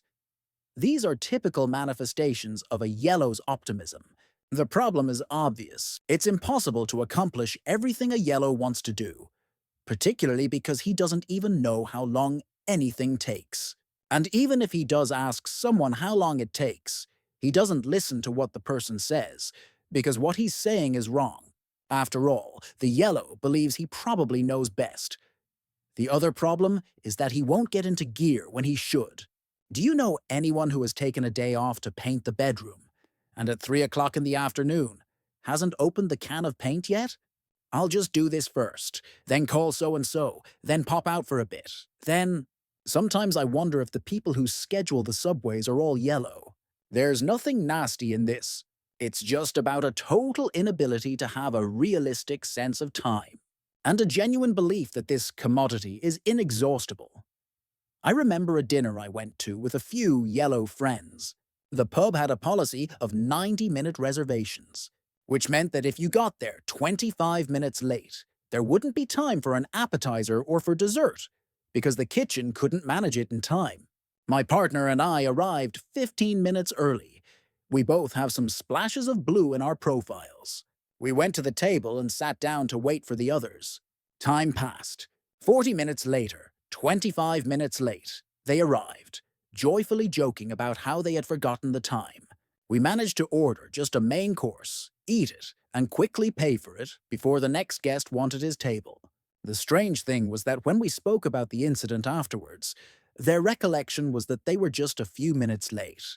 They had simply repressed the fact that they missed 30% of the dinner. Conclusion: coordinate all appointments properly with yellows. Synchronize your watches. Explain very clearly that the plane takes off at 8 p.m., and that if he doesn't show up by then, he'll be left standing at the gate. Say it like it is. If he's not in his car outside your door 2 hours before the plane takes off, you'll drop down dead of a heart attack. Tell the yellow that you will be deeply irritated with him and that your friendship could be damaged due to his continual slip-ups. If the dinner is due to start at 7 p.m., invite everyone for that time, but make it 6:30 for your yellow friends. They'll arrive last anyway. They'll come with very well-worded excuses. Be prepared for very colorful stories, but also know that yellows will emphatically deny that they are optimists regarding time. They'll insist that they most certainly kept an eye on the clock. It was just that something happened on the way. It looks like a hand grenade went off in here. The most cluttered desks I have ever seen have all belonged to yellows. Computer screens with so many post-it notes stuck to them that you can barely see the screen. The most topsy-turvy garages and the most overloaded attics belong to yellows as well, but this is only the visible. Ask to look at a yellow person's calendar or handbag. Don't even think about looking in a yellow's closet. And this is still only the purely physical. Meetings are moved or forgotten. Things disappear. Whole cars are lost in parking lots. Keys are gone without a trace. Furthermore, many yellows have no ability to plan their day. They can go to the supermarket 5 times in a row, and buy 3 things at a time because they didn't write down what they needed. This can be because they don't know what they want until they get there, or because they're sure they'll be able to recall the 19 things they need to buy. Yellows have a very generous view of their own ability. They'll tell anyone who wants to listen that they have the best memory in the world. Conclusion: if you really want to help a yellow get organized, make sure he gets at least some structure in his life. Help out by creating a simple list. If you are going shopping, write down everything yourself. Your partner or pal will forget half of the items. Create a structure for him. Yellows are the ones who are most in need of structure in the form of diagrams and checklists. Paradoxically, they hate all of that. They won't let themselves be shoehorned into a system not of their own choosing. Be diplomatic. If you press too hard, you can get some powerful reactions. Why does everything have to be micromanaged? Are we living in a fascist state, or what? Remember that for yellows, the most important thing is to look good. All the time. Me, me, me. Yellows have strong egos. Just like reds, no doubt about that. They like getting attention. They throw themselves into the center of things faster than anyone else. They enjoy themselves the most when they're in the middle of where the action is. Your yellow friend is a ray of sunshine, talking louder and faster than everyone else and lighting up a room with his behavior. Shine all the spotlight on me, see me, hear me, like me. But this means that no one else gets any space. Many conversations end up with the yellow individual loudly and resonantly speaking about his experience or his opinion. No matter what you are talking about, war, starvation, dieting, cars, executives, gardens, a yellow will bring up a story in which he himself is the protagonist. If he doesn't have any story, he'll make one up. Their thoughts often begin with the word I. I want, I think, I can, I know, I will. It's quite natural.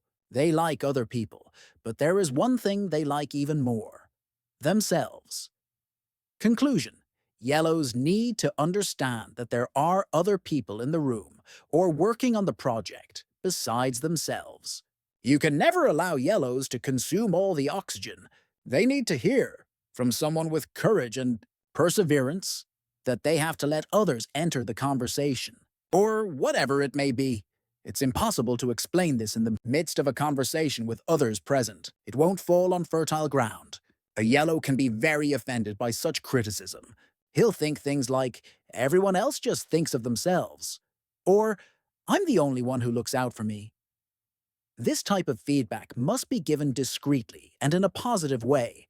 It depends a little bit on how yellow the person in question is, so you will probably need a plan.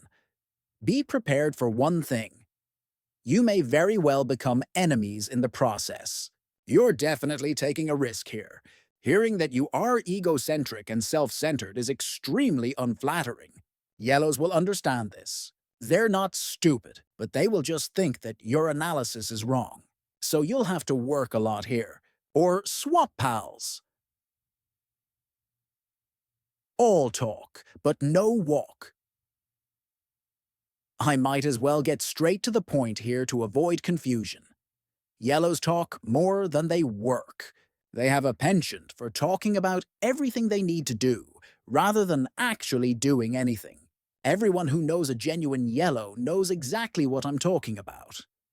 Okay, so many people have trouble getting motivated to work, especially with boring tasks. But yellows find it particularly hard to leave the starting block when faced with uncomfortable tasks. It may be about having to call a dissatisfied customer, or getting an oil change, or going to the pharmacy. If it's dull and uninspiring, it won't happen. Their excuses for avoiding these tasks will be numerous and imaginative. Because a yellow's perspective on time is based in the future, they spend more time talking about the future than dedicating their energy to getting there. Seldom have so many crazy plans been drawn up or so many insane goals set as is done by yellows. Because they think aloud, people around them believe that these fantasies are going to happen. Wow, it sounds amazing. Conclusion: to help your yellow friend, you need to make sure that he puts his shovel in the ground and starts digging. Push him, but push gently. Treat him a little bit like you would treat a child. Be kind but clear. If he notices that you're becoming his taskmaster, things may become difficult. Yellows hate feeling controlled. They need the most help to get into gear, but that doesn't mean they like it. They are free souls and don't obey anyone else. So you need to be diplomatic. Softly and gently explain the value of actually doing the job itself. Now that he knows what needs to be done, take a moment to explain to a yellow how the great popularity he already enjoys can actually be increased even further if he just happens to get finished. Everyone will love him, and he will be more beloved than ever. Does that sound simple? It is simple. All you need to do is overcome your resistance to inflating someone's ego in such an obvious way. But it will work. Realize that yellows may see your lips moving but not hear anything you're saying. This could very well be a subtitle to a section on bad listeners, because these things are connected to each other. All of us make mistakes, and no one is perfect. This is obvious to everyone, even to a yellow. In hypothetical discussions, yellows can agree that other people really need to get a grip, sort things out, and do better. They can even admit that there are no perfect people. So far, no problems. The problems arise when we try to make a particular yellow understand that he may need to improve. This creates a conflict, especially if the criticism is expressed in public. Yellow people find it difficult to cope with criticism. They don't like it because it doesn't make them look good. Imagine there's someone who doesn't like everything they do and everything they say. I have individually sat down with yellows and given them personal feedback on their profiles. Everything goes fine until we get to the page with the heading, Areas of Improvement, which is to say, weaknesses. Even if we're on good terms, the temperature in the room gets significantly cooler. Defensive walls pop up quicker than you can say, poor self-awareness. Deep down, the yellow individual knows that he has weaknesses. He just won't consider talking about them. Conclusion. If you wish to get through to a yellow with negative feedback, you need to be persistent. Create a friendly atmosphere in the room, and find the right tone so that your criticism lands where it should. You can always slam your fist on the table as hard as you can to really shake him up. Lay down the cold, hard truth and give it to him straight. I don't recommend this. Better to work slowly and consistently, repeating the same feedback until he understands. Clarity is key. Make sure to be extremely well prepared, with all possible facts to substantiate your claims. Yellows are clever manipulators. If he senses that you're not serious in your criticism, and that you won't follow up, he'll lure you off track. He is good at smokescreens. Make sure you don't get lost in the fog. Get real answers to your questions and be sure that he understands the message. Insist that he writes down what you have said. Ask him to repeat your feedback. You also need to set up a plan of action, but save that for the next meeting. Right now, you've probably gotten as far as you can with a yellow. You'll just exhaust yourself if you keep going. One more thing. This doesn't happen with positive feedback. Then the yellow will jump on the bandwagon quicker than you can imagine. Adapting to green behavior. What a green expects of you. Everything should feel good all the time. Security will always be important to a green. A green worries about everything that may happen. He doesn't like insecurity and solves it by hiding under the covers. If you don't see it, then it's not there. He doesn't want to be anywhere if it's too insecure. He strives for stability and doesn't even want to think about wild gambles. You may be thinking, the world is a dangerous place to live. There's an infinite number of dangers out there. Absolutely anything can go wrong. My relationship may fall apart. I might get sick. My husband or wife could leave me. My children might think I am an idiot. I can lose my job. My boss may start agreeing with my children. I could end up in conflict with a lot of people. On the way to work, I could have a car accident. A person can die from a tiny fishbone caught in his throat. All these things make life scary. Anything can happen. Many greens I've known over the years in my role as a coach have said that all these potential dangers paralyze them. They become overwhelmed with thoughts about these risks and dangers. They become completely powerless to act. And since they're not particularly motivated to get out in the world, it becomes easier to just stay at home, nice and safe at home by the hearth. It wasn't Greens who left their homes and immigrated to America. They would never have gotten on the boat because who knows how the trip would go, and if you survived the voyage itself, who could really say what you would find when you got there? Those stories about all those people who achieved success and wealth could well be humbug from start to finish. And if you did get a job, and if you did find somewhere to live, who knows if you would be happy? Imagine if you end up even more miserable than you were at home. You know what you have, but you have no idea at all what you'll get. Conclusion. Accept that this person doesn't think like you do. Accept that he is driven just as much by fear as by anything else. Perhaps even more. Show that you're prepared to listen to what he is anxious about. Don't say things like, "There's nothing to be afraid of." It doesn't work because the fear itself is real. And it's also not true. There are many legitimate things to be afraid of. We all have things we're anxious about. A green just has more of them. Instead, help your green friend to face his fear of the unknown. Encourage him to brave things that feel scary and still move ahead. Just as we learned to swim as children, despite the fact that the water looked cold and dangerous, you can give support through small, gentle nudges forward. When your friend says that the grass only looks greener on the other side, simply take a deep breath and keep at it. Nothing happened. Twice. I'm sure you recall that I mentioned the green's passivity. Nothing is too big to be ignored. Being proactive and driven, having an active lifestyle, all these things disturb tranquility. And it won't be appreciated. He won't be happy if you're constantly coming up with new things to do. Greens feel better when they don't have to be active. They come home on a Friday evening so completely exhausted from spending the week trying to accomplish as little as possible that they now need to take a good rest. I've met Greens whose efforts to avoid work cost them more energy than actually doing the work. The consequences are obvious to those around them. They don't like weekends with full schedules. Visiting the mother-in-law, organizing a picnic, taking his son to soccer, cleaning out the garage, inviting the neighbors over for dinner. Everything becomes a burden for him, and half the time, nothing gets done at all. A green glides under the radar and disappears completely. He needs peace and quiet to be able to do what he does best. Peace and quiet make him feel safe and content. Conclusion.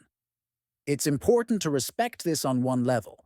We need to put ourselves in other people's shoes, knowing how stressful it can be for them to be constantly on the go. In today's society, it's not possible to avoid all the bustle and activity. It means that a genuine green often feels that he's doing something wrong. He hears about everyone else's weekends, their activities, how they've completed one complicated project after the other.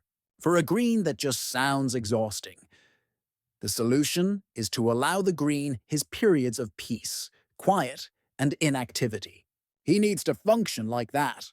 This doesn't mean, of course, that he can sit on his butt his whole life, but he does need to be allowed to do a reasonable amount of nothing. Where are we going? I think I'll sit this one out. Stability and predictability are valuable to a green. And when you think about it, it's very logical. It's a good thing knowing what's going to happen. We probably all have some measure of control dependency. We simply want to know. For greens, this dependency is very strong. When reds ask what, yellows wonder who. When blues ask why, greens want to know how. A green simply needs to know what the plan is. What needs to happen? When will things be taking place? What should he expect? Just look at how it works at home. Who always has the same spot at the breakfast table? I know that many of us are creatures of habit.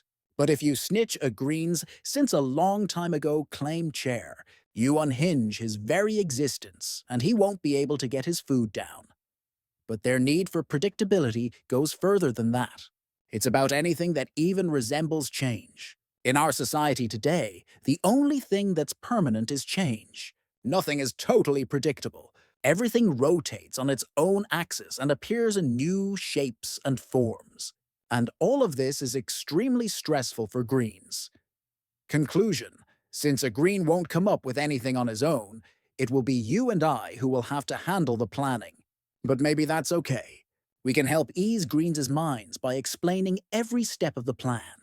Instead of just saying that I've invited guests over for the weekend, I could explain that we will be having John and Mary over for dinner, and we'll be offering a three-course dinner consisting of an appetizer, a main course, and a dessert. I'll fix the main course while my green partner should make the dessert and should follow this recipe. I explain who is doing what, who will buy the wine, who will buy the flowers, and so on. I might even explain which day my green partner has to do the shopping. And who knows, maybe I'll write down the address of the flower shop with a list of exact instructions about what should be purchased. Does this sound exaggerated? Not at all. Remember, Greens aren't world champions at taking their own initiative. Think of your family as a company. Everyone doesn't do the same things because we're good at different things. If you're better at taking the initiative, do it. But make sure that your green partner is on board. Otherwise, there's a risk that he'll run out the back door. How to behave when you meet a green. Okay, now you know how your green friends would like to be handled. The result will be a calm and excellent relationship, and you will be good friends for many years. Nice, huh? But you can't stop there, because unless you're a genuine green yourself, you'll want to actually do something every now and then. And you'll need to have some appropriate strategies to kickstart your stability-loving friend. Why does everything have to be such a to-do? Ugh, I'm going to bed. I've said this before, but we need to spill more ink on this issue. Greens don't like friction of any kind. They back off when a discussion heats up, or if you frown at the wrong time. Everything could be a potential conflict, and this is a very bad condition for all greens. They lock themselves in and become silent and passive. Many years ago, I was giving a sales conference at which I trained sellers in personal effectiveness. One of them was playing with his cell phone unremittingly, and when I, nicely and gently, asked him to write his text messages during the break, he completely stiffened up and stopped speaking. He didn't respond to any questions or take part in any discussions. He didn't so much as lift his pen for the remainder of the day. He glared at me, and when I asked what the problem was, he just shrugged his shoulders. He gave me what is probably the worst evaluation I have ever received. Although the conference was 5 days long, it was that one day that was critical to him, and he truly cut me to shreds. He had never encountered such a rude and incompetent consultant. He felt as if I had stuck a knife in his back. Obviously, this was a completely unreasonable reaction, especially considering that we had agreed not to use our mobile phones during work sessions. But it didn't matter. This guy still thought that I had wronged him wholly and entirely, and he punished me the only way he could, through total passivity. I phoned him afterwards and confronted him about it. He admitted that it was juvenile behavior and apologized. Conclusion: if you have a comment to make about a green's behavior, make sure you're careful about how you present it. For example, if it involves criticism, you should deliver it in private. Make sure that the person you are talking to understands that you still like him, but that you believe that he and the group, work team, sports team, family, association will function better if he changes certain things. Don't ask him what he can do about the behavior.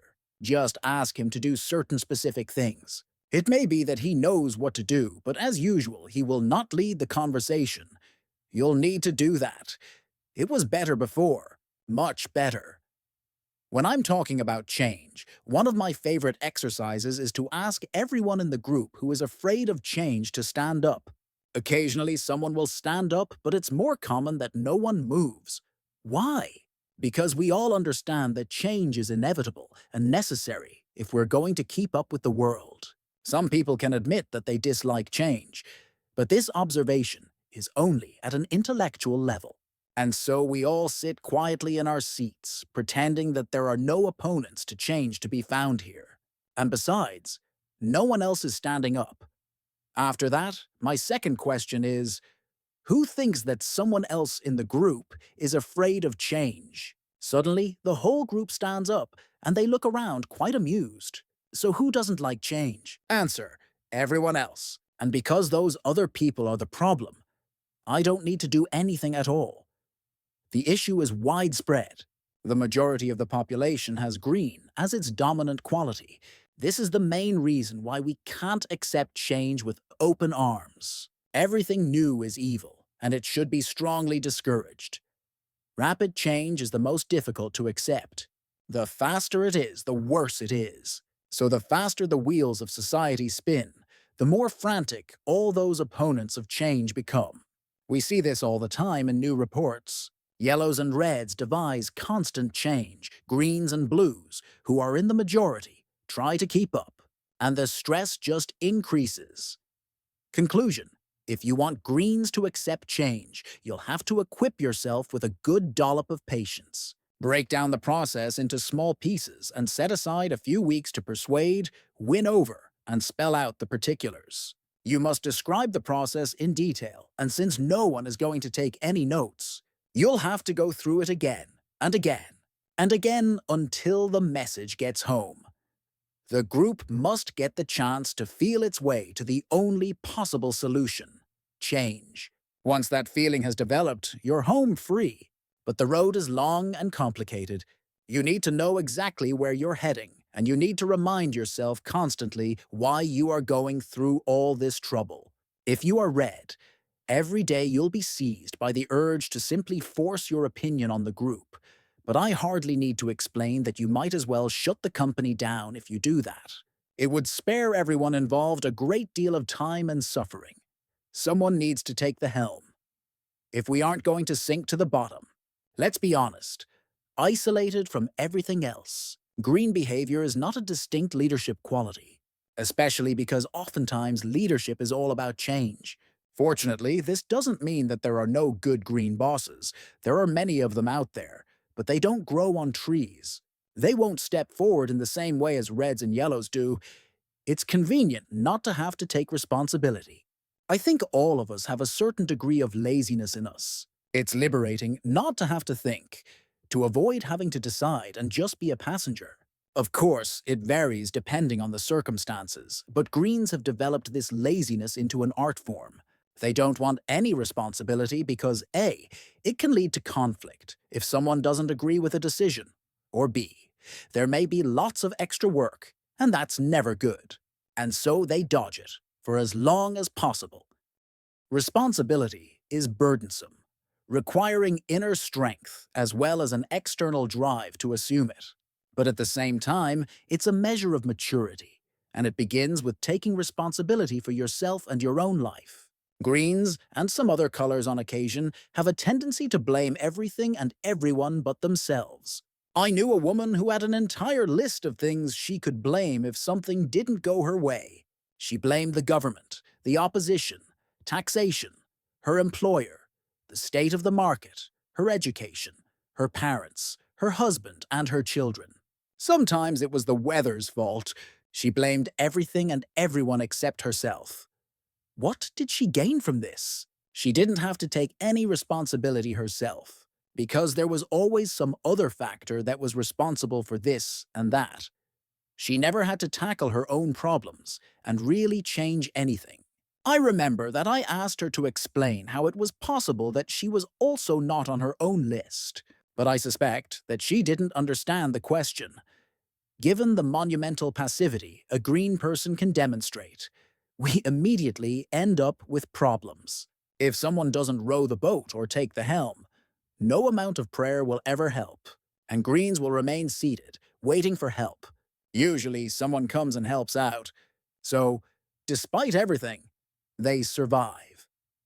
Conclusion: if you want to make headway with a large group of Greens, you have to take command, get a firm hold on the steering wheel, and, in some cases, simply get into the driver's seat yourself. Asking a group of Greens to solve a task is as much use as trying to put a brake on a canoe.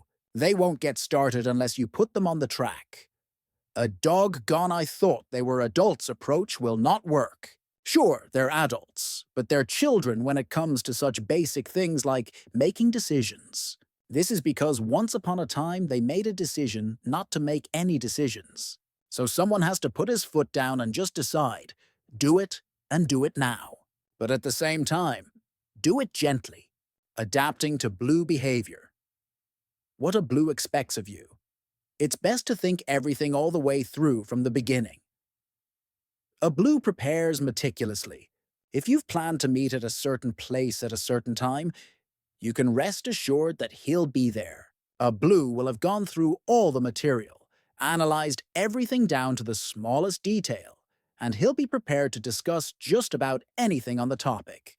He will have an alternative plan and a contingency plan for that as well. He's thought of everything, so you should too. Being blue is a little like doing military service. No excuses will be allowed. If you get a flat tire, you should be prepared for it. If there's a puncture in the spare tire, you must have a plan for that too. A blue will have some critical questions if you say something like, "That's just the way it is." The next time you meet him, his confidence in you will be tarnished. Conclusion. Make sure you can show that you've done your homework and are well prepared. For example, when a blue customer or policymaker has a question, you should be able to pull out that exact folder from your briefcase. Don't make a big deal out of knowing the answer. He expected nothing less. And, most important, if you don't have the answer, just say so. Acknowledge that you don't know. Don't offer any excuse just to get out of the situation. When the blue discovers the white lie, and he will, you will fall out of favor. It's not ideal to have to come back with the answer the next day, but it's definitely preferable to telling a fib. A car salesman I know usually says that when he meets blue customers, he knows from the outset that the customer is more informed about a particular model of car than he, since as a seller, he might have 50 models to keep track of. Blue customers don't ask questions to find things out. They ask to confirm what they already know. So the car salesman doesn't even try to pretend anymore. If he doesn't know the answer, he acknowledges it, and then finds out. It's the only way to win a blue customer's confidence. We're not here to hang out and be cozy. This is a given if we're referring to a working relationship. Stick to the job. Make sure to stay focused on the task at hand. A blue is not at all interested in your personal preferences or what you think about his choice of car, house, sport, or anything else that is not related to work. He's there to work. Period. I remember once that after about 5 or 6 meetings with a personnel manager in a big company, I thought I had gotten to know him. We had passed the stage of shaking hands every time, and by now he knew how I preferred my coffee. At the 7th visit, it occurred to me to ask him what he planned to do over the holidays. I don't know what came over me. At first his look became vacant, and then his anxious eyes began to wander all over the room. I ended up saying some nonsense to cover up my mistake. I hadn't told him what I'd done on my holidays either. About 4 visits later, he informed me gently that he planned to go to Thailand over the New Year with his family. That was the opening. Conclusion: stick to the task. Work with checklists where factual matters are noted, things you can tick off together with the blue. If you're yellow, put a part of your spontaneity aside. For that matter, put away as much spontaneity as you can. Force yourself to do one thing at a time. Remind yourself that a blue will rarely or never ask how things are going, or show interest in your personal problems. Don't ask how things are going for him on a personal level either. The word itself would be his answer: personal.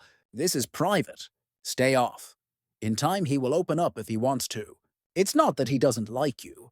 He just wants to work first. Accept this, and it will go well. No vision necessary. Let's all stay in the real world. Thank you very much.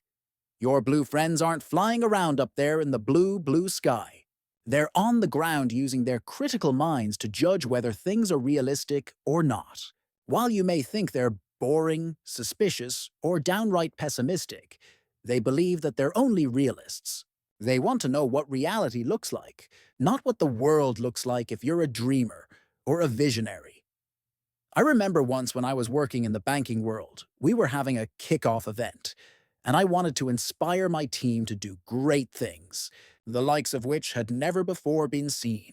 I finished my rousing speech by exclaiming, Soon we will stand on top of the peak of success and look down on the market we've conquered. We, all of us, will be atop that mountain, while both yellow and red, and to a certain extent, green employees smiled and were hyped up. The blues only said one thing: "We can't imagine ourselves up there. How did we get up there?" The yellows shouted, "Don't you have any vision?" And the blues replied, "We have Excel." If a plan seems crazy, a blue will never have any confidence in it. There's no point in playing on his feelings or trying to promote ideas that are way too wild. What you say needs to have realistic perspectives. Otherwise, you won't get anywhere. Conclusion: think through what you want to say and what you want to convince a blue to believe. Put daydreams and visions aside. It may even be worth rethinking the kind of language you will use to talk about your plan. Skip all those inspirational speeches that yellows and reds adore. Stick to the facts and be clear. If you have an idea that hasn't been tested before, try to set reasonable goals.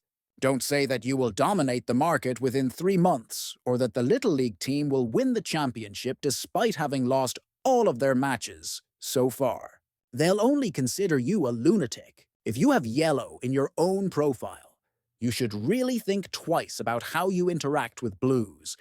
You're already fighting an uphill battle as far as a blue is concerned, and be careful to avoid any overly dramatic body language. Details.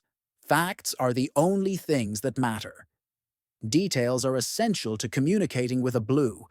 If you really want to get through to them, you must make sure to be very exact. Carelessness or ignoring the details won't be appreciated. More than one seller has been turned out of a sales visit due to negligence, for failing to know the nitty-gritty details. And remember that it's not a question of whether the details are crucial for a particular decision or not. They may have no real bearing on the issue at all, but a blue decision maker simply wants to know. He also wants to know exactly. If you're asked how much a particular product costs, don't say about $10. Say $9.73. It's a precise answer. A blue is more interested in an exact price than a low price. He may very well negotiate, but he wants to know the precise cost. Conclusion: prepare yourself well. When you think you're prepared and that you know all there is to know about an issue, go through it all one more time. Make sure you have answers to absolutely everything, except that this person might want to have more data to feel secure. Give him the details he needs in order to move on. He'll always wonder if there's any more information, but this way, you can keep him calm, and you hope, content. There's no substitute for quality. Quality is what drives a blue. Everything else is secondary. Everything else he focuses on stems from a deeply rooted desire that everything must be perfect. A blue is discontented if he's not allowed to perform his work to an exacting standard. It has nothing to do with what quality of work is actually needed. It's simply due to his belief that things must always be done the proper way. This, of course, takes a huge amount of time, but the advantage is obvious. If you do it right from the beginning, you will avoid having to redo it. This is actually a great way of saving time, but since a blue does not think in terms of hours, days, or even weeks, but rather in months and years, he doesn't see the potential downside of his exacting standards. If a thing is worth doing, it's worth doing right. And that takes time. It's as simple as that. Conclusion: be particularly meticulous in your work when trying to impress a blue. Otherwise, he will view you as sloppy and careless. You should be on your guard about expressing yourself using negative terms concerning how the blue spends too much time just on quality. Use words like careful control, properly inspected, the importance of quality. Avoid criticizing blues for taking too much time or fussing over details that may be unnecessary. Instead, praise them for their attention to detail and the superior work they do. Let the blue understand that you are doing quality work and that you understand its value. This means that you should prepare very carefully before any meetings with a blue. He judges you by the merit of the work you create.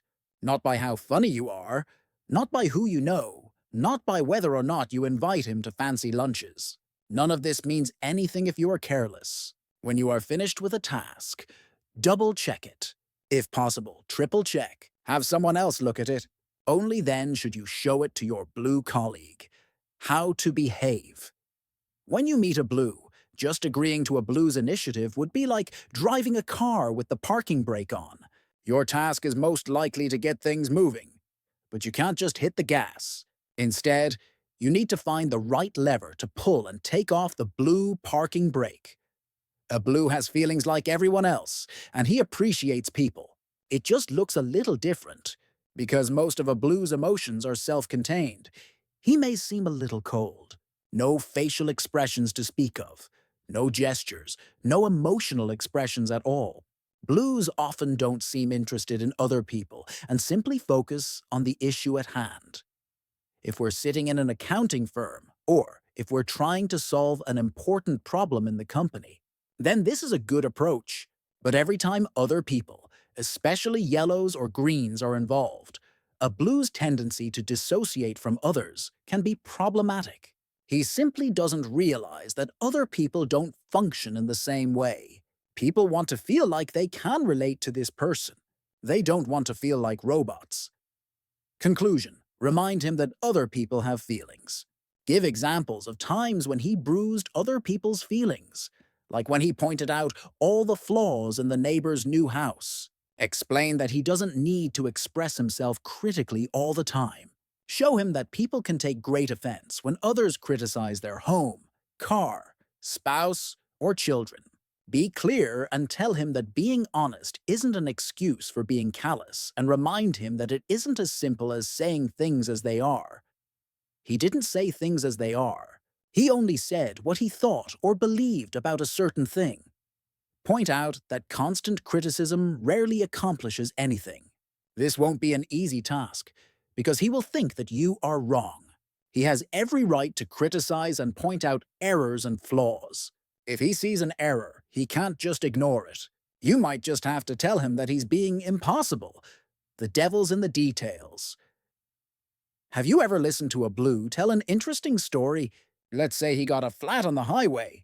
He'll begin by saying that his alarm clock, a Sony, rang a minute earlier because it was Thursday, and on Thursdays he gargles a little longer with Listerine. The green kind, since a taste test done by Consumers Union, the largest independent consumer testing organization in the world, in their bulletin issued last March clearly demonstrated that it's preferable. Breakfast consisted of 2 7-minute eggs and coffee. Nespresso has a new roast, but he didn't enjoy it. At least 9% of the beans were damaged, which made him reflect on how bean structure affects the mouthfeel of the coffee. Then he fetched the newspaper, the New York Times, since they had made a special offer, 18% discount, for 3 months. At the post office, he spoke to his neighbor, who also reads the New York Times, about the best way to take care of the lawn in September. There's an interesting website that discusses different types of autumn fertilizer. Very fascinating. Rome wasn't built in a day. Haste is only for sloppy people. We can tell blues to hurry up, but it goes in one ear and out the other. Speed isn't an end in itself. Oftentimes, blues slow down even more when they're feeling stress, since in a high-stakes situation, you really don't have time to make mistakes. Better to be careful to avoid time-consuming fixes. This may be true, but sometimes things are urgent, particularly in our fast-paced society. Hurry to work. Hurry at work. Hurry home from the same job. Hurry in school, in traffic, in the supermarket. Everywhere. Everything is urgent. I don't encourage any form of behavior that may lead to stress-related illnesses. But sometimes you have to speed up in order to stay in the race. Outwardly, the blue is quite unmoved. He works at his own pace without worrying that those around him may burn out from their more hectic pace. They actually have themselves to blame. Conclusion. Calmly and methodically tell the blue that next week he'll need to work at a faster pace. Explain exactly why this is so important. Establish that you have only 48 hours left to complete the project. This time is precious and must be used correctly. Point to the big picture. Give him valid reasons he should go against his instincts. You can readily prove your point by highlighting the long-term plan. We must stay on track or we'll miss our next deadline. If, for example, you're talking about renovating your house, it might be helpful to negotiate in advance when everything will be ready. If the in-laws are arriving in 4 weeks, then the house must be done by then, no matter what. Calculate how many hours can be devoted to the renovations. Decide which activities should be given priority. Make sure the blue sticks to his schedule and keeps moving forward once he's completed each task. Otherwise, the risk is that he will spend 5 hours polishing the finer details, time that he doesn't have. If you have all the time in the world, well, that's another matter. If it's in the book, it must be true. Can't we go by our gut feelings? Try saying that to a strictly blue individual and see what happens. Gut feeling is the opposite of rational thought, and nothing could be more foreign to the blue. Wait a minute. Does this mean that you should never use your own intuition if you're working with blues? Even blue individuals have what we call a sixth sense, or nose, for what can be right. The difference is that they don't trust it because it can, of course, be wrong. The problem is that it's impossible to prove anything with the help of gut feeling. The only thing that counts is the facts. And even the facts might not be enough. There may be more information out there that would change everything. Conclusion. Tell your blue friend that if he has to make a decision without all the facts, he can follow his gut.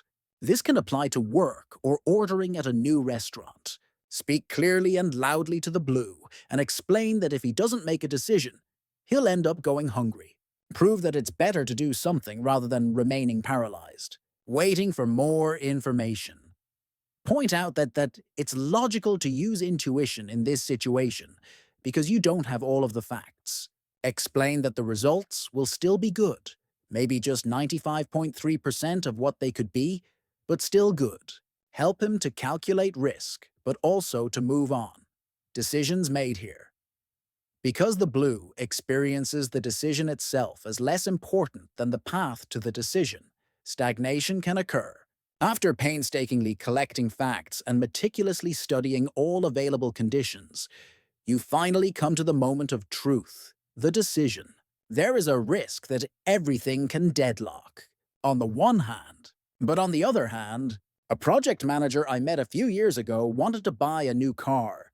For 8 months, he test drove 16 different makes. Over 50 different models and different combinations, different engines, bodies, transmissions, interiors, colors.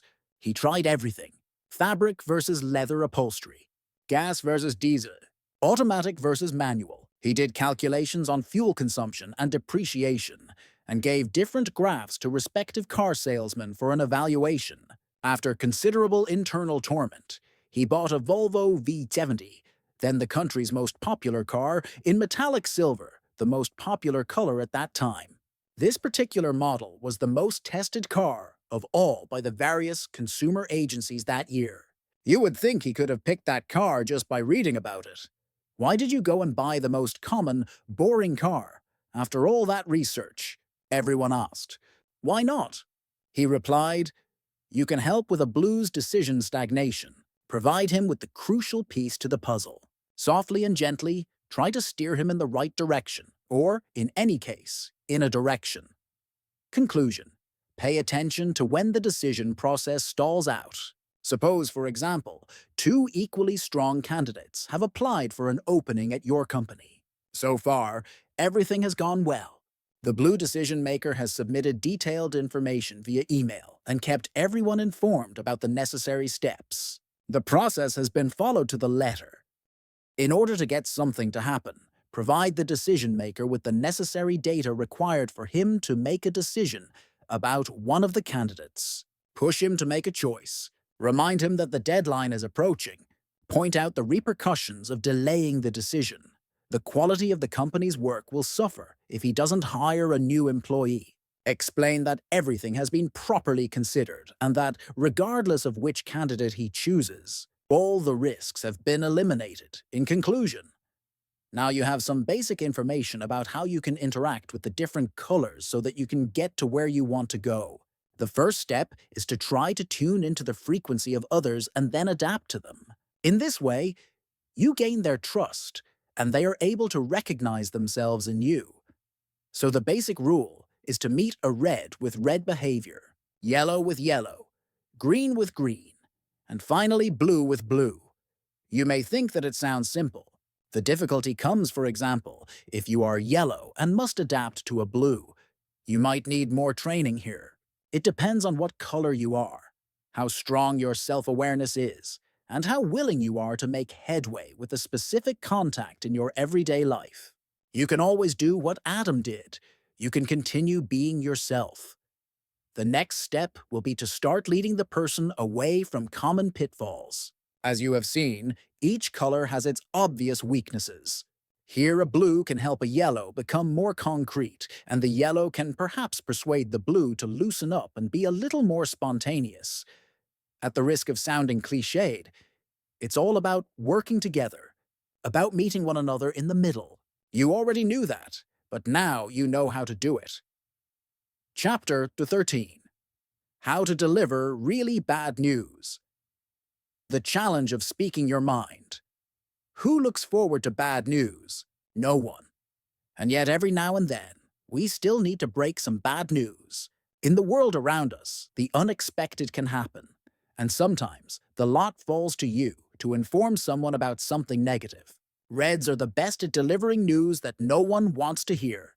Rather insensitively, they'll just come out and say that you've been fired, before asking you if you would like milk in your coffee. Tricky? No, not at all. He was just finished with the task at hand. But there's a difference, of course, between bad news and bad news. It's one thing to convey a personal criticism, and another to tell you that your grandmother has just died. The latter is always difficult, and no one will receive that news well. However, the former can be fine-tuned and adjusted in a way that makes it easier for someone to receive. Feedback alone is a gigantic topic. It gives many people a stomachache just thinking about it.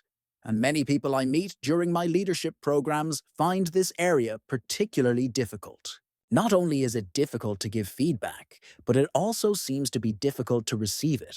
This is really strange, because the latter means just sitting there and listening. But anyone who has received some hard criticism and left the room afterwards knows that sometimes you can't utter a word. When delivered badly, it will leave you feeling sick. The solution for many executives I meet seems to be simply skipping giving any kind of feedback. We don't know how to give either positive or negative feedback, so we ignore it. I hardly need to point out why this isn't a good solution. The downside of just doing your job.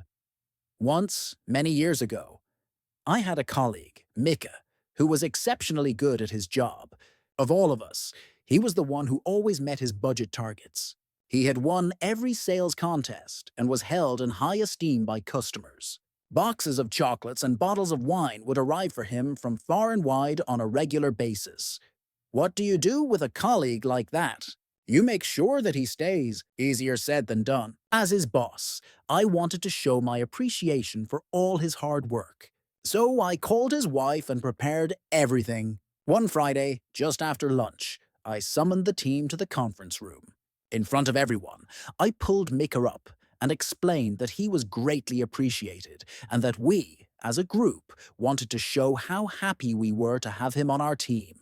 I said he should take the rest of the afternoon off, take his wife out to dinner, and go to the cinema, and that I would foot the bill. I gave him $50. You understand that this was some years ago, and 2 movie tickets. The babysitter was already arranged, so off Mika went. We cheered and applauded a little more, and the whole thing became a big feel-good moment. Mika didn't say a word, until afterwards. He took me aside and gave me one of the worst telling-offs I have ever received. How could I do that to him? Parade him out in front of all 27 people who just stood and stared at him. Awful. He was just doing his job. He made me promise never to do anything like that again. He was mad with me for a week. Mika was green. Does this give you any clues? Feedback immunity. There are many ways to give feedback, whether positive or negative, in the wrong way. Now I am going to share some ways you can properly give feedback. The funny thing is that this approach works just as well whether the feedback is positive or negative. Some people are immune to the first kind, others to the latter. I've chosen to focus on negative feedback, as this is typically the most difficult. If you can manage to deliver that, then you can probably manage the positive. The following advice works just as well for your private life as it does for work. The only thing you need to know is what color your target is. So it begins as usual by you analyzing what colors are in the room. Once you've done that, you just have to set to work. The aim is to get the person to listen to your comments, and ultimately, to create change. All of the challenges of the previous chapter about how others may perceive the different colors can be dealt with if you just know how. The next sections explain just that. Many of the basic techniques in each section are similar no matter what color you're talking to. But in each case, the way you approach the person will vary, depending on who he is and how he'll receive feedback. How to give feedback to a red, if you dare. Good news. You don't need any great skill to give negative feedback to a red. The only thing you need is a Kevlar vest and fire-resistant hair. Because no matter how you do it, the temperature in the room will rise. If you're prepared for it, there won't be any major problems. But if a red doesn't respond to what you say, then you have reason to worry. Either he's ignoring you and what you're saying, or he's seriously ill. But the following scenario is the most common. So hold on to your hat.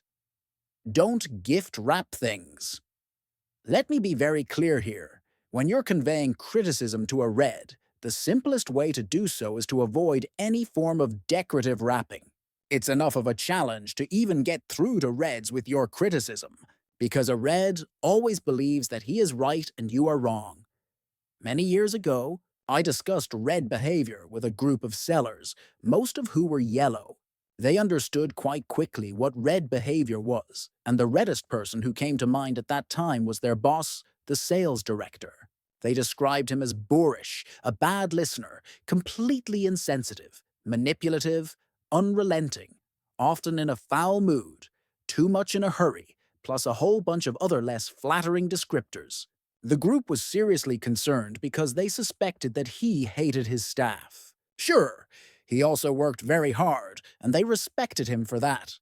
But since he sometimes asked for ideas and then proceeded to lambast anything that didn't suit his own agenda, they never got anywhere.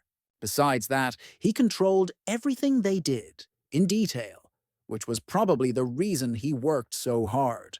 The whole situation sounded disturbing, and the sales team would soon fall apart if nothing was done. I called the sales director in and explained what the group had said. He listened with increasing interest but without showing any great concern. But his reaction was interesting. Once I had explained to him that his 20 sales reps, the most important resource he had to reach his personal goals, thought that he was an insensitive and aggressive son of a bitch, he replied, "This is just a handful of anecdotes. It's not about me. It's their incompetence, that's the problem. If they just worked harder and did a better job, I wouldn't have to push them so hard." When I explained that his impatience was stressing the group and made the sales reps insecure in their work, he replied that it wasn't his fault. Impatience wasn't a weakness. It was a strength for Pete's sake. If he were to drag his feet the same way everyone else was doing in this company, nothing would get done. If they just bothered to increase their pace a little bit, then he could calm down and not be so aggressive. But the problem wasn't really him. It was them. Give very concrete examples. As is often the case with Reds, everyone else was the real cause of the problem. Although Reds are efficient at getting things done, they can also be quick to appoint scapegoats. Remember the competitive element that constantly lies in wait beneath the surface. My way of getting through to this man was to break the whole thing down into tiny pieces and point to specific examples. For instance, I explained that when he, at 9 o'clock on a Friday night, called up a seller to grill him about a particular customer, he ruined the poor man's weekend. There was no point in saying that the sales rep was a nervous wreck or that he couldn't sleep, because this boss would just have ignored it. He wasn't responsible for how people felt. However, I was able to point out that the sales rep would come back to work on Monday morning completely exhausted by the mental effort. And then he wouldn't be able to do his job to the best of his ability. Nothing would be sold that day. By coaching the sales director to give clear answers, I got him to see that he would have problems if his sales team wasn't able to perform. Suddenly, he had a reason to rethink, stick to the facts. Another trick to keep in mind, a red is not that interested in the feelings of others or what people think. He prefers to focus on facts and likes to fix things. He sees himself as an excellent problem solver. I delivered my criticism by placing the boss in the position of the key, the only key to the team's success. Basically, it appealed to his ego. He saw himself as the great leader whose ability to lead the group was the critical factor in creating total dominance in the industry. Be prepared for war. Step by step, example after example, situation to situation, I went through the sales team's perceptions of him. The sales director protested each time and, without exception, argued strongly against any hint of personal criticism. The only thing he did was his job. For every example I gave, I had to repeat the same thing. It didn't matter what he thought. As long as this was what the sales reps thought, he had a problem. He swore and fussed and accused me of incompetence. He would never hire me again. No one would ever hire me again after the uncalled-for attack I had subjected him to. I was finished in the industry. I refused to play along with his ranting and raving. I leaned back in my chair and waited for the storm to abate. The worst thing you can do in such a situation is play along with the theatrics and start yelling and pounding your fist on the table. The Red's natural instinct to win any given situation will then take over completely. He won't be able to think long-term and will become focused on winning right now. He'll ignore the fact that we're working together and that we're going to meet again tomorrow. He's out to win in this moment, even if it costs him a relationship. He ignores the consequences. Aggression takes over, and the real battle begins. But if you refuse to play along, you can manage Red's anger. So I remained seated, and when he finally calmed down, I simply continued to the next point, without saying a single word to indicate that I had been influenced by his ranting and raving. Step by step, I got him to see the impact of his conduct on the group. And little by little, he began to realize that he had to learn to control himself when things didn't go his way at work. He needed to take it easier on other people, to avoid placing unreasonable demands on others and on himself, and to wait for deadlines instead of demanding delivery a week early, just because he was bored.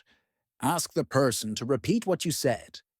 Seen from the outside, this whole incident probably looks like a violent quarrel, but I knew that I could make real progress if I didn't let up. So I did what I recommend everyone trying to give negative feedback to a Red should do. Ask the Red to repeat what we'd both just agreed on. So, this sales director had to obediently explain how he would act in the future, point by point, in certain specific situations. I had a mandate from the CEO to do this, and we both knew it. And yet, even though intellectually he knew that I was right, he couldn't give in. He crossed out one of the less important items on the list, clearly showing that it was a victory for him. Somehow, he still had to win. Conclusion: prepare yourself extremely well and try not to give negative feedback to a Red if you are not feeling strong that day. You need to be full of self-confidence, so choose your opportunity carefully. A Red is always strong, always full of self-confidence, so for him it doesn't matter. He will ride into battle at a moment's notice if necessary. And prepare yourself for the possibility that he might try to turn the tables. He'll accuse you of everything under the sun so that he can feel he has the upper hand. Don't fall into his trap. How to give feedback to a yellow if you have the patience. Yellows are great at many things. Among their great attributes is their love of change. Ideally, they change things all the time. You would think that accepting feedback can be a way to start changing the things that need to be improved. In particular, negative feedback is a great way to find out how to raise your performance to a higher level. But this isn't quite the way it works with yellows. In fact, that isn't how it works at all. When it comes to change, yellows are certainly in favor of it, but only if they came up with the idea themselves. Criticism from the outside isn't always well received. Jana, a good friend of mine, is a phenomenal entertainer. There isn't a group he can't amuse, given enough space. His stories are usually fantastic, and during dinner out they come. A whole succession of jokes so that he has everyone rolling in the aisles. One joke after the other, and the whole thing is extremely entertaining. Jana is truly funny, no doubt about it. But, and it is a significant but, he dominates everyone else in the room. No one else gets a word in edgeways. If you try, he stops and drowns you out. Because he doesn't see you as a partner in a conversation, but rather as his audience. After a while, the laughter falls silent and things start to get uneasy. Those of us who know Jana understand that this is due to his desire to constantly demand center stage, while, for others, it takes more time to see through him. At a dinner party once, it went so far that people started talking about Jana behind his back. I felt bad for him, so I decided to take the bull by the horns. Make an agenda. Follow it. The first thing I had to do was prepare myself. Just sitting down with Jana and speaking from the heart about the issue wasn't going to work. He would just take over the conversation and lure me off the track. So I decided to give a few concrete examples. I also wrote down exactly what effects his behavior might have on people, and I tried to anticipate all his objections. On one occasion, Jana was helping me in my garden, and afterwards we were sitting in the yard, sweaty and exhausted, each of us with a beer in hand. He had just told me about a trip he took to Spain, and how frightened he was when the boat that was taking them to the tiny island where they were staying almost capsized. His wife had already told me that they hadn't even gone by boat. They had taken a small local plane. But when he stopped for breath, I seized the opportunity. Jana, I said, we need to talk about a serious problem. You talk too much, and you make things up. I know that what you just said isn't true, because I spoke to Lena, and she said that you flew to the island. This has to stop, or you're going to end up on bad terms with people. Jana stared at me as if I had lost my mind. I don't talk too much, he said, a little bit surprised. And even if I did, it would be because I have lots to say. I actually remember a time when I put up a hand in front of his face and moved it quickly back and forth. It silenced him. I went straight on to the next step. Give very concrete examples. At the last party we had together, you spoke more than 50% of the time we were sitting at the dinner table. I timed you. We were there for 2 hours, and you held court for more than one of them. You laughed, he said, now quite grumpy. At the beginning, but if you'd been more observant, you would have noticed that it was only at the beginning. And afterwards I heard several people commenting on your need to take center stage in rather a negative way. This made Jana really indignant. What ungrateful people. There I was, entertaining people, and what do I get for it? Sheer hostility. A stab in the back. I'm not evaluating what they said, I said. But I noticed that they thought you were talking too much. Do you understand what I mean? It's incredibly important to get the yellow to acknowledge and accept the message. If you don't recognize a problem, you don't have to solve it. What did Jana do? He nodded morosely. I thought things were going rather well after all. Then something very strange happened. Be aware that his ears might not be connected to his brain. I understand that you were bored, he said. You're right. I've told some of those old stories way too many times. I need to stop repeating myself. I shook my head in despair. He had totally missed the point. I said, there's nothing wrong with your stories. You just need to cut down on the number of them. Take every third one, skip 2 out of 3. The problem is that you talk too much, not that you repeat yourself. You have to let the other 7 people around the table speak, but he wasn't listening. He began telling me a new story just to check if I had heard it before. I had to repeat the whole thing. Explain that you don't dislike him, only his behavior. Criticizing a yellow is difficult because they take things personally. If everything isn't ice cream and sprinkles all the time, then there must be a problem somewhere. They think you've suddenly become enemies. And Yana reacted in the same way. He physically moved several inches back away from me, a clear signal that he was upset. So I did what you do with little children. I explained that he was still my friend, probably my best friend, and I thought he was really funny. The only thing I wanted was for him to bury the blabber a little bit. He'd just gone overboard a bit. I told him at least 10 times that I liked him very much. Unfortunately, he's a frightfully bad listener, so I had to remind him of all the fun things we had done together, and that I cared tremendously about him. I flattered him and congratulated him on his choice of a new car. I simply manipulated him. A little bit at a time, he began to thaw, and his body language became less defensive. Prepare yourself for a strong defense mechanism, especially the martyr complex. But even that wasn't enough. Yana came back with comments like, "Nobody likes me. Everybody else is much more entertaining. I thought you thought that I was funny." This was in addition to all the usual defense mechanisms. Of course, he was only keeping the party going. It was everyone else who was quiet and boring. What was entertaining about an introverted wallflower? And talking too much, how was that a problem? On the contrary, it was actually a very nice quality. I pointed out that his performances left no room for others to speak or participate. A concrete example. At the latest dinner, Yana's wife, Lena, was asked a question on 5 different occasions, and every time it was Yana who answered. In the end, it was almost ridiculous. Everyone noticed this except Yana. Lena stopped talking completely, but she took so long in answering. And I knew the answer. He understood nothing. Or he chose to deliberately be slow on the uptake. Ask the person to repeat what you've agreed to and follow up as soon as you can. This is easier said than done.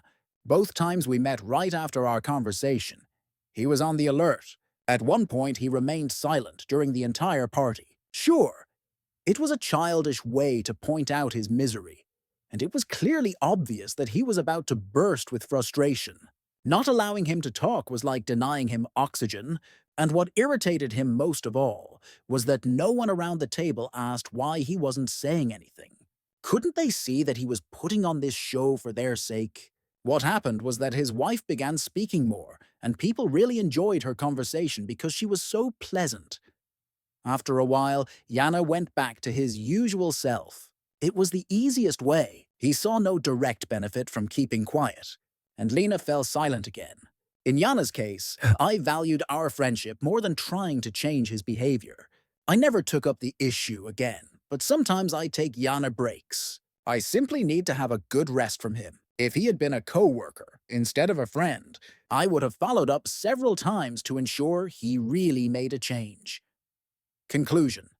Despite their flexibility and creativity, yellows are actually the most difficult to change. They don't listen and only implement changes that they themselves have thought of. What you need to do is massage their egos as much as you can bear and put words into their mouths. It's worth remembering that their short memories also apply to hard feelings. Although they feel awful when criticized, they soon forget. They simply repress everything that is difficult or unpleasant. So if you can just cope with the groans and the moans and maybe a few tears in between, you can continue towards your goal, achieving that change that will do you both a world of good. With patience and perseverance, you'll eventually succeed. How to give feedback to a green. But think twice before you do. This is the section I would rather skip. Why? You may be wondering. Simple. Criticizing a green can be cruel. They will feel bad and will simply withdraw and shut down. In general, they have weaker egos and can often be very self-critical. You don't want to increase this burden even more. It's important to note that there is a difference between being self-critical and changing, and being self-critical and not doing anything about it. Many greens roam through life wishing that things were different, but they rarely have the drive to do anything about it. So they continue to be dissatisfied. Sometimes I think that's an end in itself. Not to be satisfied.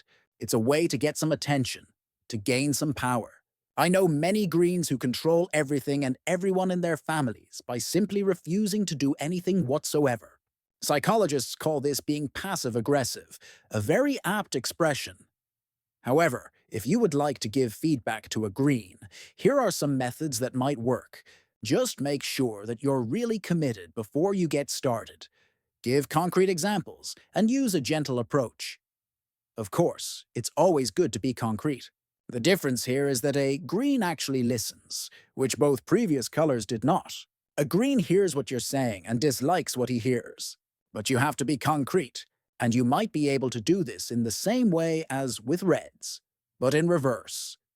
While it doesn't work to tell a Red that you feel bad because of his behavior, or that others feel ill at ease because of something he did, that's precisely what works best here. A Green is a relational person and doesn't like to offend. It may seem manipulative, but if a certain form of behavior makes you sad, angry, or just generally dejected, say that. A Green person will sense your mood, and he'll pick up what you are saying if you dare to be honest about it. Be gentle, but don't backpedal. It is all about clarity again. If you have any shred of humanity, you'll see how a Green falls apart the more you give him negative criticism. If you say to your partner that his constant habit of sitting in front of the television, watching sports such as football, makes you feel completely neglected and unloved, you'll immediately see how much this news affects him. But then, it's important that you not backtrack on your statement and say things like, maybe it's not that bad, or I still have some projects I've been wanting to work on while you relax. Dare to be clear, and go straight to the point. You need to convey your message in the right way, clearly but softly. A hand on someone's shoulder can be enough to send a signal that, we're still friends, but I have a problem when you do this or that. Deal with the Green's response. You're right, I'm so stupid. Total appeasement. A Green's reaction when you tell him how you feel about his behavior is a variation on the Yellow's martyr complex. A Green will prostrate himself, accusing himself of being all kinds of stupid things. Often there will be comments like, I will never do that again. Severe compliancy is sometimes unavoidable, and tears may flow. Greens crush themselves with additional arguments about why they're useless and stupid. They'll kneel in your presence for weeks afterwards and try to placate you in all kinds of ways that have nothing to do with the issue at hand. I heard a story about a man who was told by his wife that she really hated that every single evening he simply had to spend a certain amount of time playing video games, a creature of habit. He admitted that it was childish, unnecessary, and costly. He spent a considerable amount of money buying upgrades and features for the games. He promised to be more attentive to her needs. He promised everything and more, besides to make up for his dismal behavior. The following 6 months, he hurried home from work to do the cooking before she arrived. He bought her flowers once a week, and he massaged her feet without her even having to ask.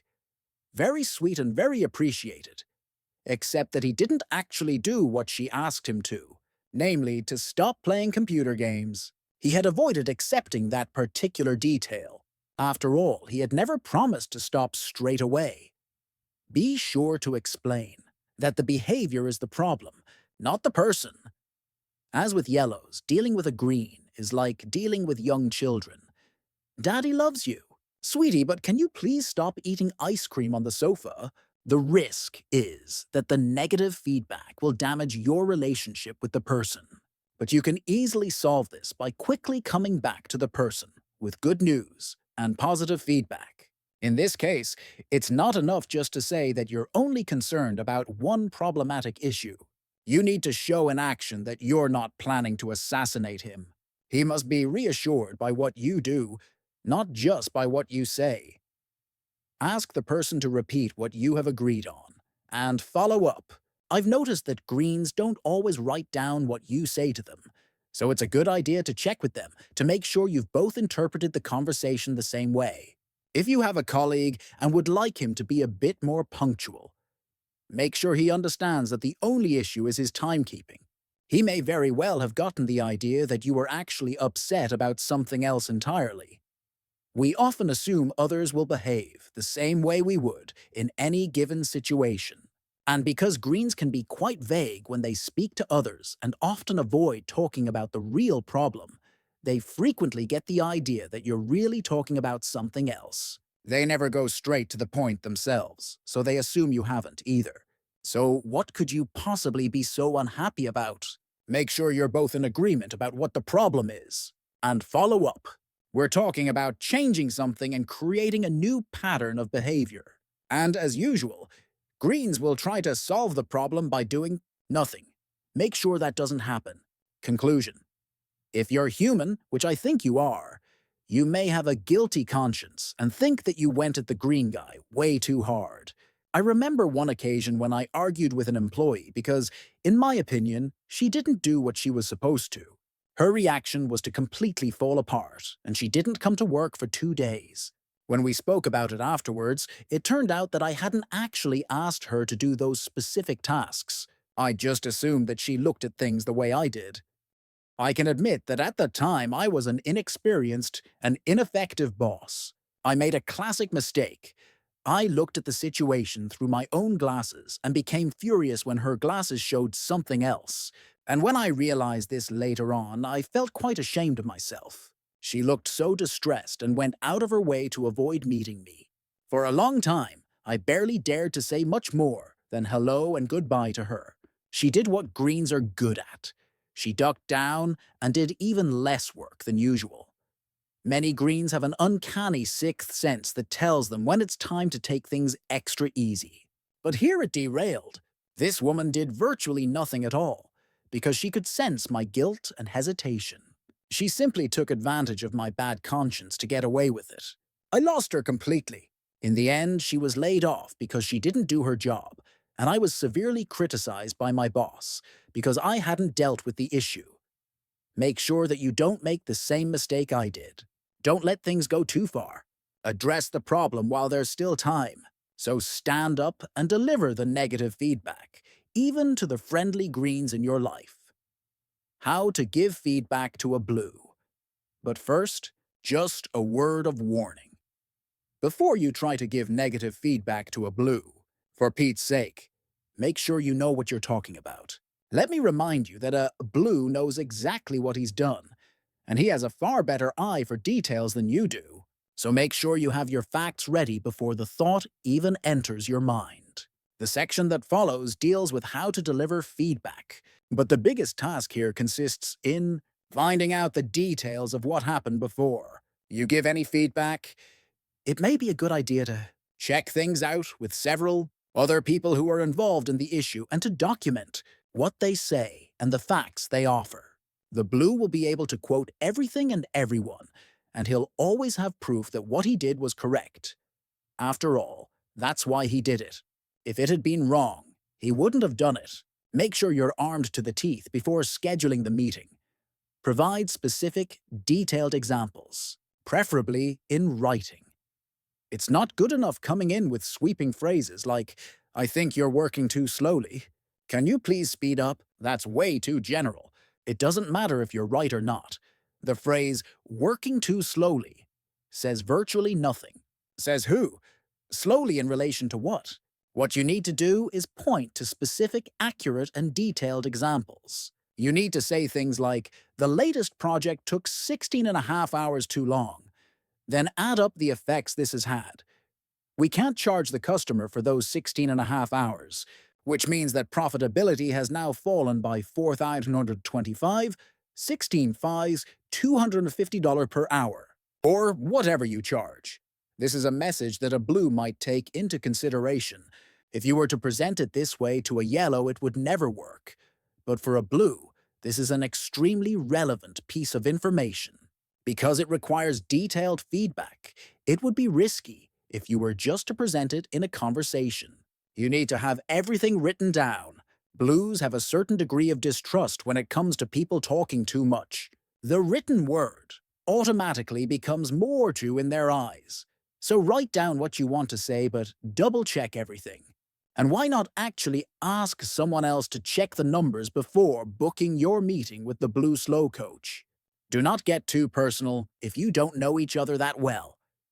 Yellow and a green boss could easily pat a blue on the shoulder and be personal in the run-up to a meeting where they are planning to give some tough, negative feedback.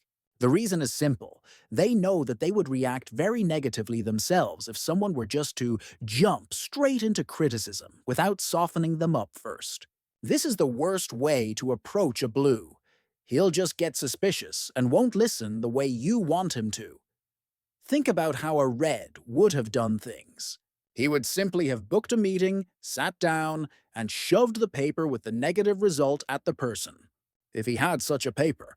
If it was about giving feedback to a neighbor, about all the leaves that have blown into his garden, he would simply hand him a garbage bag with all the leaves and ask him to count them. A red won't dress things up. He gets straight to the point. Usually, he won't have any problem telling you that your work isn't good enough.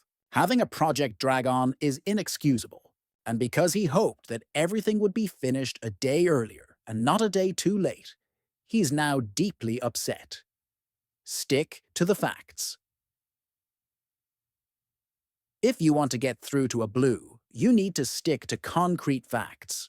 Each time you start feeling guilty about saying negative things and start speaking about how appreciated he is, you'll confuse him. He'll wonder what you're really trying to say.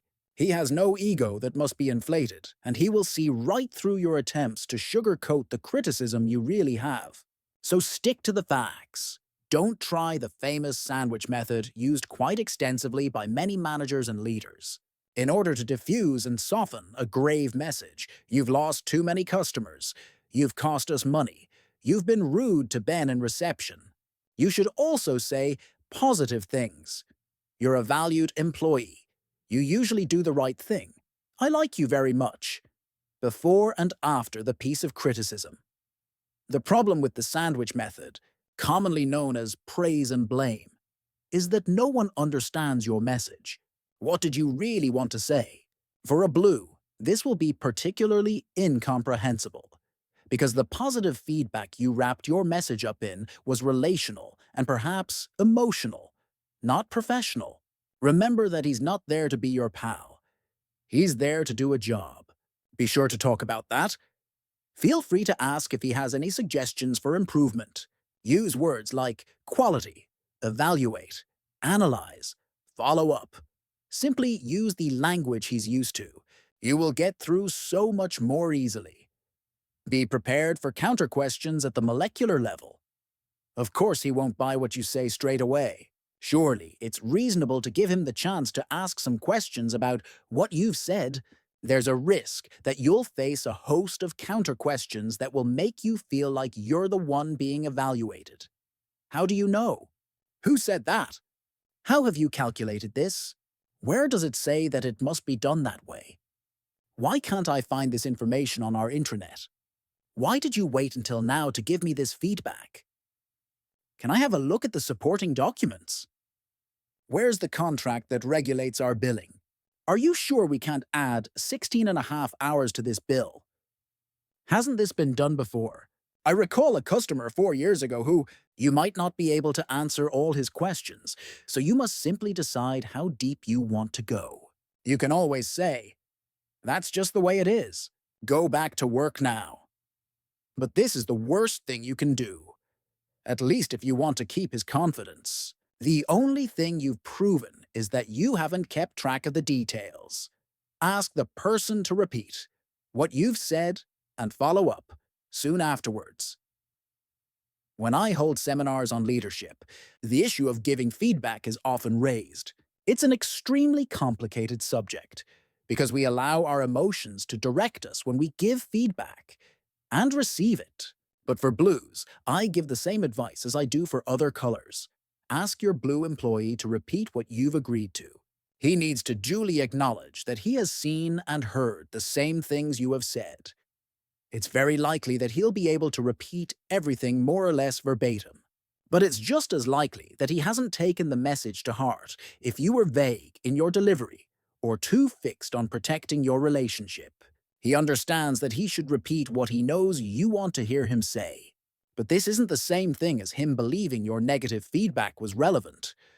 The example I gave of the overdue project is a treacherous hidden trap. because a project that's delivered to a customer only has the value the customer believes it to have. Quality is of the utmost importance. If we're careless, according to a blues standards, we won't get more orders from that customer. What will the lost revenue cost? So how can you value punctuality as being of more importance than the product itself? At the logical level, a blue can make your objections seem nonsensical. But if you know that you're right, not just that it feels right, follow up afterwards to make sure that he's back on track. Conclusion: it's difficult to criticize a perfectionist. He already knows the best method, and he won't change his opinion just because you happen to have a fancier title on your business card. So it's all about doing your homework very well.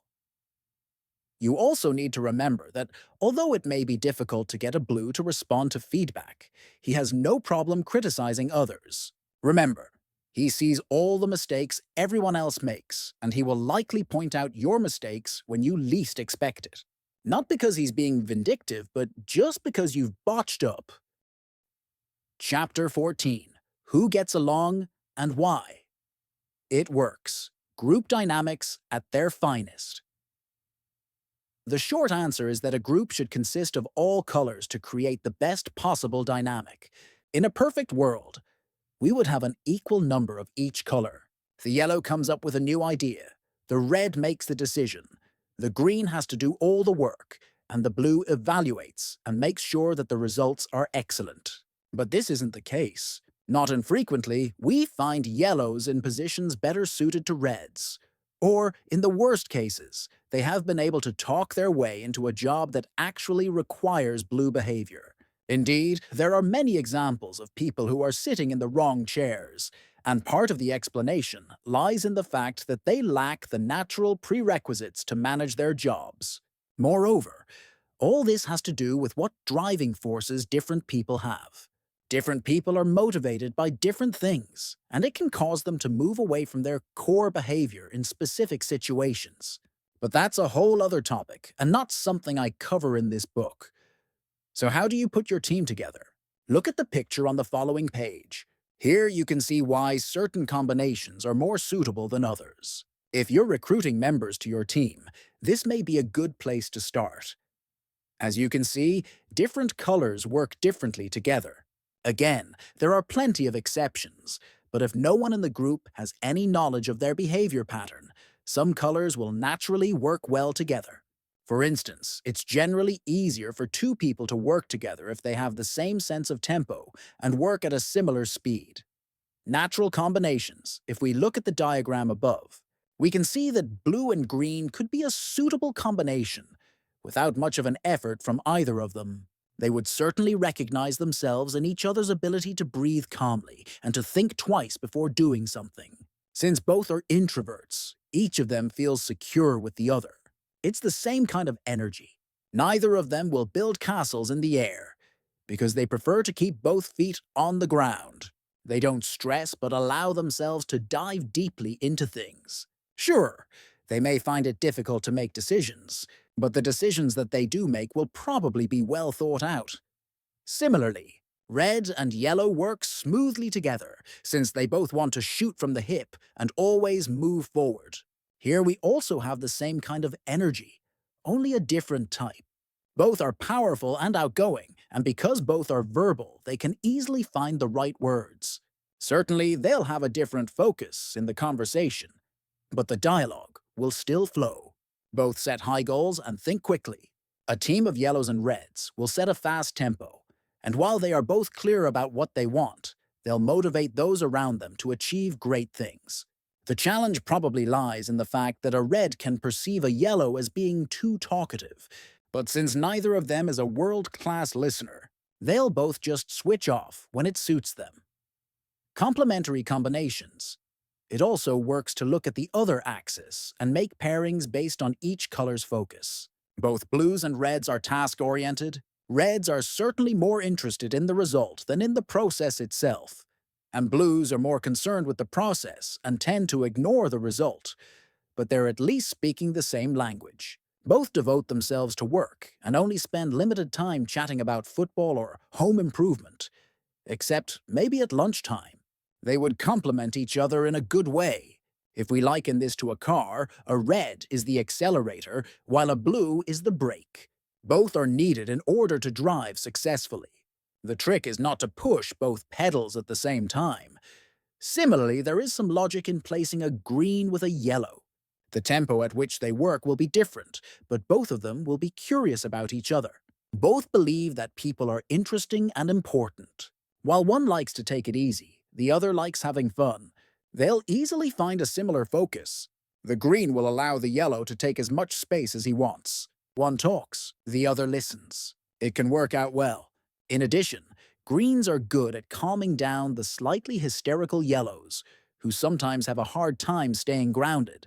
Of course, there's a risk that they'll fail to devote sufficient time to the work itself, but they will have a very good time. People around them might feel that they're only having a good time and not actually delivering anything. As both can find it difficult to say no, it might also be a good idea to avoid entrusting them with too much money. Challenging combinations. At the same time, there are two very complicated combinations. This doesn't mean that they won't be able to work together, but it definitely means that there are obstacles that need to be considered. One possible solution is that both of them become more self-aware in the ways that they work and interact with each other. Look at the illustration on the following page. The right column shows the things the person himself sees in his profile. The left column shows how his exact opposite could perceive him in less favorable circumstances. You've probably heard that a person is a real bore, only to meet him and discover a very interesting person with lots of exciting things to say. Who's right and who's wrong? It depends on whom you ask. The problem lies in the interaction between each color and its exact opposite. The positive image expresses how each profile experiences himself. The negative image is an expression of how he can be experienced by others. We all see different things. Genuine problems. It would be quite a challenge to put a red and a green together issues solve a problem. If the task depends on effective cooperation, then issues will quickly arise. In the beginning, the green is very passive, especially when compared to the red, who gets going even before he's heard the instructions. While the greens think it's burdensome to have to do their part, the reds have already started in a hurry. The red will be very critical of the green's constant moaning about the amount of work. At the same time, the green will think that the red is an aggressive son of a bitch who never listens. Nevertheless, under favorable circumstances, it may work out. In general, a green is prepared to cooperate. That's their strength. They function well with many other people because they're more accommodating than demanding. So there can be a certain logic in setting a red with a green. A red likes giving orders, and a green is usually okay with receiving orders. Based on Marston's theories, see page 227, the greatest challenge of all is to ask a yellow and a blue to work together. If neither of them is aware of how their personalities work, there will be friction from the outset. The yellow dives into the task without the slightest idea what to do or how to do it. He doesn't read any instructions, and he doesn't listen long enough to find out what the task is actually about. He'll speak at great length about what an exciting project they've been given. In the meantime, the blue starts reading and researching all the material available. He doesn't say a word, but just sits there, more or less motionless, he thinks. The yellow, on the one hand, will consider him to be the most uninspiring bore he has ever met. The blue, on the other hand, will only be disturbed by the yellow's perpetual verbal barrage. He'll slowly begin to boil beneath the surface because of the incessant buzzing around him. He believes that the yellow is a frivolous windbag, not deserving any attention whatsoever. And when the yellow finally realizes that he hasn't won the blue over to his side, he'll pull out all the stops and talk even more. In the worst case, he'll try to charm the blue, which will end up driving them to disaster. They'll sit in their own corners, with faces like they've tasted sour milk, both mad for completely different reasons. Self-awareness, my friend, is the solution. Go green. It is not easy to read and interpret everyone. If a person only has one color, then you won't have any problems with him once you've finished reading this book. It will be obvious what you should do. A person who's only red or only yellow is hard to miss. But even the genuine greens or blues are quite easy to detect if you know what to look for. As I mentioned earlier, statistically speaking, only about 5% of the population has just one color that shows in their behavior. Around 80% have two and the rest have three. No one has four. Not with the tool that I use. It's also relatively easy to recognize people who have two colors. Two color combinations normally follow any of the axes. So they are blue-red, red, yellow, yellow, green, or green-blue. It does happen, of course, that purely opposite qualities can be found in one and the same person. I've met lots of yellow-blue people. There is nothing wrong with that. It's just less common. But what's really unusual is distinctly red-green profiles. Why this is the case, I don't know. On one occasion, I met a woman who was a middle manager working for a company in the car industry. She was determined and powerful in her manner, but at the same time, she was extremely caring. Her care and attention for her employees was genuine, and it had some strange results. Among other things, she could lose her temper very quickly. Her telling-offs were legendary. Once she realized this, however, she would do whatever she needed to soften the effects of her actions and repair the damage. She felt genuinely bad for having been hard on various individuals, but at the same time, she couldn't control herself. This friction between the two conflicting colors in her behavior, red and green, meant that she was very close to burnout. People with three colors will always be more difficult to interpret. If someone is very difficult to place on the map, it may very well be because he has three colors. The situation will determine what his behavior will be. The best advice I can give if you really can't analyze the person you meet is to shut your mouth and start listening. Simply act green if you are unsure. People sometimes tells me that they can't understand a certain person because he doesn't do anything. But even a person who is very passive exhibits some form of behavior. And at this stage, you know what color is associated with someone who doesn't do much. That's a common blue behavior. Chapter 15. Written Communication. How to Evaluate Someone. When you can't meet in person. Many things are revealed in the way we write. Different colors have distinct writing styles. Some take the time to express themselves, while others keep brief. If you have the chance to read through a longer writing sample that the person in question has written, a report, a column, a letter, or a letter to the editor, you have lots to go on. Very often it's possible to detect a color in the written word. If you're a person of few words in speech, you can also be the same in your writing. And vice versa, if the only thing you have is an email, then you have to go on what you have. Let's say that you're replying to a customer's message. You want to prepare yourself properly. You look carefully at how his email reads. Is it factual? Is there any kind of personal touch? Is it short and concise? Or does it seem to have been written a little spontaneously? All of these little details are important signals that you can use to your advantage. As usual, there are plenty of exceptions, but there are still patterns to be aware of. Here are some examples of what this can look like. From Christian Johnson Team Communication, com2, Sina.SinaSunCoco, net subject. Meeting. Meeting tomorrow morning at 11. Be punctual. Kay, what do you think? Is Kay screaming because he used capital letters? It's not clear. It could be that he just wanted to stress that the time for the meeting is important. Maybe he was rushing out somewhere. It doesn't matter to him that the person receiving the email might be put off by the abrupt style and the caps lock. As always, a red can live with that. Get a grip! He just wanted to be clear. Your action. Reply instantly. Be short and concise. One way might be to simply reply, "Okay," from Christian.Johnson Team Communication, com2, Sina.SinaSunCoco.net subject, meeting. Hello, Sina. What's up? Were you at the game last night? I saw that Lhasa was there. He spilled his drink all over himself, and I thought that I would never stop laughing. Check out the picture I put on Facebook. By the way, I thought that we could sit down and chat about that customer tomorrow morning before lunch, if it works for you. Is 11 o'clock okay? Ciao! Kriller from Christian Jonsson Team Communication. Com2. Sina Sona Coco, net subject. Meeting. Oh, I forgot to attach the photo. Anyway, here it is. Krill. Even in writing, a yellow expresses himself in a very spontaneous and easygoing manner. He likes to share stories and keep things personal.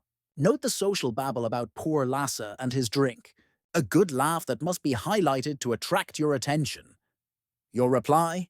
There isn't any need to rush, but don't fail to respond, or he'll feel insecure. Be cordial as well. Don't forget to thank him for the funny picture and mention that you laughed at his story. From Christian.Johnson at Team Communication. Com2. Sina Sona Coco. Net subject, meeting. I just wanted to remind you about the meeting tomorrow at 11.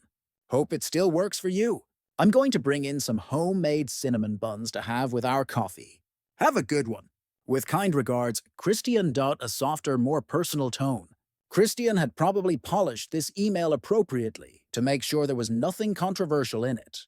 Reminding people about meetings that were booked a long time previously can be perceived as slightly offensive by some people. So here, we want to be certain that nothing can be misinterpreted.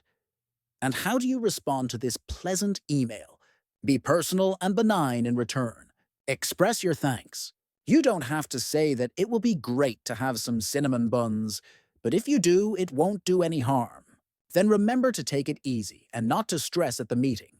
From Christian.Johnson, Team Communication. Com2. Sina Sun Coco. Net subject, meeting. Good morning. Christina, head of tomorrow's meeting with our client. I would appreciate it if you could familiarize yourself with the necessary background information. I've attached 3 documents relating to the issue. Greetings, Christian Jonsson.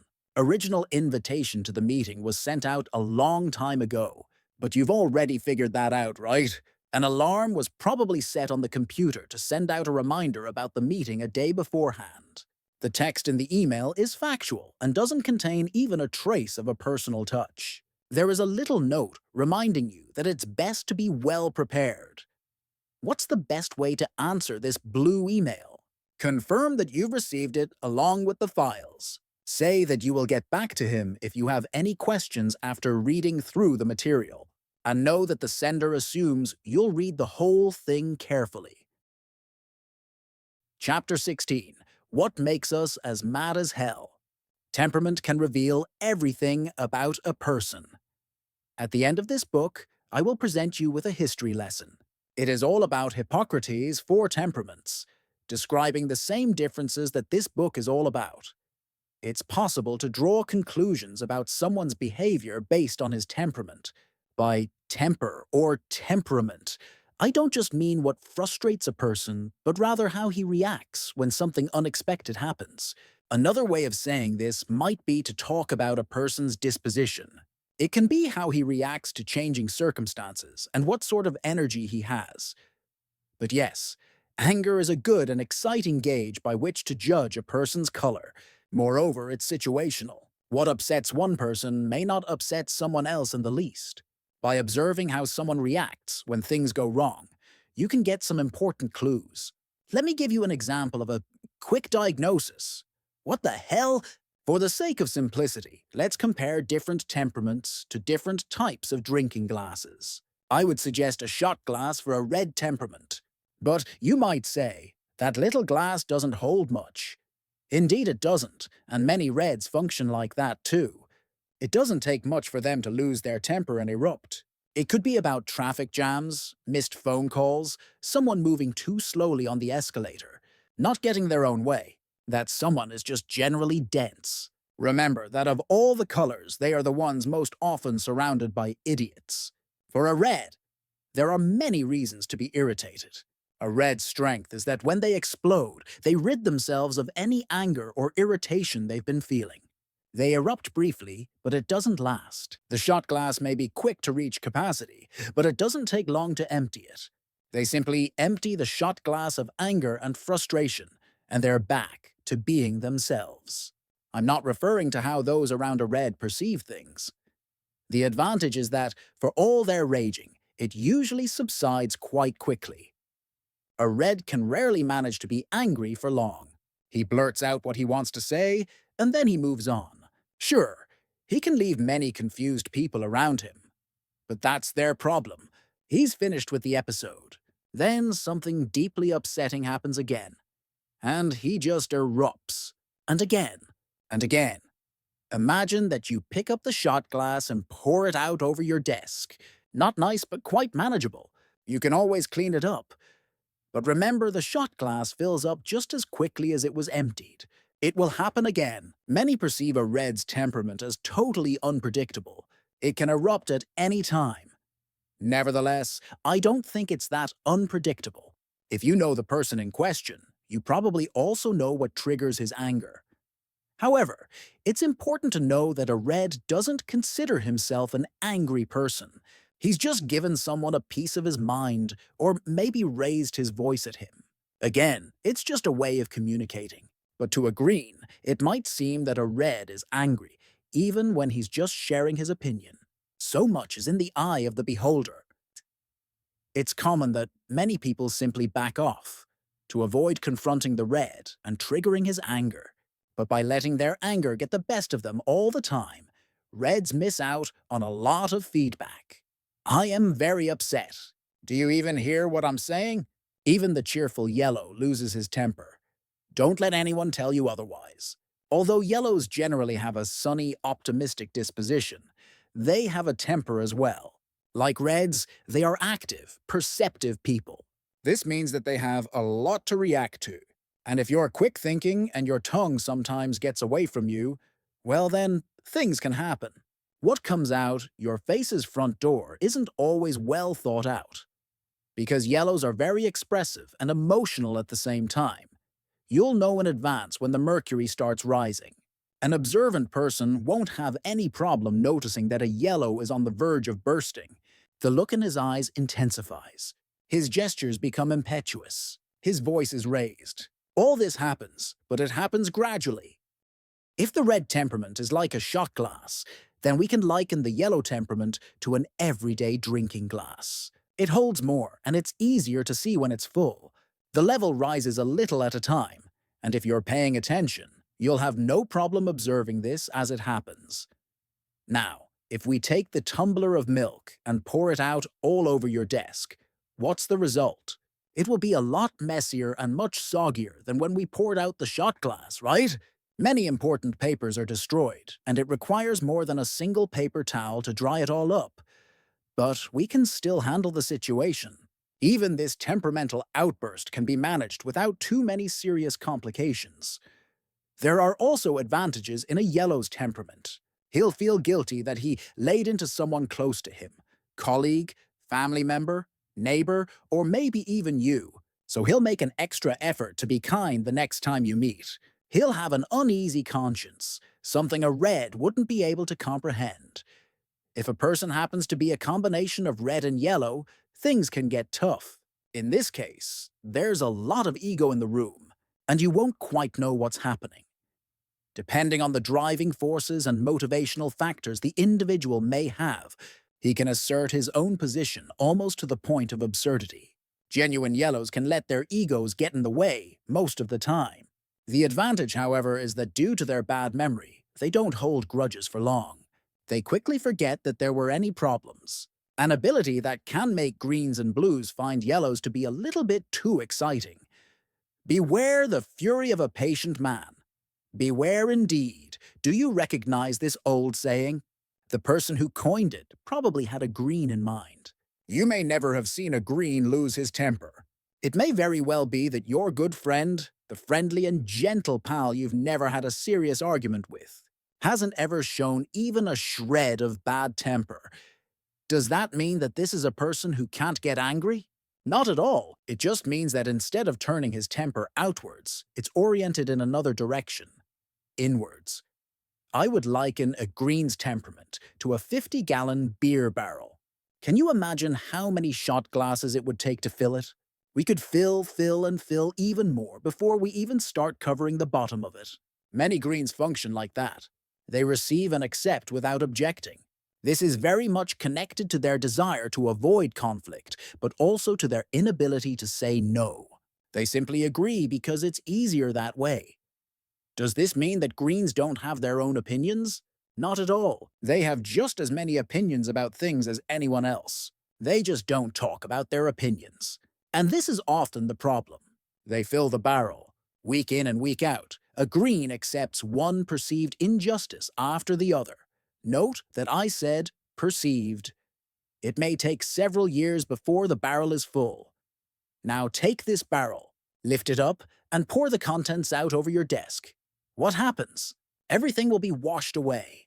The water in the barrel will not only wash away everything on your desk away, even the desk itself, and you, along with it, will go out with the flood too.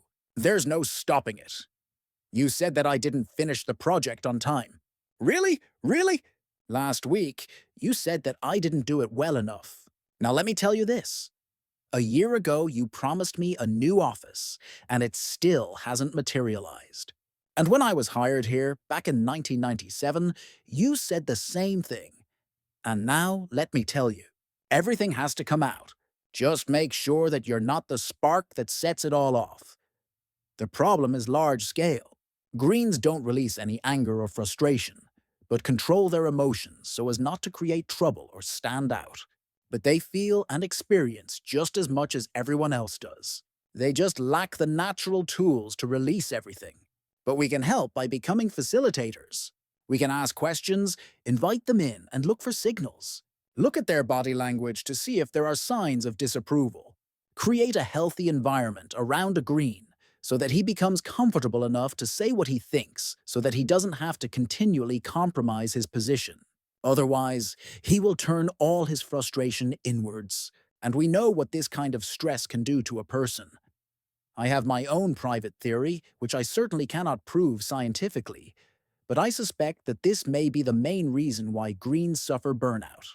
They carry anxiety, anguish, and even anger for so long that it eventually makes them ill. It's a noticeable problem that should be taken seriously. A complaint a day. During an extremely stressful period in my earlier career in the banking sector, I once heard a comment about a blue. All of us were working every day and night, and many of us were showing the stress. Frustration was hanging in the air. Our credit controller was in the middle of the whole thing. Nothing got to her. She never even acted stressed. Her face was absolutely indecipherable, and her gestures were as limited and moderate as always. While the rest of us ate our lunch on the go, she took her full 60 minutes and ate in peace and quiet. It was as if nothing could disturb her peace. Then, one of my yellow-red colleagues said, "She's not normal. She doesn't have any feelings in her body." Back then, it sounded logical to me, but when you think about it, it can't be true. Blues simply have less need to communicate than Greens, so they simply don't do it. Some things are turned inwards, even for blues. Those who are quick thinkers may wonder if blues run the risk of burnout just as much as Greens do. Not at all. They have a system to keep stress under control. Metaphorically speaking, blues have as big a beer barrel as Greens have, but there is one crucial difference. At the bottom of the barrel, there's a handy little tap. This tap gives a blue a valve to release part of the contents of the barrel.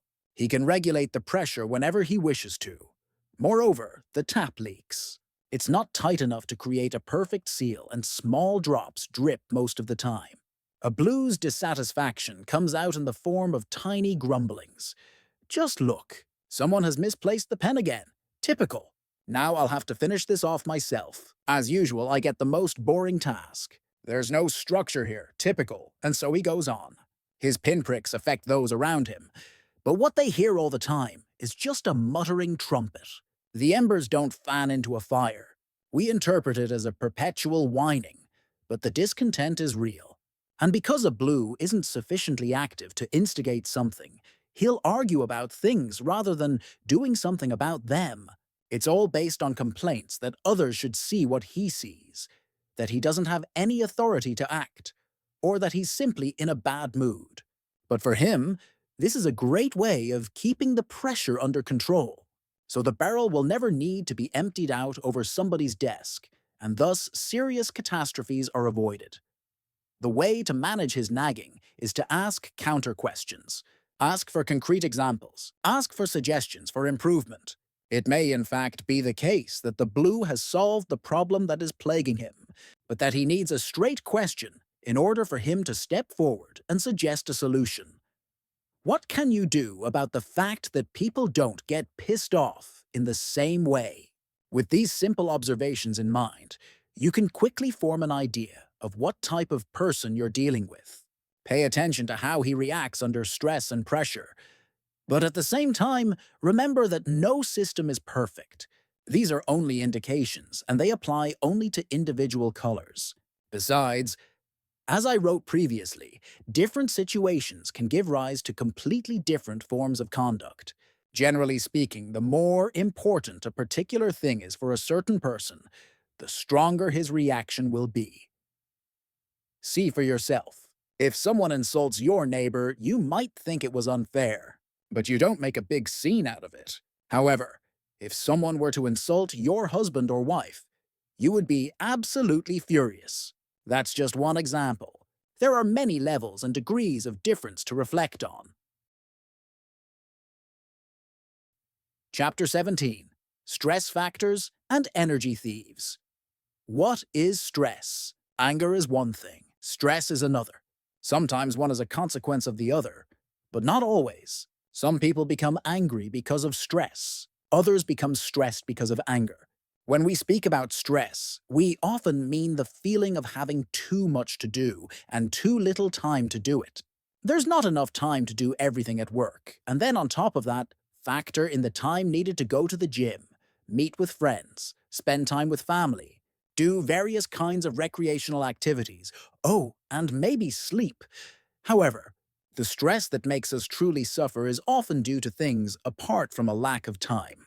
If you feel pressure and have high expectations about what you will do and how you are meant to be, you can become stressed, even if you aren't really pressed for time. Pressure demands, and expectations create stress and can make you feel self-critical and powerless.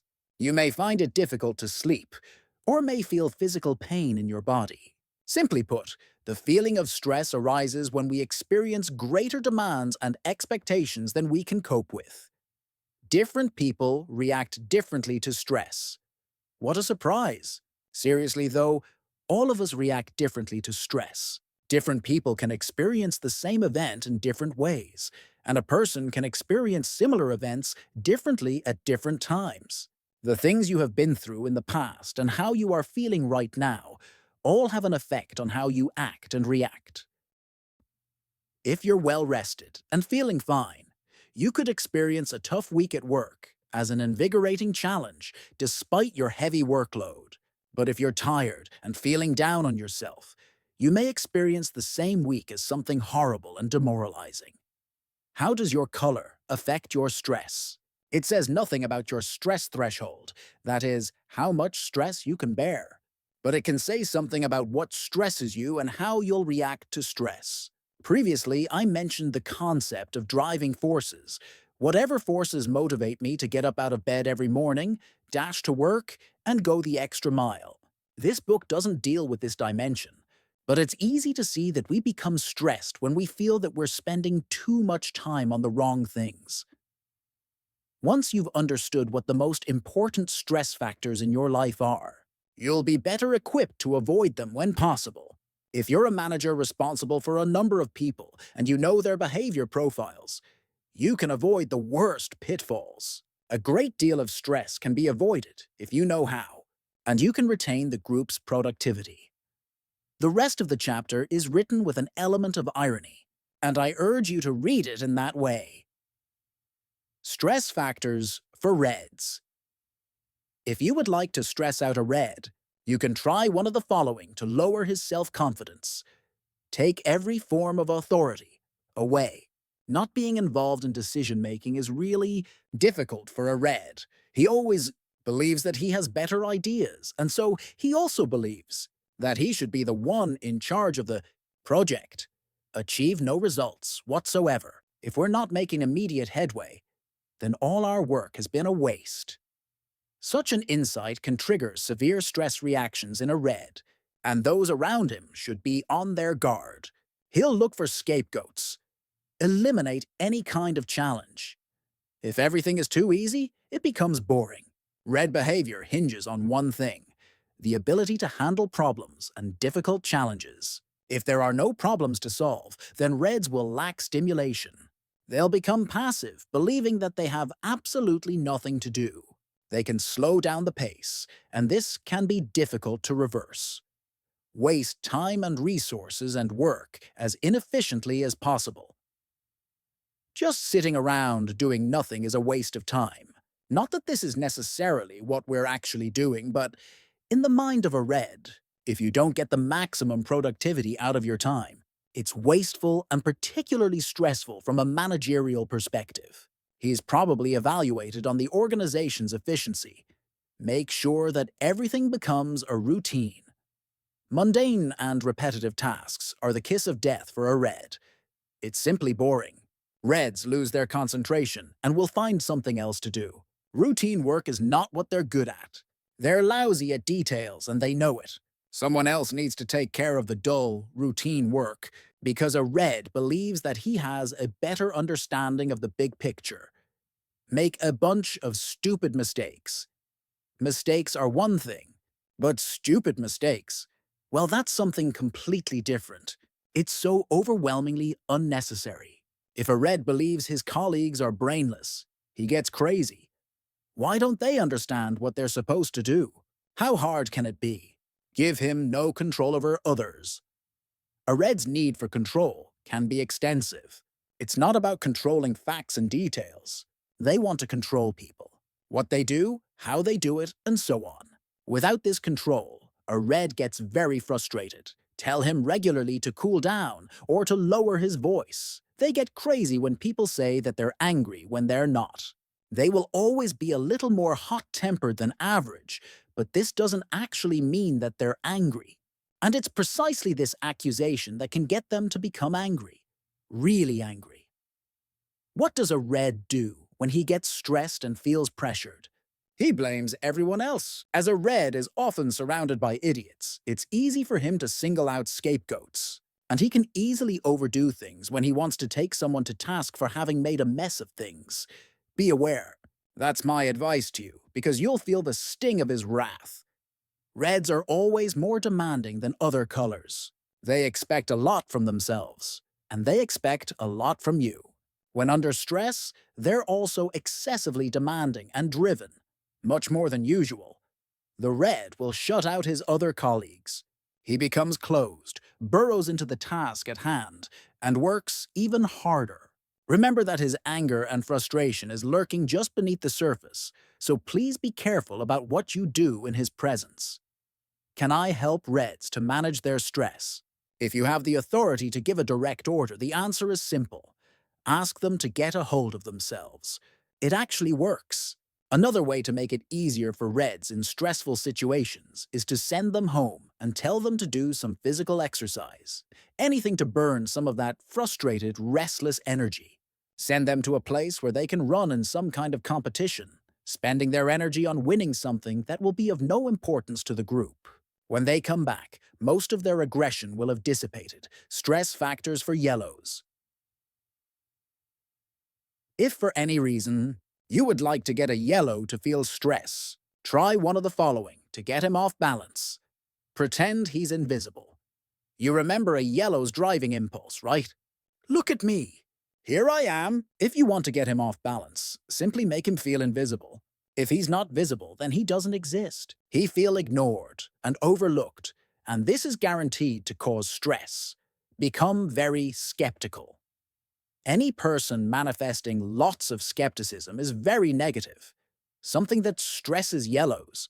They want to see the positive and the light and consider even everyday realists to be prophets of doom. Pessimism and negativity effectively kill yellow's enthusiasm and cause them to feel tense. Structure work as much as possible. Just like reds, yellows shun routine, repetitive tasks, and jam-packed schedules. They happily create schedules for others, but they can't follow them themselves. Force them into one of your plans, and you'll see how your yellow friends will begin to unravel. Isolate him from the rest of the group. For a yellow, the absence of someone to talk to is perhaps the worst thing ever. It's the end of the world. Because they need to talk, there must be someone there to listen. Being trapped in an office space with only a desk for company is a punishment worse than death. It's like being deported to Siberia. Make clear that it's inappropriate to joke at work. No joking around, and no sense of humor. Is this a funeral parlor? I once got exactly that comment from a yellow who discovered that consultants didn't have time to monkey about. She was very stressed out by all the seriousness and left before her probation period was over. Push a yellow to think carefully beforehand. Twice. Suppressing a yellow's spontaneity is like holding down the lid on a saucepan when the milk is boiling over. It simply doesn't work. It creates a terrible mess. And everyone gets involved when yellows, loudly and intensely, invite everyone else into their stress spiral. Remember that a yellow's stress will always be noticed.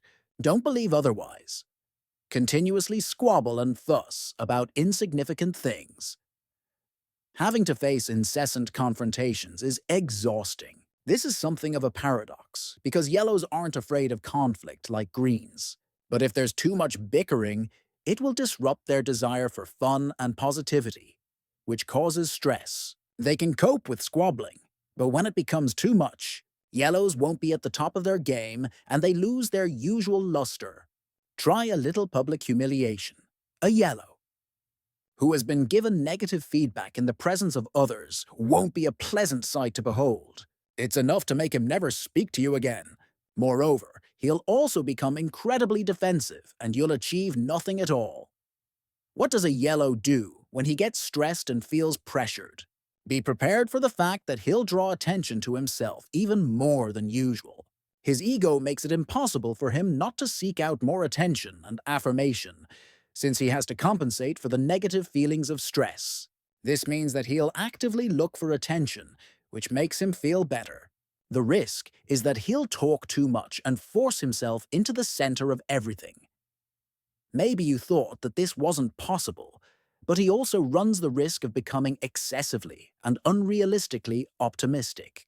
You've never experienced a real challenge until you've tried to cope with a truly stressed-out yellow. He'll come up with plans that are so wild and outlandish that not even he can believe them. This is just a natural coping mechanism for him. Can I help yellows to manage their stress? Let a yellow organize a party. He urgently needs to meet people in social contexts. He can sink very deep into his own misery if he remains under stress for too long. When things are at their worst, suggest a pub crawl, a party, or why not just a simple barbecue? It doesn't need to be fancy, but make sure he gets to enjoy himself for a while. Also, make sure that it's fun. Stress factors for greens. If you, for any reason, would like to get a green to feel stress, I propose the following unpleasant things. Take every form of security away from him. Give him tasks that he's never done before, without explaining anything whatsoever to him. But at the same time, expect perfect implementation. Leave him alone in meetings with people who place unreasonable demands on him. Don't support him when things heat up in a conversation. Send an angry red to rant at him. The stress will soon follow. Leave lots of loose ends. Unfinished tasks and loose ends are deeply disturbing. Greens like to know how things fit together, and when they don't understand how the process works, it won't go well. Unfinished projects, things that have been started but are drawn out without any end in sight, really mess things up for greens. This is why yellows are phenomenal at causing stress for greens. Hang around him constantly. If a green doesn't get his private space, if there's nowhere he can withdraw from the world, he gets very stressed. He likes other people, of course, but he needs to be alone with himself also. If this isn't possible, then he can't think anymore. Make lightning-fast changes and unexpected changes of direction. This is the specialty of reds and yellows. Quick decisions that they don't always explain. Greens are miserable when they're forced into making unexpected and rapid changes, and they often respond by ending up in a state of absolute indifference. The worst kind of change is when a green gets an order in the morning, and just as he begins to reflect on how he will do it, a counterorder comes. Ask him, would you be so good as to redo the whole thing from beginning to end? Having to redo a task is synonymous with failure. If something must be redone, it can only be because your work wasn't good enough the first time. In other words, negative feedback. By extension, this means that you're not good enough as a person, which, of course, is extremely stressful. Tell a green, look here, we can't agree on absolutely everything. Disagreements in a work group or in the family inevitably lead to stress. Only troublemakers enjoy conflict. Friction in the most important group, the family, is particularly serious. A green won't know what he should do. Push him into the spotlight.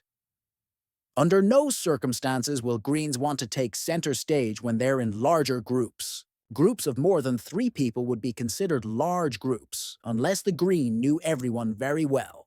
If you force a greens into such a situation, he'll just stare at his feet. Everyone can see how uneasy he is, and the rest of the group will also be stressed. Not good. What does a green do when he gets stressed and feels pressured? He becomes very reserved and almost cold.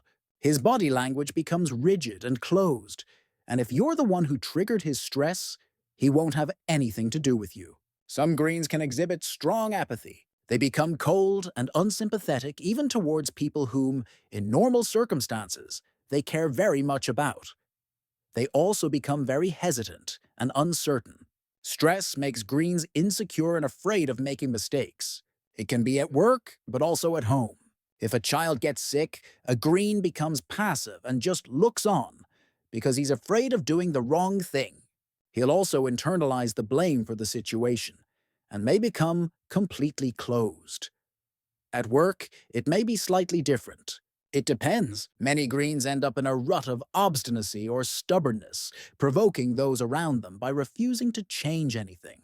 Even when they see that a particular method is not working well, they can refuse to act. It seems strange, but the typical green stubbornness gets the upper hand and prevents them from doing anything.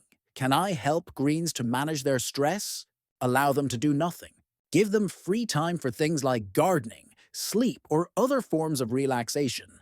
Maybe something like sending them off to a movie, not with a large group of people, but possibly on their own, or giving them a good book that takes 2 days to read. They don't really want to do anything. Let them do nothing until the stress subsides. Then they'll be back to their normal selves. Stress factors for blues. If you, for any reason, would you like to get a blue to feel stress? Just upset every one of his calculations. Tell him, you don't know what you're talking about. You may think that blues don't take criticism personally, but if they believe that the criticism is untrue and unfounded, it can be very hard on them. Not because they're afraid of conflict or that your relationship will suffer, but because their sense of perfection is being besmirched. Have the management team make a spontaneous decision.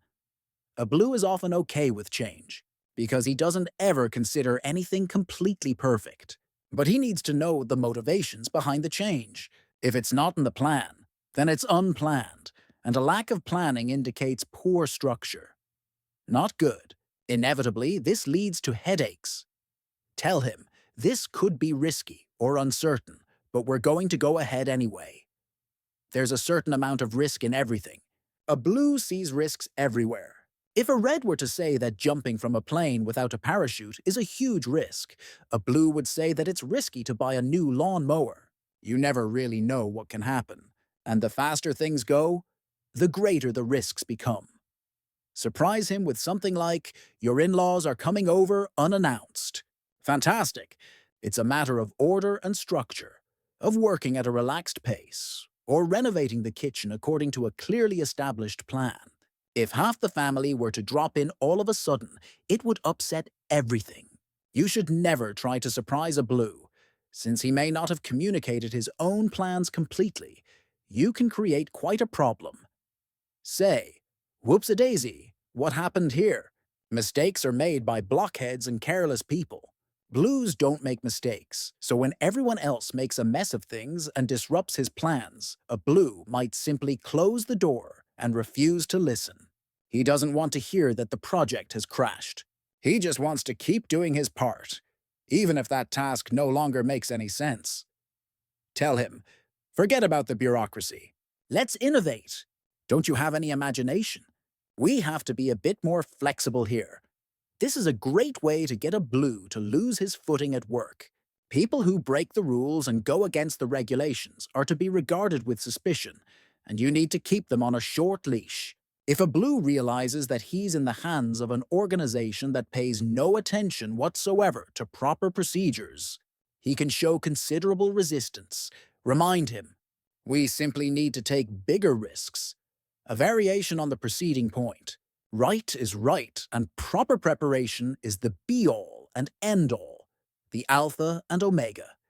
It even says so in a book. So when a blue can't prepare himself in his, sometimes extremely cumbersome way, it triggers stress. He's the opposite of spontaneous, and you simply can't force a blue to respond to a situation before he's had time to acquaint himself with the subject.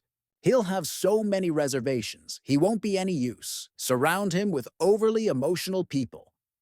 Nope. Sloppy sentimentality is downright unpleasant. It's messy and awkward, and a blue doesn't like it. Logic is what counts, and if you overlook this, he'll find it very trying. He'll make himself scarce, and he'll never forget that you're an overly emotional person who doesn't use your brain in the same way he uses his. What does a blue do when he gets stressed and feels pressure? He becomes excessively pessimistic. Oh yes, it actually gets worse than usual. Suddenly, everything becomes pitch black, and he falls into a pit of despair. Lethargy is common, and nothing is of interest anymore. Gloom and doom will rain down on all of us. He also gets unbearably pedantic. When they feel stress, many people increase their pace in order to compensate.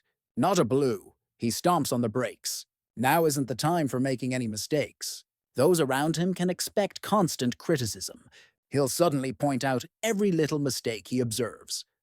And there are quite a few. He might also become an unbearable know-it-all.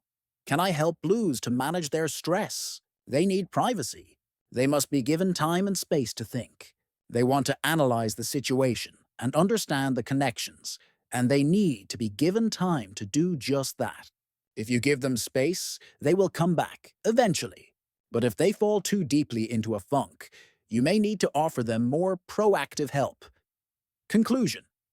What can we learn from studying different people under stress? When under stress, an individual's normal conduct and behavior are reinforced and exaggerated. A red becomes even tougher and more aggressive towards those around him. A yellow becomes more sulky and unstructured. A green becomes even more passive and non-committal than usual. And a blue can become completely closed and split hairs so thin that they're not even visible to the naked eye. The most important thing is to avoid stressing people unnecessarily. Of course you knew that already, but it can be helpful to understand what actually causes stress for each profile. To push a red is not as stressful as pushing a green or a blue. On the contrary, you have to push a red for him to bounce back. If everything were to go smoothly, he would just get bored. The situation, your profile, the time of day, the level of work, the group, the weather. Lots of things determine stress in our lives. But if you pay attention, it will work out perfectly.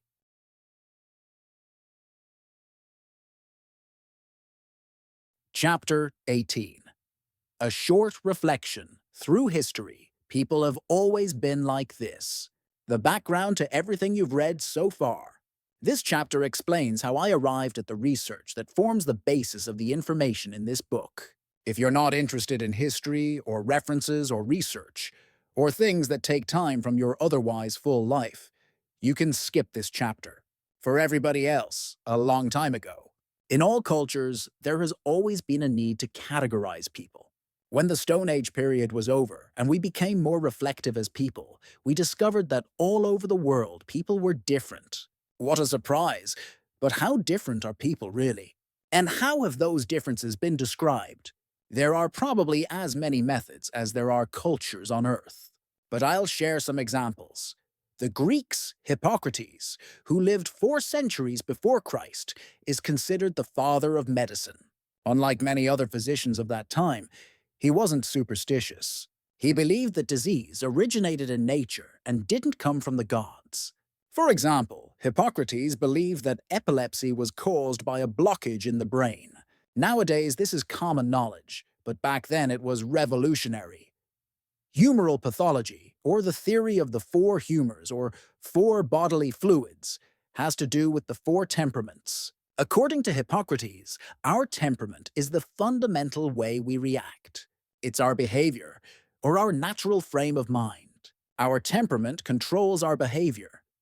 Hippocrates believed that your health is good when the 4 humors, blood, yellow bile, black bile, and phlegm, are in balance. When we vomit, cough, or sweat, for example, the body is trying to rid itself of one or more of these substances. The word chloe comes from Greek and means yellow bile.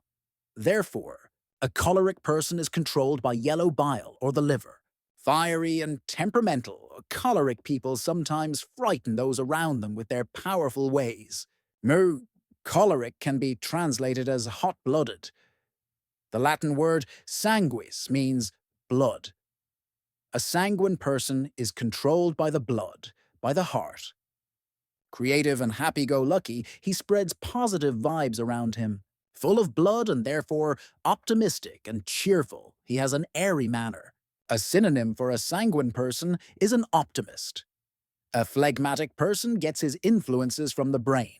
Phlegm means nothing more than mucus. Mucus is viscous, which symbolizes a phlegmatic person's temperament. A phlegmatic person is sluggish and slow in movement. Finally, a melancholic person has an excess of black bile. The Greek melena chloe simply means black bile, found in the spleen, and is therefore often perceived as melancholic and gloomy. A common synonym for a melancholic person is a pessimist. And there we have Hippocrates and his theories in a nutshell. The ancient people with an eye for color. The Aztecs were a powerful people who lived in central Mexico from the 14th century to the 16th century. They are known for their incredibly advanced civilization and impressive temples. When they tried to divide people into different categories, they used something they knew well, the 4 elements: fire, air, earth, and water. To this day, the 4 elements are used to describe different frames of mind. But nobody really knows if the Aztecs were the first to actually come up with this idea. But we do know for a fact that they used this idea because they left carvings illustrating this approach. Fire people were exactly as it sounds: fiery, explosive, a bit hot-headed. They were warrior types who took to the sword to get their own way. Leaders, air people were different. They were also determined, but considerably more easygoing. They swept in like a captivating wind, kicking up a little dust in the process. Earth people worked for the village, for the collective. They had to exemplify stability and security. They were there to create long-lasting things, to build for the future. What about water people? Water was an element the Aztecs had respect for. Water can crush everything in its path, but you can also bottle it if you know how to do it. Quiet and secure, water people observed everything that was happening. As you can see, these divisions bear quite a resemblance to the theories propounded by Hippocrates. They're only different names for the same thing. William Moulton Marston. William Moulton Marston created a systolic blood pressure test that was used in an attempt to detect fraud. The discovery resulted in the modern lie detector. But Marston was also the author of essays in popular psychology. In 1928, he published his work, Emotions of Normal People, in which he investigated the differences in the behavior patterns of healthy people. Earlier, both Jung and Freud had published studies involving mentally unstable people, but Marston was a kind of pioneer who provided the foundations for what became known as the DICE model, the model that is the basis for this book. A few years after discovering Marston's work, in the 1950s, Walter Clark developed the DISA concept based on Marston's observations. As you've seen, this is a model used to categorize the different types of human behavior. His work has been an endless source of valuable insights about behavior and human interactions, but it has not been without its critics. However, a great deal of work has been done since Marston's days, and over the years, many other people have been involved in fine-tuning the DISA tool. Marston found a way to demonstrate how people were different. He noted distinct differences between personalities, which formed the basis for the model used in this book. Nowadays, we use the following divisions. Dominance produces activity in an antagonistic environment. Inspiration produces activity in a favorable environment. Submission produces passivity in a favorable environment. Compliance produces passivity in an antagonistic environment. The four letters D, I, S, and C, dominance, inspiration, submission, and compliance, form the acronym of the DISC profile that is used throughout the world. Marston used the word compliance. However, in this book, I render this as analytic ability, as that better describes the type of individuals. The dominance trait in any given individual relates to how he approaches problems and deals with challenges. Inspiration refers to a person who likes to influence others. A person with this trait will always be able to convince others. In simple terms, you could say that dominance is about acting and inspiration is about interacting. The degree of stability is measured primarily by how receptive an individual is to change. A strong need for stability means a person is resistant to change, while someone who enjoys change will have a lower need for stability. This leads, of course, to a number of specific behavior patterns, like a nostalgic belief in the long-lost good old days, for instance. Finally, analytic ability shows how willing someone is to follow rules and regulations. Of course, this also produces certain characteristics that are interrelated. Here we find those who can't accept that things go wrong. Quality is important. You've probably noticed that. Regardless of whether it's a product of modern psychology or the ancient Aztecs in Latin America, these behavioral traits are all associated with the same color. The colors aren't critical. It's only a way to make it easier for those who aren't familiar with the system to make sense of the profiles. As a consultant, I've trained people in this topic for 20 years, and I've found that the colors facilitate learning. Marston finished researching this topic sometime in the 1930s. Many others have used his research and developed a tool that, according to the most recent data, has been used by nearly 50 million people for the past 35 years. For example, the American Bill Bonstetter made invaluable achievements in creating definitive tools that help analyze the whole individual. In the United States, a company, TTI Success Insights, offers a comprehensive analysis tool. But it's always helpful to remember that, though in theory there's no difference between the concept on the page and the practice, in the real world, there's a big difference indeed. I've described the four main traits that Marston pointed out. But remember that most of us are a combination of two colors. Chapter 19. Voices from Real Life. The book you are holding in your hands is a translation from Swedish of the 4th edition of Surrounded by Idiots: How to Understand Those Who Cannot Be Understood. When the Swedish edition was published, about 15,000 people in Sweden read it. I wrote this book because for many years in various contexts at training courses, lectures, etc., people always ask me, where can we read more about this system? Up until now, the answer has always been nowhere. Then I wrote this book, and now you've read it. As a writer, I always want to know what people think about what I have written. Because I also write fiction, I know how hearing the truth can be like an electric shock. But at the same time, I like to challenge myself. So I interviewed 4 people with entirely different profiles, asking their views about the system itself, but also about how they see their everyday lives, based on the color they have. As you read, pay attention to how they answer the questions, not just to what they say. You can learn just as much from how they respond as you can from the responses themselves. Helena, CEO of a private company with approximately 50 employees. Mostly red, without any green or blue, a small dab of yellow. What do you think of this tool? DISA language. I think it seems to be an effective way to avoid misunderstandings. I understood immediately what it was all about, so I think the book could have been shorter. Half as long, maybe. I would have concentrated the text more. I don't like repetition. But sure, it's a useful tool. Last Christmas, I gave a copy to all my coworkers as a gift and asked that they read it. And almost everybody did. What is the most important takeaway for you from the book? That I no longer have to beat around the bush. Now my staff know that I'm not an evil despot. I'm just red. They understand that I'm not angry, just determined. The most interesting thing was reading about blue behavior. I'd never reflected on why they saw things so differently than I do. Now I understand that the process itself is important for them, which is why they take such a long time. Anything else? No. Well, yellows, I've always wondered about them, all that babble. I have some acquaintances who are like that. They just sit down and blow a lot of hot air in your face without really saying anything much. My neighbor's like that.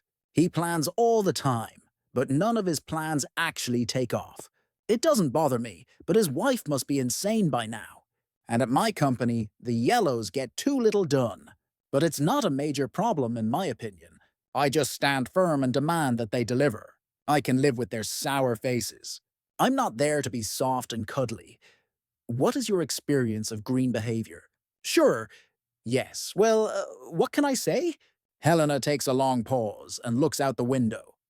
They're needed too, loyal and dutiful. But in all honesty, I'd never realized that they talk behind my back. But it's definitely true. They're phenomenal at spreading rumors. Even making the smallest change starts off a storm of gossip in the lunchroom, speculations about one thing after the other, usually completely incorrect and based on wrong information. It would be easier if they just came straight to me with their questions. I mean, how hard can it be to step into the manager's office and just ask? They know that I'll always answer honestly, so beating around the bush is frustrating. I don't know how many times I've said that we have to just be honest with each other at this firm. Is that so hard? Why do you think they don't share what they're thinking with you? They're afraid that I'll get angry, of course. I've never thought about it before. They think that I'm short-tempered because on occasion I raise my voice or glare at someone, but that just means that I'm trying to highlight that what I've said is important. Ways. Personally, I couldn't care less if a conversation is a little tense. It's not the same thing as being angry. But it was news to me that some people actively avoid strong individuals. What I don't understand is how this happens between grown-ups. You consider it immature behavior, not saying what you think. Immature. Dishonest, actually. A lot like a child who refuses to admit that he took the chocolate chip cookie even though he wasn't allowed to. I know that he did it, so what's the point denying it? That's something I really don't understand. Just admit your mistakes. Why is that so hard? Admit what you've done or not done, and then we can move on. But denying it or avoiding it, it drives me insane. Okay, let's consider the other colors. You said that you find blues the easiest to deal with. Relatively easy with yellows. But what about other reds? How is it working with people that have the same profile you have? Usually no problem. We do what we have to do. I have a management team consisting of 5 people besides myself. I would say that 3 are red. Or wait now.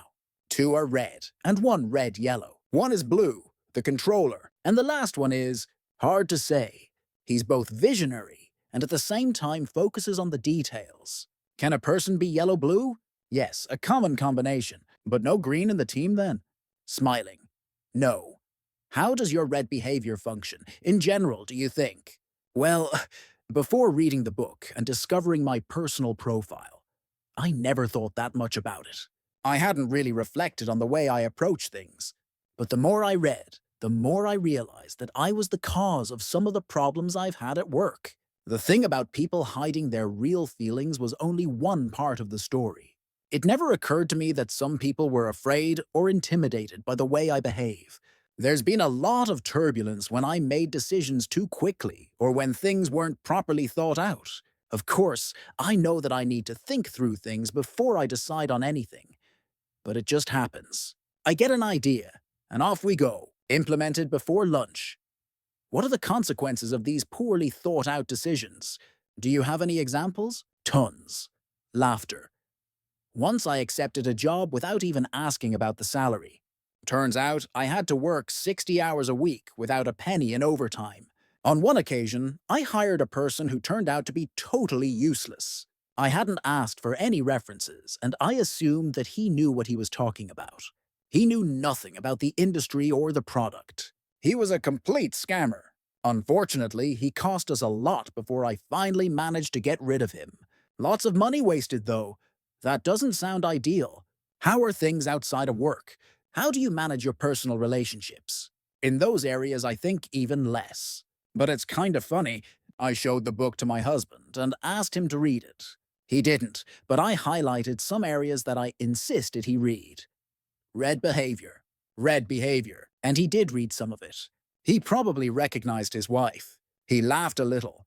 But now that I think about it, he didn't say anything in particular. Did he make any comments about green behavior? No. How do you work together? As a team? How do we work together? Loud laughter. I tell him what needs to be done, and he does it. Before he's finished with it, I find something else for him to do, and send him off to do it. Later on, I get annoyed because he hasn't finished. But he's never finished anything in his entire life. We often laugh about this, I create disorder, but blame him. I'm sure he doesn't have an easy life. I understand. What would you say your biggest challenges are, based on your red behavior? Some people take an eternity to make a simple decision, and it drives me crazy. I know I'm fast, but some people are just painfully slow. It doesn't make a difference if it's a friend or a coworker. For instance, we said that we were going to buy an armchair for our living room. Because I work so much, we agreed that my husband would.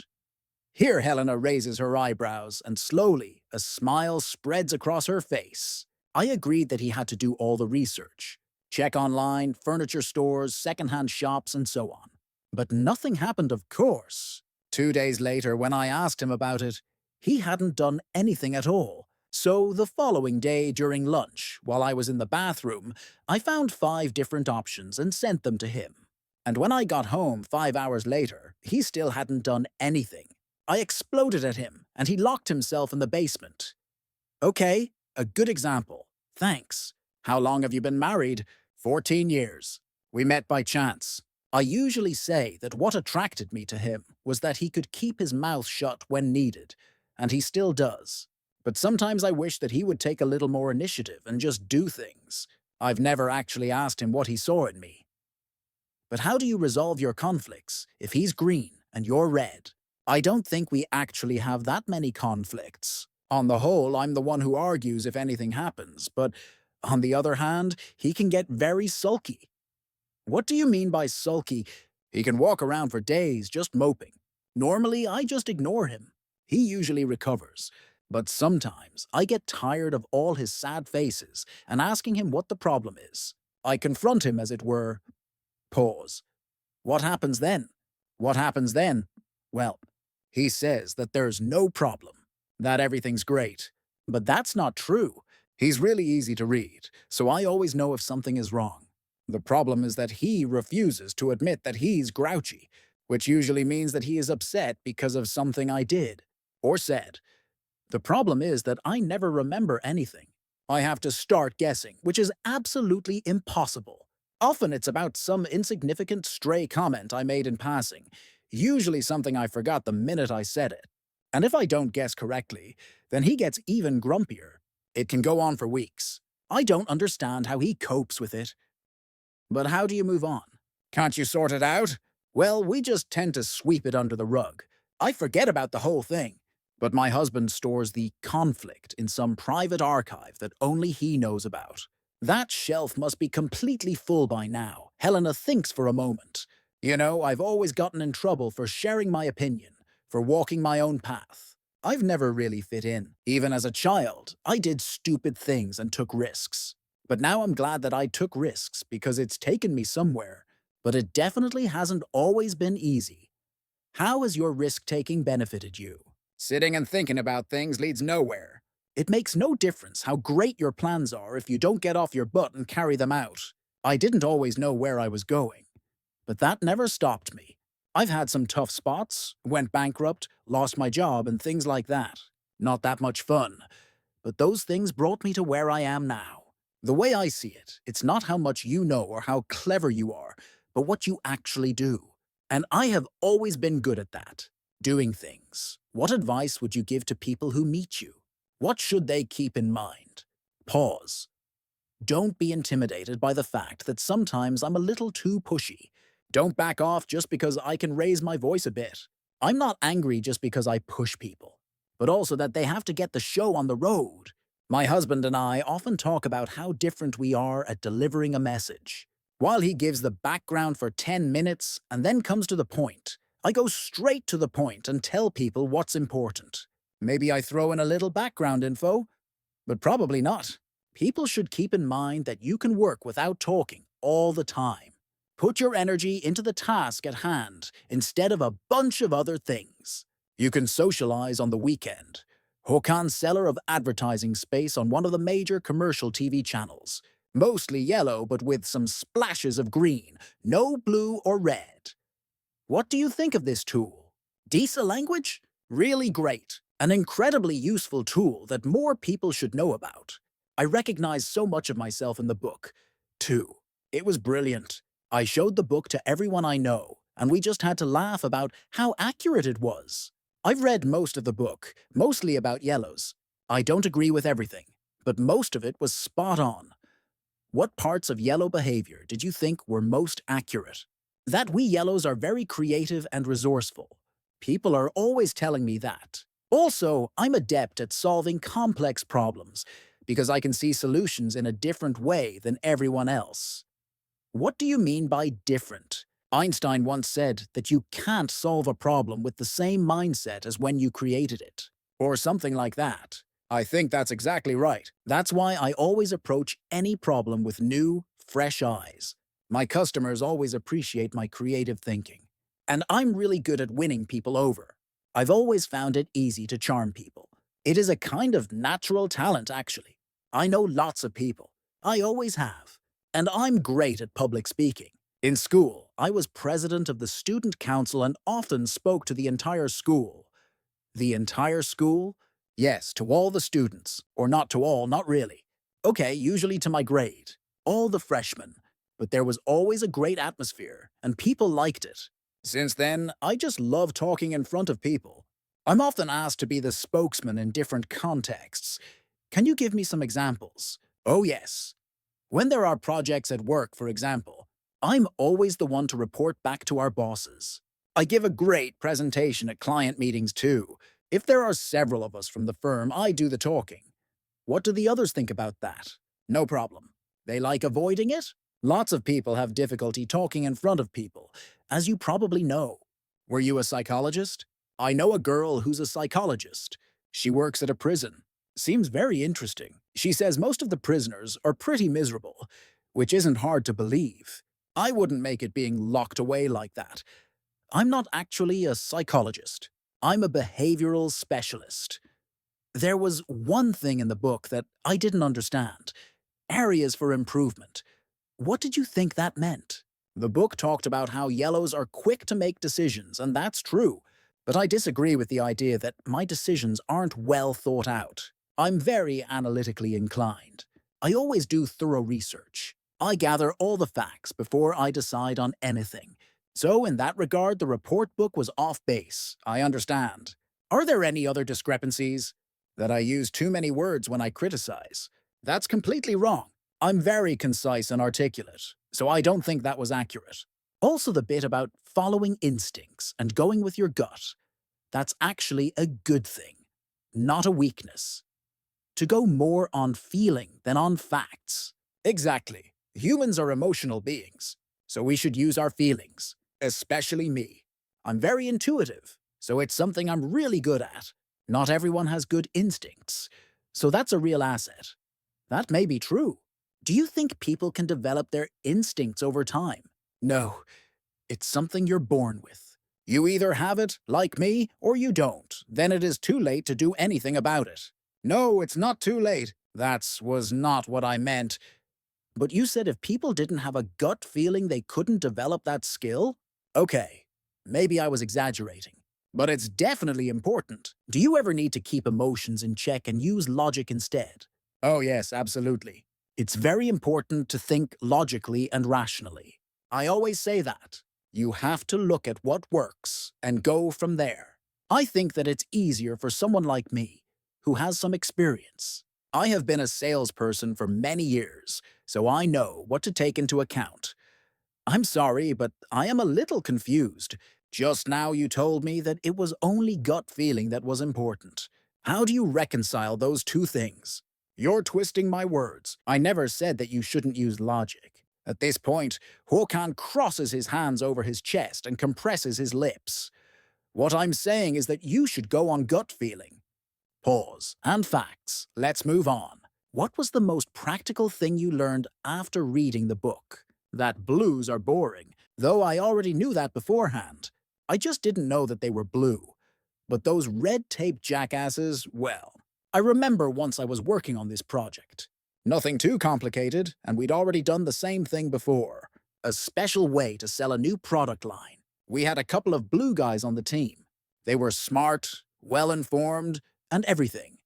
But they never got started on the job. They planned and wrote lists and made calculations and messed around with details. But they didn't actually do anything. Maybe they weren't as good at using their gut feeling. What do you mean? So you find it hard to work with blues. They can't keep up with me, that's all.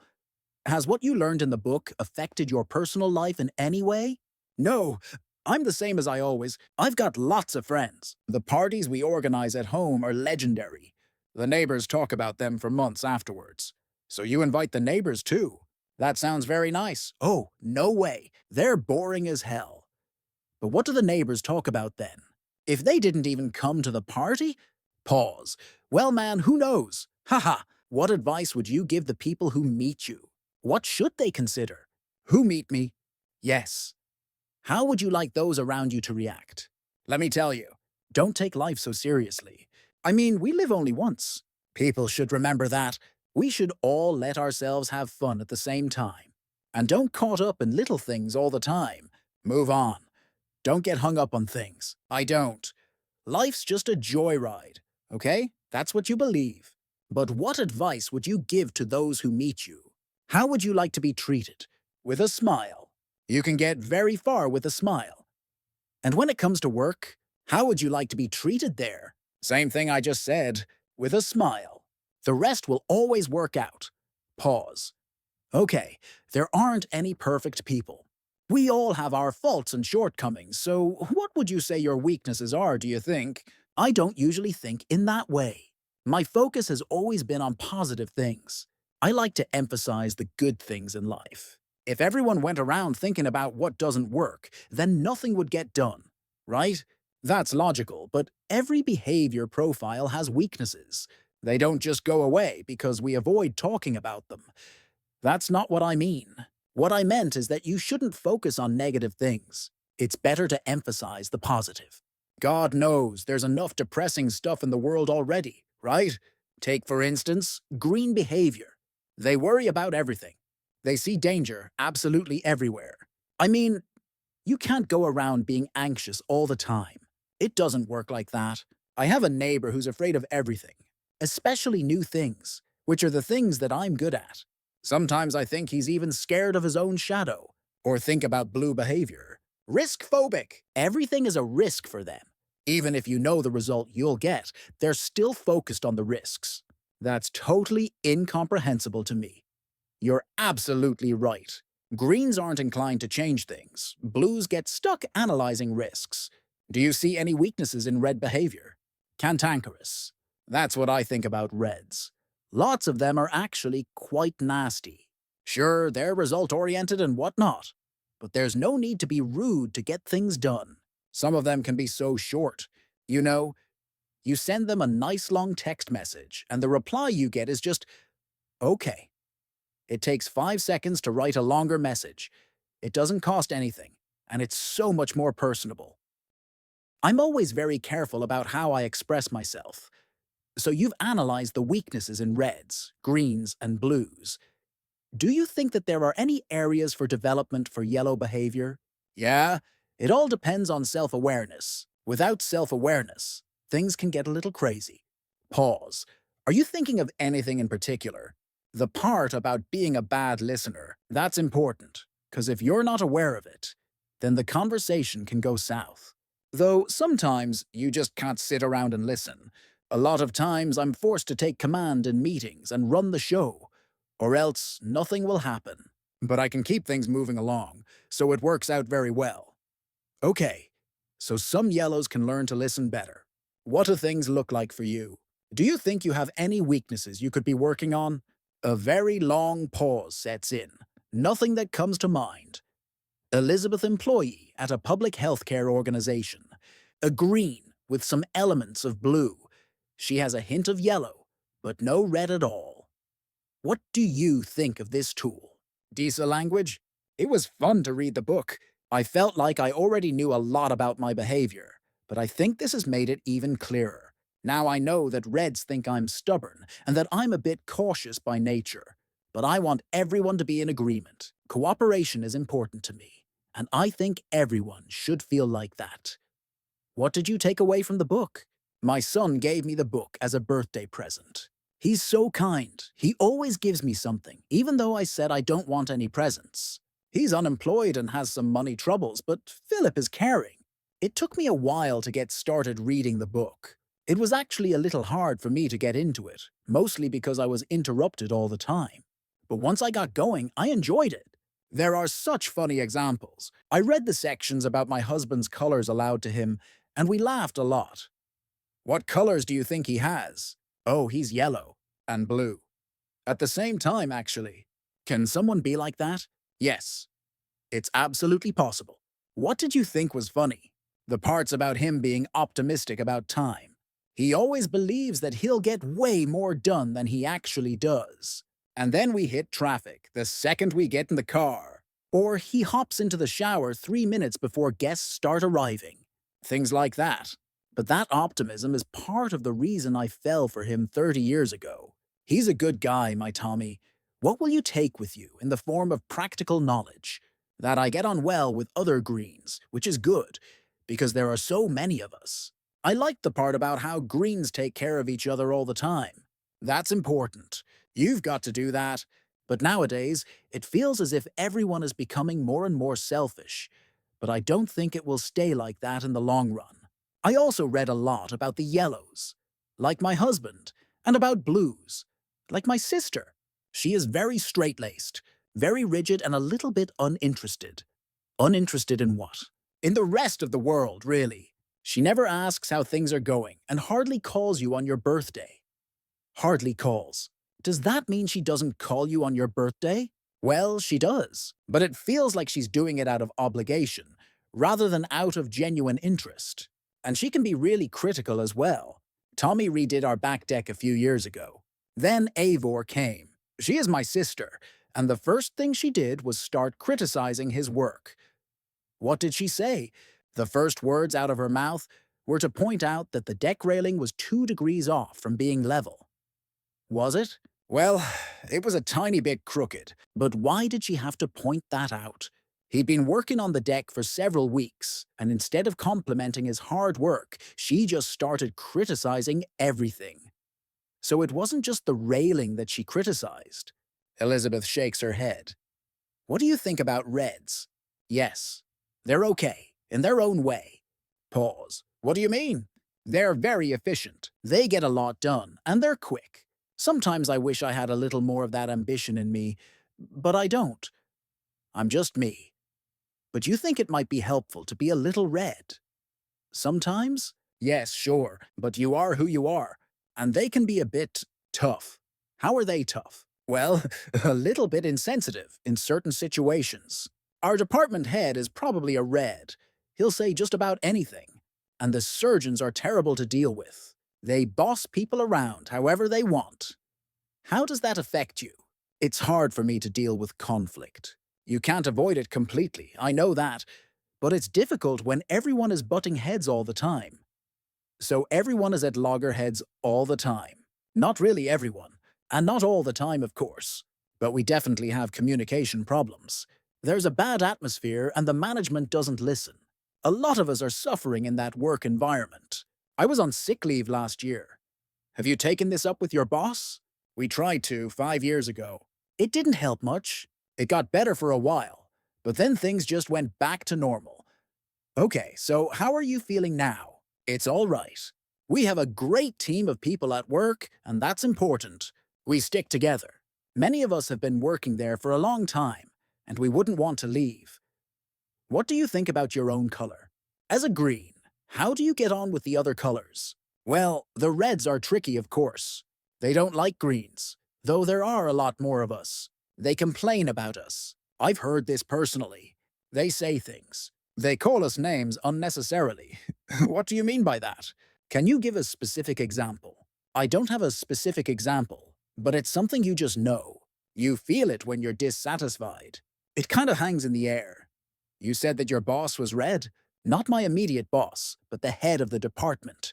Emphatically red. And how do you know that? Well, he is. It's clear as day. He walks quickly, talks quickly, very demanding. Goal-oriented. Difficult. He's made cuts. If you implement cuts, you're tough? Definitely. So how are things going with the head of the department then? I don't know. I've never spoken to him directly, but you just know. You just know. We've heard about other employees who got into hot water with him. What happened then? One of them has been harshly reprimanded for little things like arriving late. She was called into the office immediately. But not me. I'm always on time. So someone didn't come on time for work and was criticized for that? She got a telling off. What was said? I wasn't there, of course, and didn't hear it. But she told me that it shouldn't have been handled like that. Do you think it's okay to be late for work? No, it's not okay. But isn't it the head of the department's responsibility to correct behavior like that? I guess so. But it depends on how you do it. Did he scream and shout? No. But he said that no one was allowed to be late, and if she came in late again, she would get a warning. How many times had she come late? Oh, she's never on time. Okay, what would you like other people to know about you when they meet you in real life? How would you like to be treated? Well, it would be great if people understood that some of us want to take it easy, and that I don't enjoy things changing all the time. I'd like to get a chance to get to know people a little bit before we just dive into work. Let's grab a coffee, chat for a while. It's nice to know people as people, and then we can get back to business.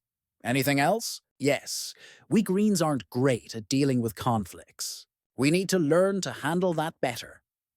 Steph, an economist, working at the headquarters of a very large company with offices in several European countries.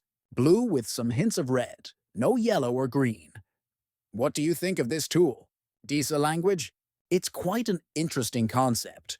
It seems like there's been a lot of research done on the topic, which I find exciting. I've seen a variation of this tool before, but that system categorized people by assigning different letter combinations. It would be interesting to compare the two models. There are several different tools available. Most of them are grounded in the same basic research, but as time went on, they developed differently. The tool I use is particularly accurate. Do you mean with regard to reliability or validity? Both. I'd also recommend Marston's book, Emotions of Normal People, if you're curious to learn more. What conclusions have you drawn after reading the book? It was interesting to see how the author structured it. He wrote about reds first, then about yellows, greens, and blues.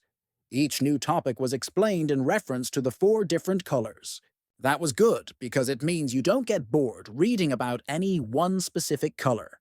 And I noticed that there was always just about the same number of pages on each color, which is pretty impressive. I wonder how he managed it. Regarding patterns of behavior, what have you learned so far? That people are different. I knew that already, of course, but it was interesting to see exactly how we differ. And there were good examples in the book. For instance, I was particularly interested in red behavior. What are your thoughts on that? Their tremendous drive to move forward. I have a colleague with exactly that kind of attitude and drive. Always moving forward, always first in line. His ability to make decisions quickly is very impressive. He ends up making a lot of mistakes, of course, but he corrects them quickly, so I don't think it's a huge problem. Do you work well with Reds? Pretty well, I think. Sure, they're often careless, as I said, but you can help them be more exacting. My role is usually to make sure we stick to the plan, and that's not something Reds are great at. But they're often quite good at improvising, which is a valuable skill. And they're brave. It sounds as if you don't have any major problems with Red behavior. No. It depends on what you mean by major, but I'd say I don't have any big problems with them. But having said that, I think they have considerably more difficulty dealing with people like me. What do you mean? I want everything well structured. Zero mistakes. In this business, we work with finances and there's no margin for error. This industry demands a rather meticulous type of person. If I've understood the book correctly, Reds aren't interested in details, which is basically what my work amounts to. There would be enormous consequences if I were to be careless with decimal places. It just can't happen. Okay, how about the other colors? How do you get along with greens? Fairly well. Both of us, at least according to the book, are introverts, which I think is a positive. Then you can devote yourself to work, rather than just lolling around chatting. Pause. But greens like chatting. That's true. They do. I don't, though. Unless it's work-related, then we can talk for a long time. What I don't like about greens is that they have a tendency to make a pretense of working. They are often away from their desks, doing something else instead of working, and that slows everything down. It's a problem. Do you find this is a common problem in your workplace? Yes. What have you done to tackle the problem? Nothing. Why not? It's not my responsibility. It's a management issue. Have you raised the issue with the management team? No. So some of your coworkers pretend to work, and this slows the whole team down. You've observed this, but haven't done anything about it. That's right. But why not? Like I said before, it's a management problem. I don't have any authority to act on the issue. What would you do if you had the authority? That's a hypothetical question. Yes, but let's just say you did. But that's not the actual situation. I'm not interested in management, so I don't know what I would do. Just out of curiosity, if your boss asked you for advice on exactly this issue, an employee who doesn't do what they should, what advice would you give? Purely hypothetically, yes. I'd ask the boss to follow up with the problem employee more frequently, give them feedback on what's not working, and demand that they change the problematic behavior. Okay, can we talk a little bit about yellow behavior? At this point, Stefan crosses his hands on his chest and nods. How do you perceive people with distinctive yellow behavior? They're a bit annoying. I just wish that they'd take things much more seriously. Work, to start with. Of course, I realize that you also need to have fun at work, but not for the majority of the day. You can't fool around all the time during working hours. The worst thing is that they just wander around making a noise, bothering everyone. At times they can be very entertaining, but working is working, and playing is playing. There's also the issue of their total inability to get the facts right. I think they're very incompetent when it comes to factual issues. They don't take anything seriously, and that leads to lots of mistakes. For instance, if a pure yellow individual worked as a controller, how would that work out? He wouldn't even know what to look for. But the really serious issue is that they say so many things that aren't true. For example, they might say that they double-checked certain details without ever actually doing it, or insist that they're not careless, despite the fact that everyone can see that they most definitely are. The whole thing is wildly frustrating. Have you ever really gotten to know a yellow? How can you avoid it? They pour out their life story to whoever they like, with a total lack of discernment. They think that all of us are interested in their summer house, or their puppies, or their kid's new tooth, or their brother's new fishing boat. But all of that is completely and totally irrelevant. Do you ever hang out with yellows? No, I tend to avoid them. Why? I wouldn't be able to stand all that talking. They'd talk me to death. I can't listen to them yammering on and on about everything and nothing. And you never know if what they're saying is actually true. That irritates me. They hyperbolize all the time. 5 minutes with a yellow and I'm at my wit's end. My brother-in-law always talks about his new position at work, but he describes it differently every time. I've asked him what his title is, because I didn't understand what he actually does, but he always gets very vague. One time I asked how the company was growing, and I got a long harangue about how they were just about to take out a world patent on something. But he wouldn't tell me how that was going to happen and what the details of the project were. It was hopeless. Maybe he didn't know the answer. Then he should have said so. I don't know. I mean, how hard can that be? Instead, he exploded with 100 million things I wasn't interested in. What advice would you give to others to help them interact better with you? Good question. I'd advise them to please respect my desire to be professional and not devote valuable time to things that aren't work-related. They should be well prepared when they come to me with questions. I need lots of background information to be able to give a proper answer. What are your greatest weaknesses? Let me think. Sometimes I get way too caught up in details. I know that. I don't think that it's an issue at work, but in my private life, it can be a problem. How so? My wife is rather red. She thinks that I'm slow at everything, and she's right. I tend to be suspicious of new ideas. Not that I can't change, but I often see problems where none actually exist. Sometimes I find it difficult to make decisions and I get anxious. We really need a new television at home, because the current one is on the fritz. But there are so many different models, and I haven't had the time to do proper research. My wife thinks we just need to take 10 minutes and go buy a new one. But what if it isn't good? How do I know if it's the type we need? After all, it's a big investment, so we've just been making do with the old one. Any last thoughts? It's an interesting concept. As I said, I'm going to order the Marston book. Chapter 20 is all about a quiz. Feel free to participate the quiz. After the quiz section, here's something that author mentioned. At work, you can't always choose the people you'll work with. They're just there, whether you would have chosen them or not. In the professional world, you have to play a good game with the cards that you have. But outside of work, when you can choose who you will spend your time with, what kind of people do you choose? Have you chosen people who are similar to yourself? Or do you hang out with people who are your total opposite? Of course, there are no right or wrong answers, but it's interesting to think about it. When we can choose, whom do we choose? And how do we choose the partner we want to spend the rest of our lives with? Your mirror image or your opposite? A fascinating question, right? Chapter 21. A final example from everyday life. Perhaps the most enlightening team project in the history of the world. Okay, my friend, it's time to summarize all of this. To do that, I'd like to tell you about a fascinating experience I had a few years ago. I was leading a conference, and I got it into my head to do an experiment with a group of managers who were working at a telecom company. The participants were professional and clever, and all of them were successful in their respective fields. They had excellent qualifications and were destined for brilliant careers. I'd already made profiles for all of them. They had completed a self-assessment that showed which communication style they had. I divided the managers into groups with similar behavior profiles. I imagined that it would be easy for them to get along. They'd certainly understand one another. There were 20 people in total. I called the groups red, yellow, green, and blue. I mean, I had to call them something. They had to solve a specially constructed problem that was connected to their field and required cooperation. They were given an hour to complete it. I explained the challenge, and all the groups eagerly accepted the instructions and got to work.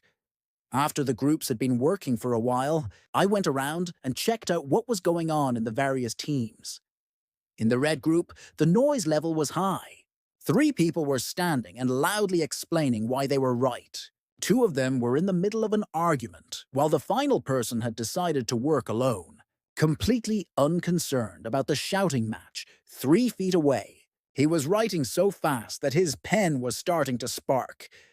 When I asked if everything was okay in there, Everything suddenly stopped, and all of them looked at me in surprise. Is everything okay? I repeated anxiously. Peachy. One of the belligerent guys said grimly. We're almost done here. I left them and continued on. The yellow group was also working frantically. You could almost taste the energy in the room. Things were happening. The discussions were lively, with everyone trying to convince the others of their own position, while the Reds were mad as hell with one another. There was nothing but smiles here. 3 of the yellows were jockeying for space at the whiteboard, and another told me an amusing anecdote that had nothing to do with the subject at hand, but it was actually hilarious. The 5th manager in the yellow group was doodling on a piece of paper and sending emails on his cell phone. I left them to pay a visit to the green group. Inside the room, there was a strange calmness. Their voices were quiet, and they were all listening rather than speaking. The chief goal was stability and security. 5 of the managers were sitting quietly, listening to one of their colleagues telling a sad story about his dog who had tragically died of old age that same winter. He was still missing his life companion. The last manager had sketched out some suggestions about how they could solve the task I'd given them, but every suggestion ended with a question mark.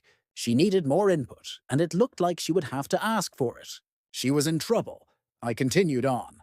In the last group, the blue group, the room was almost absurdly quiet. After sitting with them for 3 minutes without anyone uttering so much as a single word, I was seriously concerned. A lot of thought was happening under the surface, but there was no real communication taking place. A woman was reading silently through the task with her lips moving. I asked if they needed help to get started. I got a few hesitant nods in reply. They soon began a very thorough deliberation. They would absolutely get to the bottom of things. It was obvious that they were on the right track, but on an extremely detailed level. They discussed for a long time what their plan of action should be. I remember glancing furtively at the clock.